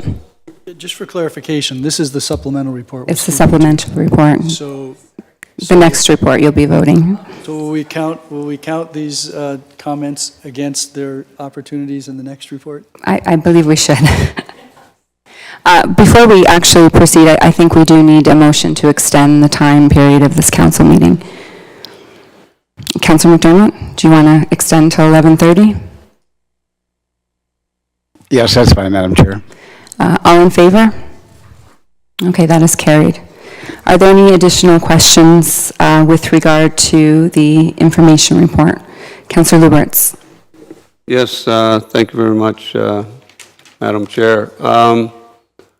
So this here was to address the concerns about policies and procedures and so forth regarding Lincoln County. And I'm just wondering, did our staff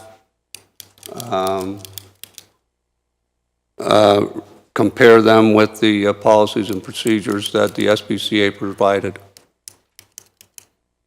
to see if there was any difference? Yes, Madam Chair, they provided. I believe I do see Mr. McCaffrey here somewhere, but I'm not sure, Mr. McQueen, if you, here's Mr. Jennings. Yeah. Thank you. You may need to repeat that question. I'm not sure if Mr. Jennings heard it. No, I'm good, thank you. Through the chair to the councillor. The policies were reviewed against what Lincoln submitted a few years ago to view that the policies were similar. They did not go through a detailed review to say line by line item of each review, or each policy, but they were compared to say, similar, like, do they have an AODA one? Yes, they do. We do as well, or Lincoln does. So you didn't find that there was anybody had any better policies than the other? I believe Lincoln had more policies than we compared against what was submitted to council from They had more policies, but did those policies all fall under the bid process? Through the chair to the council, the bid process did not outline what the policies were or what to look for. No? No. It was part of it. When it's in the bid policy, it says once the contract's awarded, then the policies would be reviewed. Councillor Lubberts? Okay. Anything further? No, but you said earlier that they were comparable. The policies were comparable, but now you tell me that Lincoln had more. I'm a little confused. Through the chair. We reviewed what policies they had, so that more or less the titles of them and which ones were in place. Yeah. So Lincoln had the same as what Fort Erie had, but then Lincoln also had additional policies. Additionals? Yes. All right, and what were those additional ones? Do you remember any of them? Not off the top of my head, no, I don't remember. No. And do you know any? No, I don't know if Mr. McCaffrey knows. No, sorry, we don't know. So you reviewed them just recently with the SPCA? Through the chair to the councillor, no, this was what was submitted to council for review, I think last year, during the council. Last year? Yes. And so all the policies and procedures that the SPCA has developed in the last year, you never reviewed? Well, Councillor Lubberts, Mr. Jennings is saying that the contractor that's awarded the contract, at that point, the policies will be reviewed. That's correct, that's what the RFP process says.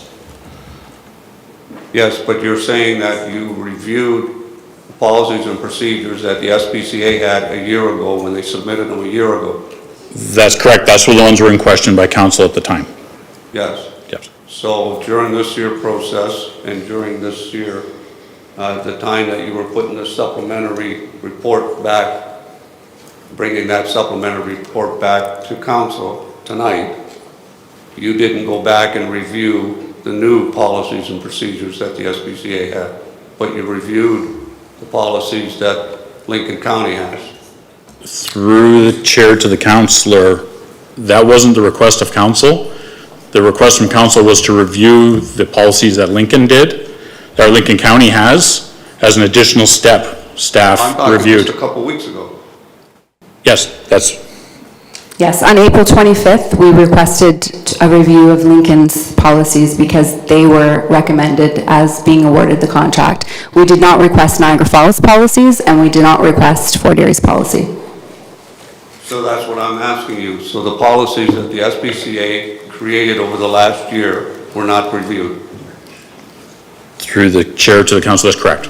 Okay, so when you say Lincoln has more, SPCA created more in the last year, so what I'm saying is you may have missed that the SPCA has the same amount of policies as Lincoln did a year ago. Lincoln had more, but now that they've created more policies and procedures, they probably have the same. But you don't know that because you never reviewed them. Okay, but Councillor Lubberts, staff would not review that because the SPCA unfortunately came in third place.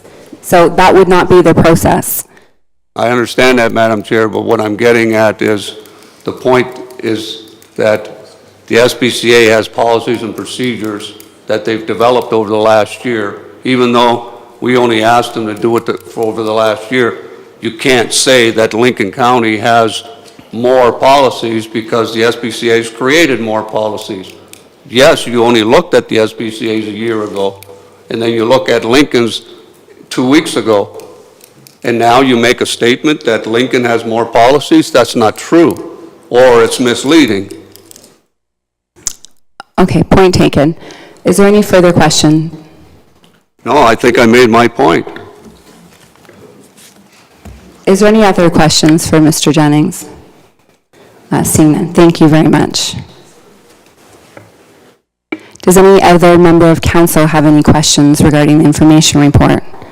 Seeing none, I will call the question. All those in favor? That carries. That now brings us to report PDS 26-2022, and this was moved on April 25th, so we do not need a mover. Are there any comments or questions from council members? Councillor Lubberts?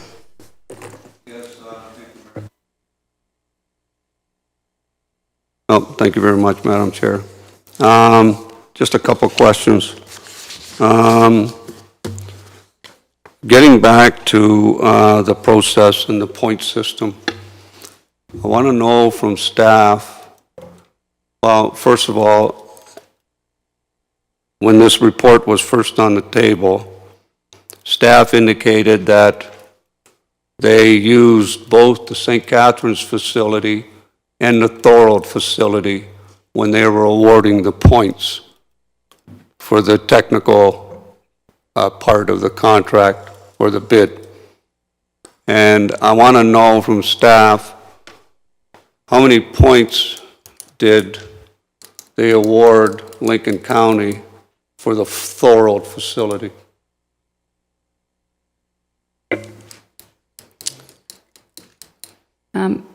Mr. McCaffrey, did you want to answer this question? Through you, Mr. Mayor, we don't have those specifics, Councillor. But you did award points for the Thorold facility. Specific to that facility, we took the whole package as one for both facilities. Both were graded at the same time. They weren't graded independently.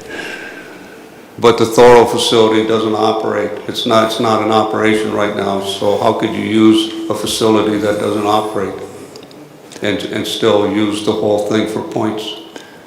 We graded what they provided to us. They told us what their intention were for the Thorold facility. We took that into account when we did our grading for their submission. Okay, thank you. If I may, Madam Chair, I got a report here from a newspaper article, actually. Maybe Mr. McCaffrey can help me out here. But it was 2016 when Humane Society in Lincoln County did their annual general meeting. And they made some changes to who was going to take care of animal control. And what they did was the Lincoln County Humane Society created a for-profit organization for Mr. Struban. And Mr. Struban, he was the executive director of the Lincoln County Humane Society. And that corporation that they formed was to take care of the animal control portion of the Humane Society, or something like that. It's a little confusing on how they did that, but I got the corporation profile, and it's the Niagara Region Animal Services, Inc. And the president, the director, and the secretary are all Mr. Struban. So when we were awarding this contract, I'd like to know, are we awarding this to Lincoln County Humane Society? Because according to this for-profit organization that they created, it does the billing. It sends out the bill. You pay them, but it's not them that does the work. It's this Niagara Region Animal Services, from what I can understand from what I got here. And my second question is, who bought the Thorold facility? Did Mr. Struban buy that, or did the Lincoln County Humane Society buy it?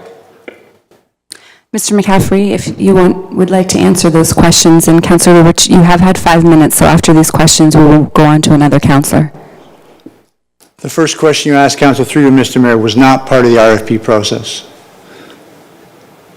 The article you spoke of had nothing to do with the submission that we graded the proposal on. Is that what you're asking me? Was that part of the RFP submission process? No. I'm asking you about this your non-profit or this for-profit organization that was formed. And now it's my understanding that this for-profit organization that's run by Mr. Struban, he's the sole board member. He's the executive director, right, of the Niagara Regional Animal Services Incorporation, right? So it sounds to me like he's doing the animal services under this corporation, and Lincoln County Humane Society is only doing the billing. So the questions I want to know is, who is getting this contract, Mr. Struban or Lincoln County Humane Society? And what I'd like to know is the Thorold facility that you used along with the St. Catharines facility to give points to, who actually bought the Lincoln or the Thorold facility, Mr. Struban or Lincoln County? The submission to the panel was from the Lincoln County Humane Society. That's who we graded on. Yes, I get that. But do you know who actually bought the Thorold building? I do not, Councillor. And do you know for a fact that if we award this to Lincoln County Humane Society, that they're actually going to be doing the work and not Mr. Struban under this here different name? I can't answer that, Councillor. I don't know the corporate makeup of the Lincoln County Humane Society at this time. Thank you very much. And Madam Clerk, I'd like to ask one more question. of Mr. Struban. I'm Why didn't he actually going to go disclose- to other council members first. You've had the floor for 7 Why minutes. didn't Mr. Struban disclose Does any all other this? member of council have any questions I or think it should be concerns? answered, Madam Clerk. Councillor Noyes? Thank you, Councillor Zanko. I had the opportunity of visiting the site, like I mentioned earlier today, and had an opportunity of looking what the planned facility at Thorold is and what their interim steps are going to be. And I was impressed. Again, I didn't ask who owned what or whatever. My concern is about the care of the animals, regardless of whether it's a for-profit or a non-for-profit organization. As long as the animals are well cared for, that's where I'm going. And I also had an opportunity of talking about, and I think I mentioned this earlier, about Fort Erie presence, and I have great confidence that that will be something that they're going to be seeking, including looking for employees that can perform the function in Fort Erie so it best meets their needs and the time response. So I understand that this is difficult and change is always hard. But again, I'm not sure what Councillor Lubberts is bringing up, whether that would affect the care and the provision of service. So anyway, I'll leave it there. Thank you. Okay, thank you, Councillor Noyes. Any other members? I'm going to go to the mayor, and then Councillor Butler, did you have your hand up? Mayor Redekop? Thank you. Yeah, I'm interested in knowing who this contract would be with Humane, the Lincoln County Humane Society or the Niagara Regional Animal Services. I wonder if we could get an answer from Mr. Struban, who's here. I presume it would be the body that submitted the RFP. Mr. Struban, could you come to the podium and perhaps answer this question? Certainly, thank you. Some really good points, I must say. So if I go back a little bit to what Councillor Lubberts spoke to earlier, there was some strife in the Lincoln County Humane Society's history. Stemming from that, the City of St. Catharines issued an RFP that said any not-for-profit corporation that bids on an animal control contract shall have an open voting membership. The board decided that as a not-for-profit corporation and a contractor, that we wouldn't have an open voting membership. The only way that we could get that contract was to create a brand new corporation. I created the corporation at the board's direction. It is a wholly owned subsidiary of the Lincoln County Humane Society. I am the president, the secretary, I'm the entire board of that organization, but I answer to my board of directors of 12 individuals. In regards to the building, in Thorold, the Lincoln County Humane Society purchased that building. I wish I could afford such a building, but no, I did not purchase that. The Lincoln County Humane Society owns that building outright. Mayor Redekop, you have the floor still. You took up some of my time, number one, and number Sorry. two, you haven't answered my question. So that, I'm not exactly sure, so it's the Lincoln County Humane Society that the town of Fort Erie would contract with, or Correct. Niagara Regional Animal Services? So the Lincoln County Humane Society is who your contract will be with. Niagara Region Animal Services has one client, the City of St. Catharines. Okay. And does the Lincoln Humane Society, if I might, Madam Chair, hire regional Niagara Animal Services to do the actual animal control work for it? Only for the City of St. Catharines. I see. But there is a distinction between the Lincoln County Humane Society. It does the contract work for Thorold, Niagara-on-the-Lake, and Grimsby? Correct. Okay. That's helpful. Thank you. Thank you. So if I might, Madam Chair, I want to make some amendments to the, I'm fine, thank you. Thank you. I'd like to make some amendments to the recommendation if I could. First amendment I'd like to make is, instead of a 5-year contract in the recommendation, I'd like to move that it be a 3-year contract. Okay, that amendment is on the floor for questions or comments. Councillor Butler and then Councillor Noyes. Thank you, Madam Chair. I'm just wondering if the mayor can explain what his reasoning is to lower the amount of years from 5 years to 3 years, because I had Actually, it was one of my questions. The councillors would be well aware of that during the procurement when they were asking councillors for input. And that was my question, why are we doing 5 years rather than 3 years? And the answer that I received was so that whoever the entity was, if it so happened to be someone from out of town, it would allow them an opportunity to recover some of their capital costs to have a physical location in Fort Erie. Well, yeah, I'd be more than happy to answer that. First of all, Lincoln County Humane Society is an unknown entity. They've never done work for the town of Fort Erie. Second of all, the amount of the capital investment in Fort Erie in this contract is zero. So I know that there's been some discussion about $80,000 having to be put into the Thorold facility. That's a fairly modest investment. And if there was a large capital investment, I would think that it might take 5 years to amortize that. But this is fairly low key. I would hope that if they get the contract, there would be some further investment in Fort Erie, but that's why the 3 years. I appreciate that answer. Thank you. Are there any other questions? Councillor Noyes. Thank you. Just to address that too, and again, I asked that question when I visited the site. My understanding was that they're going to immediately invest $80,000 into making the facility available. But my question was also to Mr. Stroban that they were going to go ahead with the Thorold facility before Fort Erie came on board. This is a long-term plan. This wasn't something that Fort Erie initiated.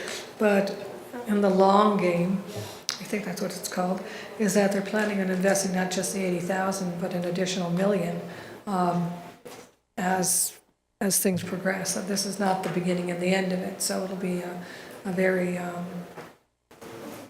I think, an excellent facility when all the investment is done. But again, I agree with the mayor in regards to the 3 years because it's a new entity that we're providing service with.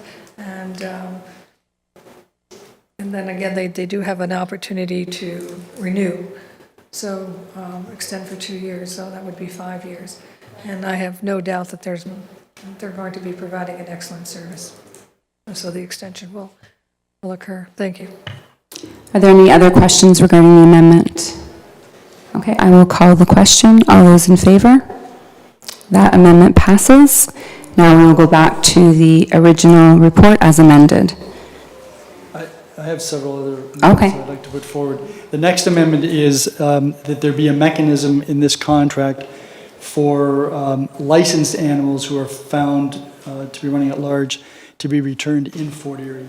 So basically I'm asking that there be some type of mechanism, whether it be an agreement between Lincoln County Humane Society and a pet store, possibly the Fort Erie SPCA, someplace where that type of action can take place. If it's an animal that's not licensed, I'm not terribly sympathetic to that because they should be licensed. But if it's licensed, and we're talking about residents, lots of residents have ability to get to St. Catharines or Thorold. Many don't. So I'd like to move that be a requirement in the contract. And Mayor Redekop, just so I'm clear, I know that on April 25th, I believe Mr. McCaffrey or Mr. Stroban did say that there will be an attempt to return that. So did you just want that in a formal written contract to that regard, or? I understand that there's quite a sophisticated system that they utilize, and that it may very well be that many of the animals that are picked up will be able to be returned home without even leaving Fort Erie. I just don't want a situation where a dog is removed and the owner has to go to Thorold or St. Catharines to pick it up if there are going to be people coming in here. So I would like that institutionalized in the contract. So it's the animal, a licensed animal will be returned in Fort Erie. Okay, that amendment is on the floor. Any comments or questions? Seeing none, I will call the question on that. All those in favor? Well, that amendment passes. May I continue? Yes, you may. So the other concern that I had, and it was referred to in the last meeting, was the licensing. And again, it sounds like Lincoln County Humane Society has quite a sophisticated program in order to ensure that people get licensed. They talked about kiosks Mr. Struban made the unfortunate comment that one might be located in Town Hall. I don't think that that's appropriate. However, my concern is that if you can do it digitally, and I know we've had people asking for the opportunity to renew their license digitally, that's great.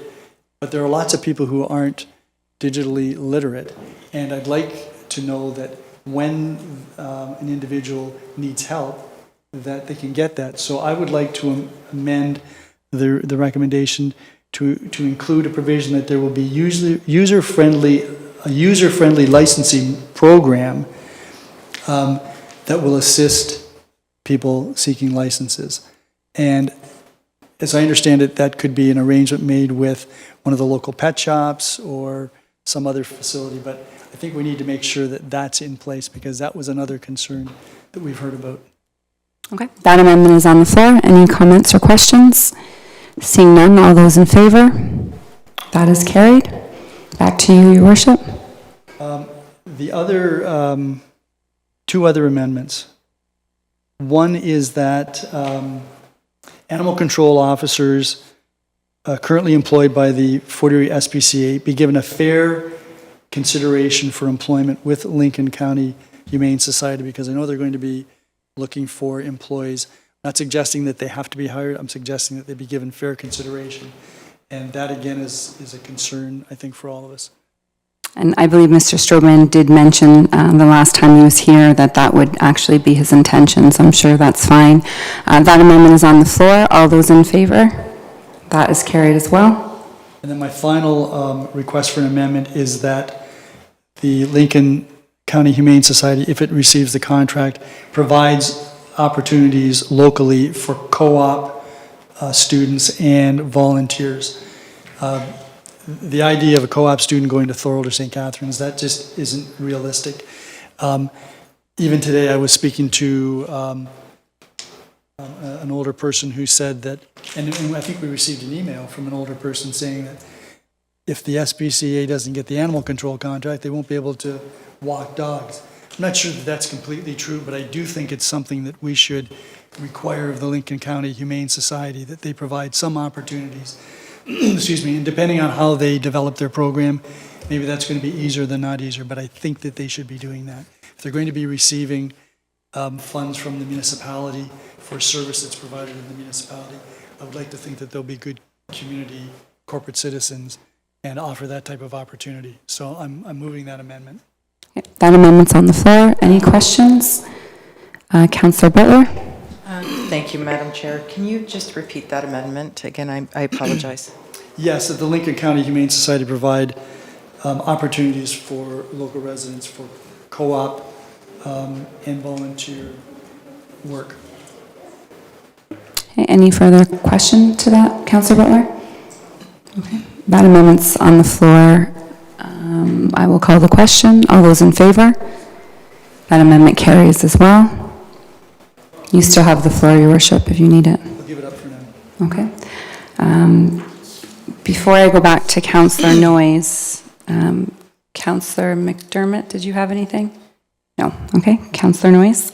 Thank you, Councillor Zanko. The one thing that we have not touched on, actually, as the mayor was making the amendments, is some reporting. I know that right now we get reports from the, regular reports from the Fort Erie SPCA in regards to the number of cats, the number of dogs, the service provided under the contract, and I would hope that that would be part of the contract with the Lincoln County Humane Society also. I'm not talking about detailed reports on a day-to-day, but just like a monthly report, something what we're getting from the Fort Erie SPCA right now, that be part of the requirement too. Are you making an amendment? Well, yes, okay, so I'm going to recommend an amendment that the reporting in regards to the number of cats, the number of dogs, the number of animals, I can't remember all the details on that, but it's that one page, not their board minutes, but the page in regards to how many licenses were sold, that type of stuff. That information be provided to the town. Okay. That amendment is on the floor. Any questions or comments? Seeing none, I will call the question on that amendment. All those in favor? That carries. Councillor Noyes, do you still want the floor? No, that's all, thank you. Okay. Are there any other, Councillor Lubberts, I'll go back to you for the last time. Yes, thank you. I think there's something that we've all overlooked regarding if you're going to award this contract. One of the stipulations in the contract was they have to have a board member, a council-appointed board member on their board, and we haven't addressed that yet. Contract is up May 31st, I think. So we need to decide who we're going to appoint to sit on the Lincoln County Humane Society Board. I don't know if that needs to be tonight, but it's noted, and I'm sure that that will continue. That is our process. Yeah, is it? I don't think we're prepared to do elections for nominating a councillor Is it going to tonight. be implemented? Madam Clerk, did you want to comment on that? I know it's... Normally, we would do such an appointment at a regular council meeting, which could be done on May 30th, and that would be in time. Yeah, that would be fine, but Madam Chair, we also need to consider, and I think that staff, when they make the report, that if you're going to have a council member be a board member of the Lincoln County Humane Society, that means that councilor is going to be traveling to St. Catharines, so there's going to have to be some compensation provided to that councilor. I would think, at least mileage. Point of order, Madam Chair? Point Please. of order. I don't even know if this has been contemplated in the agreement. The recommendation from staff, I don't know whether we can get some comment from staff on that, but it seems to me that the Lincoln County Humane Society Board of Directors may have a finite limit. They've got a dozen now. I thought it was part of the RFP. I'm pretty sure I read it. Let's find that out, if we could, Madam Chair. Mr. Jennings, or...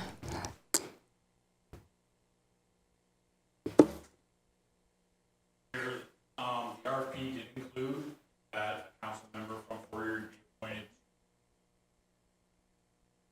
I've just had this discussion. So that's part of the contract then. Yes, Madam Clerk, that's fine, but I think when staff, my concern is when staff brings that report and that recommendation forward, that they also have to include compensation for the council member, because they're going to have to travel to St. Catharines. So I just want to make sure that it's not just an appointment and then you're on your own. That's noted, Councillor Lubberts. Anything further? Any other questions? Seeing none, I will... Wait a second. So we're done? Everybody's spoken? So I want everybody to know that I'm still making up my mind on this. As Councillor Noyes has said, this has been probably the most difficult decision that we've had to make. And, you know, we've had a lot of communication from people. We've had a lot of emails. We've had a lot of conversations. Some of you have been very engaged in this. You know,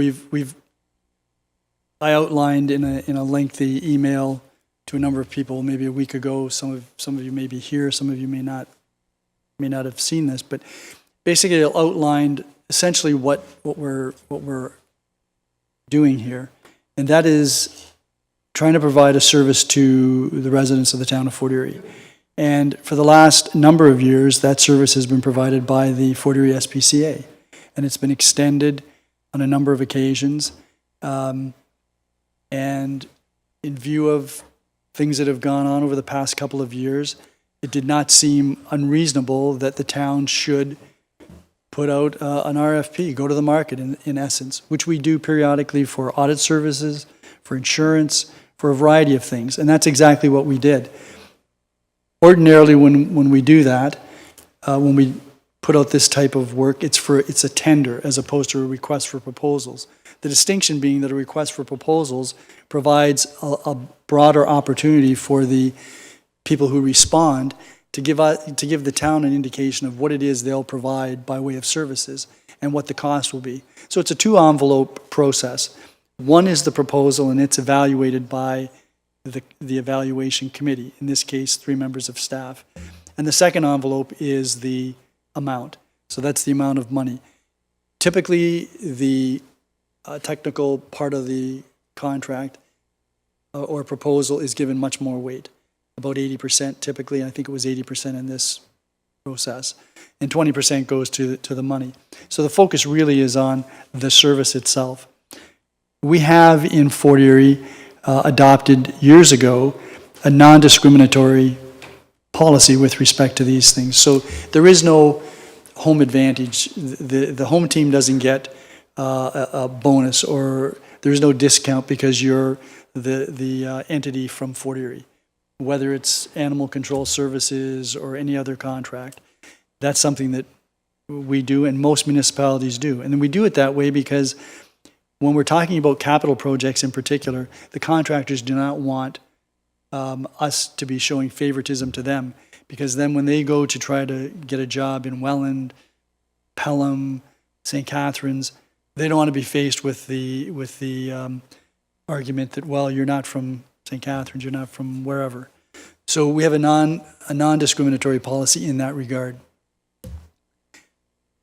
Lincoln County Humane Society does 4 municipalities already in Niagara. They do St. Catharines, Thorold, Grimsby, and Niagara-on-the-Lake. And the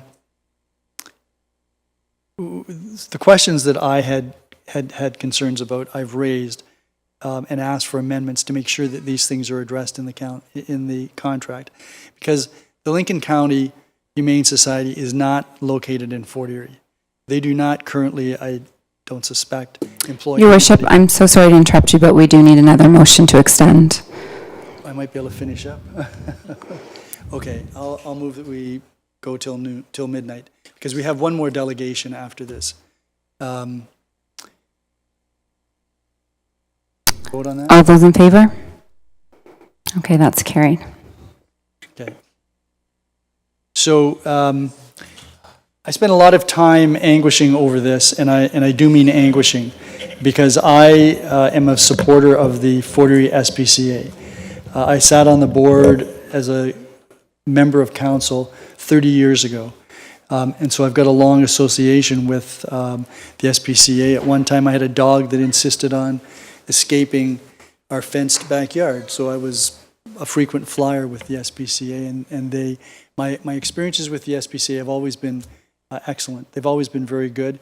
I've heard the stories that have been brought forward about experiences on the other side, and then I've heard from other people who've also had, and we heard some of them tonight, excellent experiences with the SPCA. So the real question is, how do we best serve, as a council, how do we best serve the residents of the town of Fort Erie? And the one thing I can say about this council is it makes good decisions, primarily because they take the time to learn about the issue, and they're committed to doing what's best for the community. I'm committed to what's doing best for the community and the residents of this community. We've all seen a lot of institutions leave Fort Erie. We've seen the Canadian National Railway leave. When Fort Erie was the 3rd largest rail yard in the country, we lost our railway. Our hospital services were taken away from us. And I've spent literally 20 years or more fighting that. Chamber of Commerce closed its office recently. The United Way is now joined up with another large group. I don't want that to happen to the SPCA. Half of the work that the Fort Erie SPCA does is humane work. They can continue to do that, and they will, I hope, continue to do that. The question that I keep asking myself is, have I done enough personally to assist the SPCA? Obviously not, because I've been spending time on things that I thought were more important than this particular issue, but this particular issue, as it turns out, becomes maybe the most important decision that we'll make this term. So I'm making up my mind now And what I'm going to do is I'm going to support the recommendation as amended, not because I don't have a high regard for the SPCA, but the reality is that there are issues that need to be addressed. And we can deny that. We can say that it's not true, but the reality is it is. And for all the good service that the SPCA has done in Fort Erie and continues to do, I hope that they will continue to operate their humane programs. I hope that they will provide opportunities for volunteers to participate in their activities.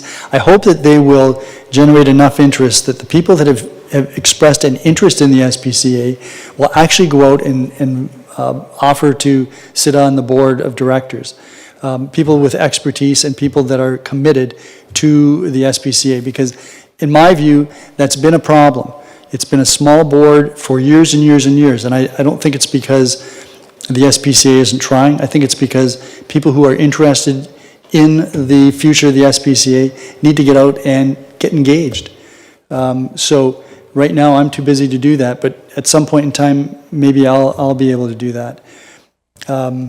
So I'm going to support this recommendation with the amendments that have been made, and I hope that if the SPCA can get on track, that 3 years from now, if we go through a similar process, they'll be back in the game. But at this stage of the game, my view is that the residents of the town of Fort Erie are going to be best served by Lincoln County Society. If there are opportunities for Lincoln County Humane Society and the Fort Erie SPCA to cooperate or collaborate, I do wish that they would do that, because it will make it better for the residents of the town of Fort Erie.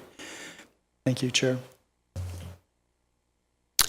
Okay, if there are no members that have additional questions, I will call the question. I got a registered vote, Madam Chair. Okay, Madam Clerk, can we get a registered vote, please, on the report as amended?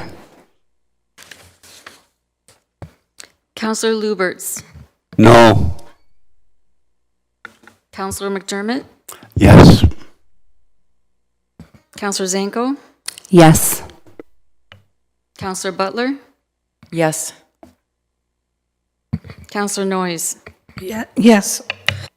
Mayor Redekop. Yes. The vote carries.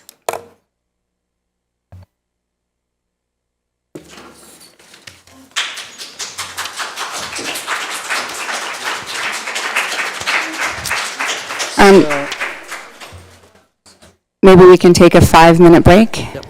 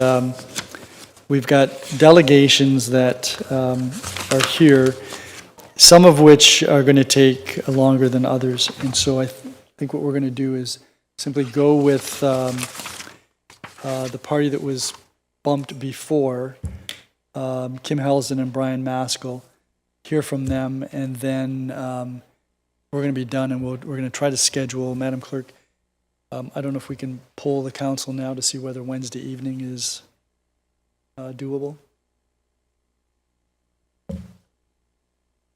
Councillor Noyes, Wednesday evening? Councillor Zanko? Are you good for a Wednesday council meeting? Wednesday? Yeah. 6 o'clock? That would be the 11th. McDermott? Yeah, this Wednesday, so we can finish off this agenda. That'd be the 11th. The 11th of May, Wednesday. Okay, so we'll do that. 6 p.m. start or 5:30? 5:30 or 6, anybody have a preference?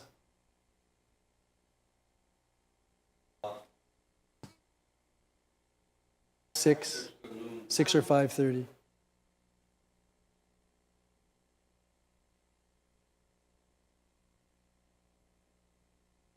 Councillor Butler, 5:30 or 6?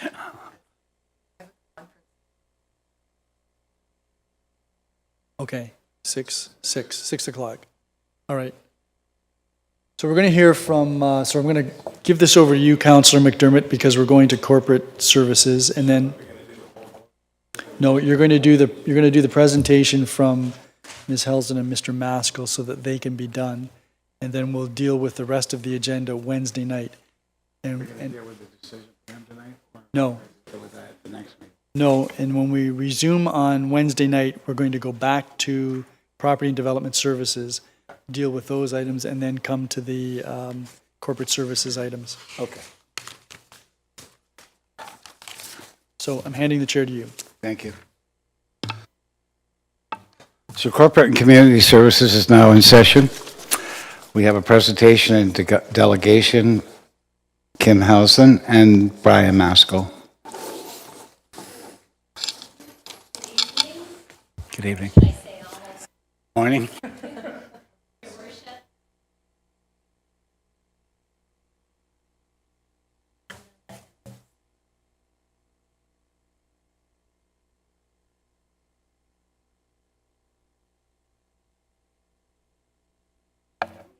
Permission to allow for the non-intrusive native vegetation we planted on an unused, fully treed road allowance to the east side of our house to remain in place.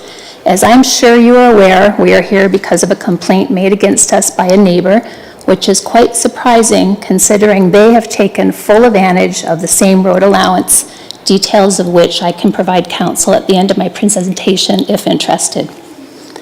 We have requested the town on numerous occasions provide us with information regarding which vegetation was of concern because there are thousands of trees and bushes on this road allowance and we do not know what we are actually defending and still do not.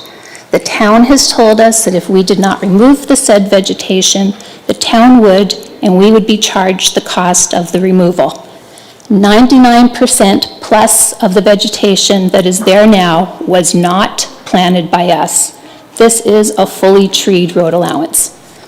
The section of the road allowance in question at the front service road between the two property lines is quite large. It is approximately 35 meters wide by approximately 37 meters deep. In this section, we planted one small redbud tree, which is about 5 meters from our property line. The road allowance then narrows to a width of approximately 20 meters between the two houses.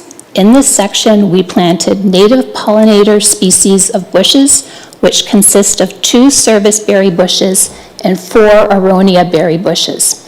They were planted in a way that no view would be blocked and are approximately 5 meters from our property line.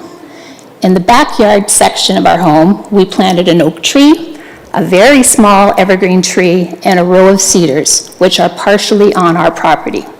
These plantings are all within less than 1 meter of our property line and were planted in amongst the start of the actual treed woodlot, none of which block any views other than the view of looking into our own backyard. This is the only vegetation planted by us on the road allowance. They are all well established and have been there for many years. Moving them now would certainly risk their survival.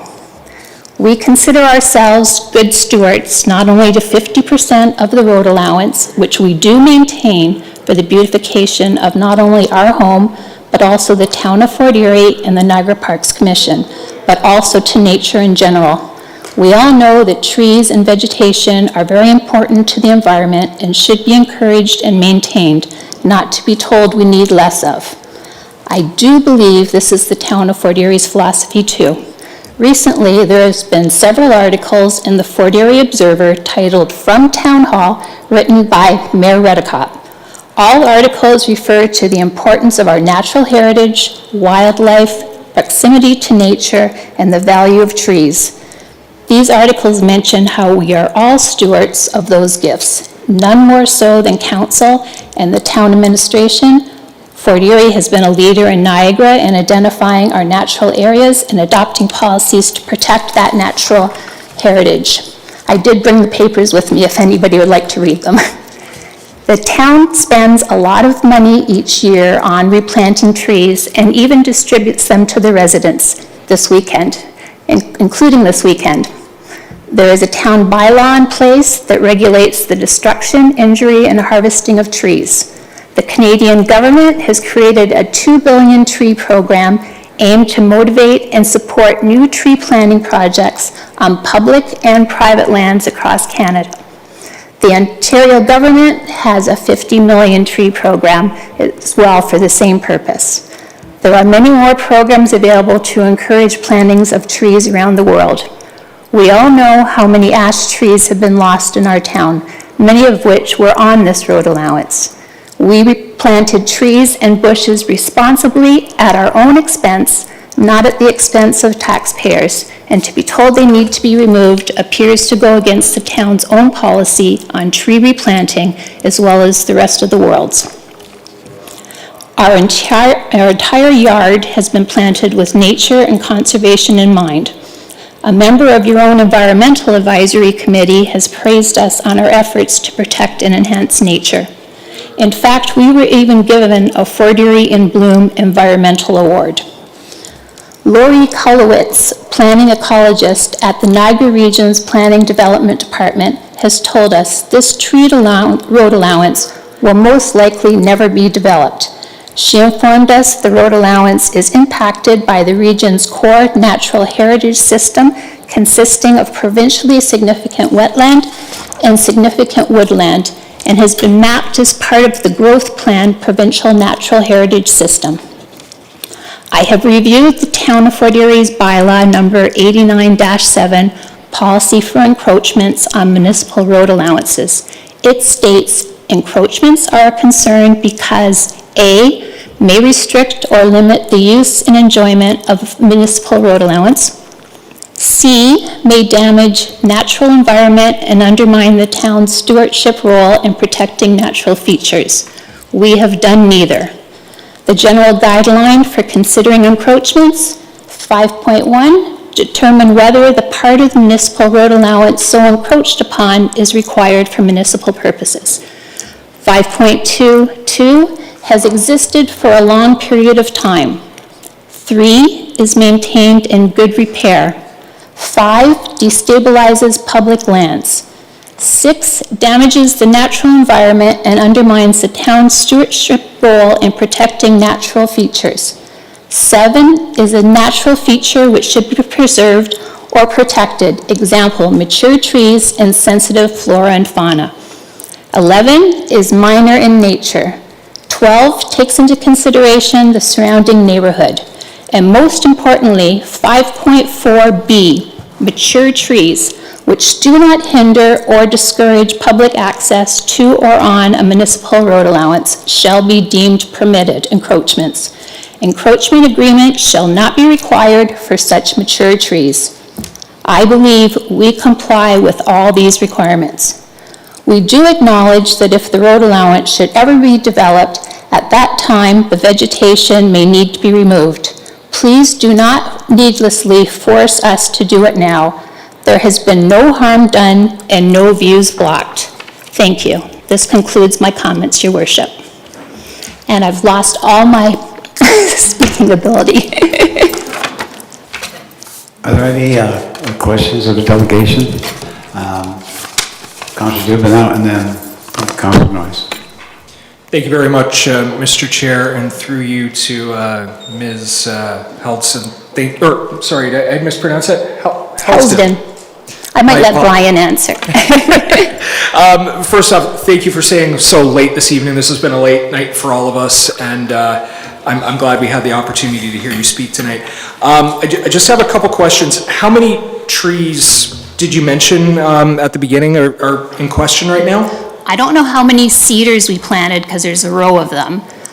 We've planted 1 redbud, 2 service berries, 4 aronia berry bushes, an oak tree. Less than 8. Less than 8, but there's part of the hedge. But there's a row of the hedge of cedars. Like it's a cedar hedge. Okay, yeah, because I'm doing this, the math here to try and figure out. So 8 would be a good number. And this hedge is behind the neighbor's house. Up behind in our backyard. It's in our backyard. Okay. There's no view, and our house is, his house is 42 feet back from the corner of our house, so it would make more sense to knock our house down than to take the trees down. Okay. Have you consulted with anyone, either a member of the Environmental Advisory Committee or an arborist or anyone else about the ability of these trees to actually be transplanted and moved? No, well, yeah. Go ahead. No, but Tim Seaburn, I believe everybody knows Tim, he's told us that we're doing everything right. He even suggested that we might want to buy the road allowance, which I would like to discuss in another meeting. Not tonight, please. Not tonight, and thank you for indulging us past 11:30. But, and he suggested that if we get that far with it, I forget how you described it, but it's turning it over to a conservancy somehow. Like an environmental, like a conservation easement. And of course it would be married to our property, so we wouldn't want it for development anyways. It would just be because we don't want a problem with the neighbor anymore, really. But going back to your question on the trees, the one tree that seems to be one of his biggest concerns is over 20 years old. That tree would be dead if we moved it. Okay. I believe it's on Niagara Park's property too. The cedar trees have been there 10 to 11 years. Everything's well established. The earliest things we've planted, this is either their 4th or their 5th season. Okay, so they've been there. Nothing's recent. Sorry to cut you off. I'm just looking at the time here. Okay. So that the youngest tree that's there is at least 5 years old? Between 4 and 5. I can't remember exactly what year we planted it, but it's 4th or the 5th season. Okay. But the rest of them are way older than that. Could I make one more point too? There's 2 road allowances surrounding this neighbor's house, and the other one is completely loaded with trees, and his view is completely blocked, like it goes right to the service road. And on our side, it's completely open if you're looking at it. So, final point. No, it's fine. My concern is the trees and the suitability and the wooded area. And just for the sake of time, because we're running really low right now, I appreciate the answers to the questions. Thank you very much for waiting, guys. I know you've been put off once and then again, so I'm going to stop speaking because I'll use up all that time. Thank you. Thank you. Councillor Noyes. Thank you, Councillor McDermott, through you to the delegation. I'm trying to understand why, other than just neighbors not getting along or whatever.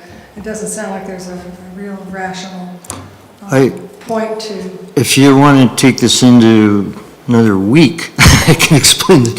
In all seriousness, there's a problem with the neighbor. But it started with the bylaw department. Okay, stop.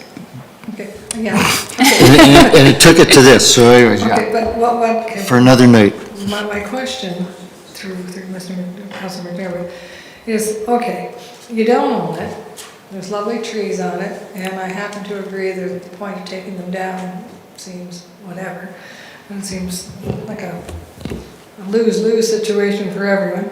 However, It's not your property. Correct. So if there was a survey post that said, okay, this is where the town, the road allowance starts, and somebody wanted to take their picnic basket and sit under the 20-year-old tree on the road allowance, you would have no problem with that. You wouldn't ask them to move or leave. It's not our No, property. yeah, it's not our property. We acknowledge, and if it ever had to be removed, we understand that.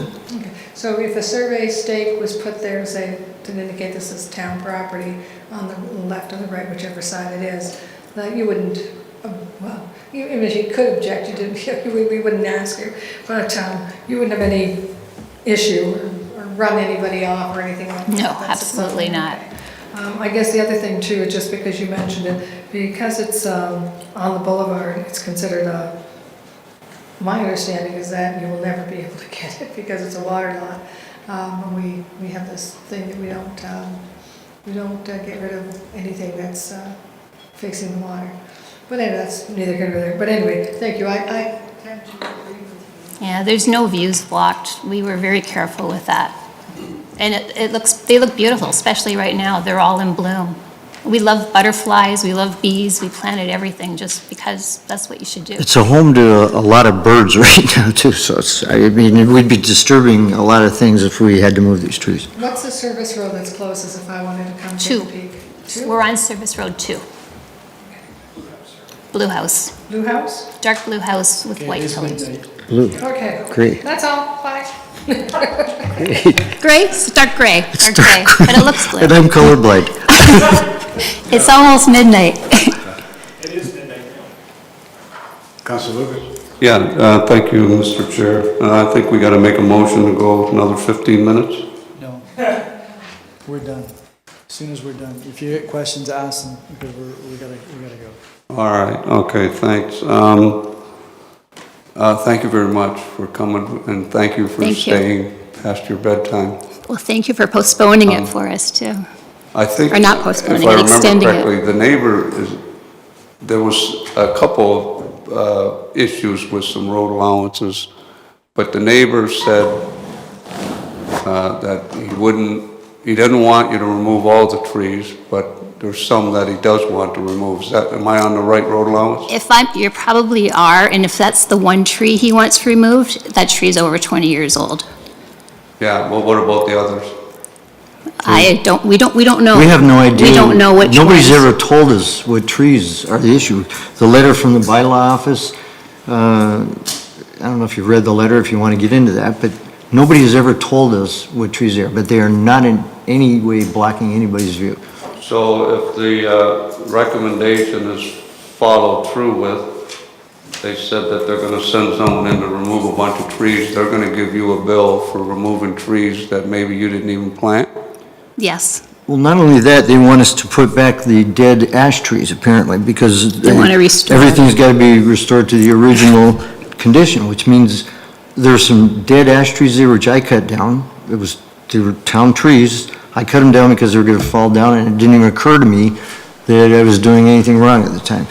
But this clearly says I have to restore it to the original condition, which means somehow I got to put these dead ash trees back in there. So what if we were to mark the trees and get someone down there to say, here's the trees that need to be removed? We don't want any removed. Yeah, I get that, but, Yeah. you know, it's a road allowance, and you're encroaching on a road allowance, and you've acknowledged that you planted the trees. And we've Absolutely also, acknowledged we planted them. But the other part of this road allowance goes back to the Yeah, tower. so- It's an entire woods, Yeah, but we're trying to accommodate you, but we also have to try to accommodate your neighbor. but he's got trees. That's gonna be a tough So- deal for all of us, right? Yeah, So the best thing to do is just follow the bylaw, well, but let's see if we can work something out. hopefully See what you the can town- work with us. Yeah. But if there's an agreement that the town can make, right, I think maybe, Okay, so this is, Mayor. point of order, Chair. Have something. Point of order, Chair. This is for questions. We're now at 12:03. Okay. This meeting's over. No, we need something. Well, we're gonna resume on And we can't Wednesday. go back and forth with these two neighbors. Yeah, we're gonna resume on Wednesday at 6 o'clock, and we'll deal with the recommendation of the Land Committee at that time. Okay, so you're excused. Thank you. Go with that on Wednesday. Thank you very much. Okay, thanks for your time, everybody. Hanging around. Good night. Madam Chair, do we need a motion to adjourn this to Wednesday? Or can I just do that of my own? Yes, Your Worship, I would suggest that Councillor Dubanow move that council and committee hereby adjourns at 12:04 a.m. and adjourns the balance of the agenda to a special council and committee meeting on May the 11th, 2022 at 6 p.m. Sounds good to me, Madam Clerk. All in favor? Get to be a full-time None opposed, that is carried. Sorry, I didn't even get the chair out of your hands.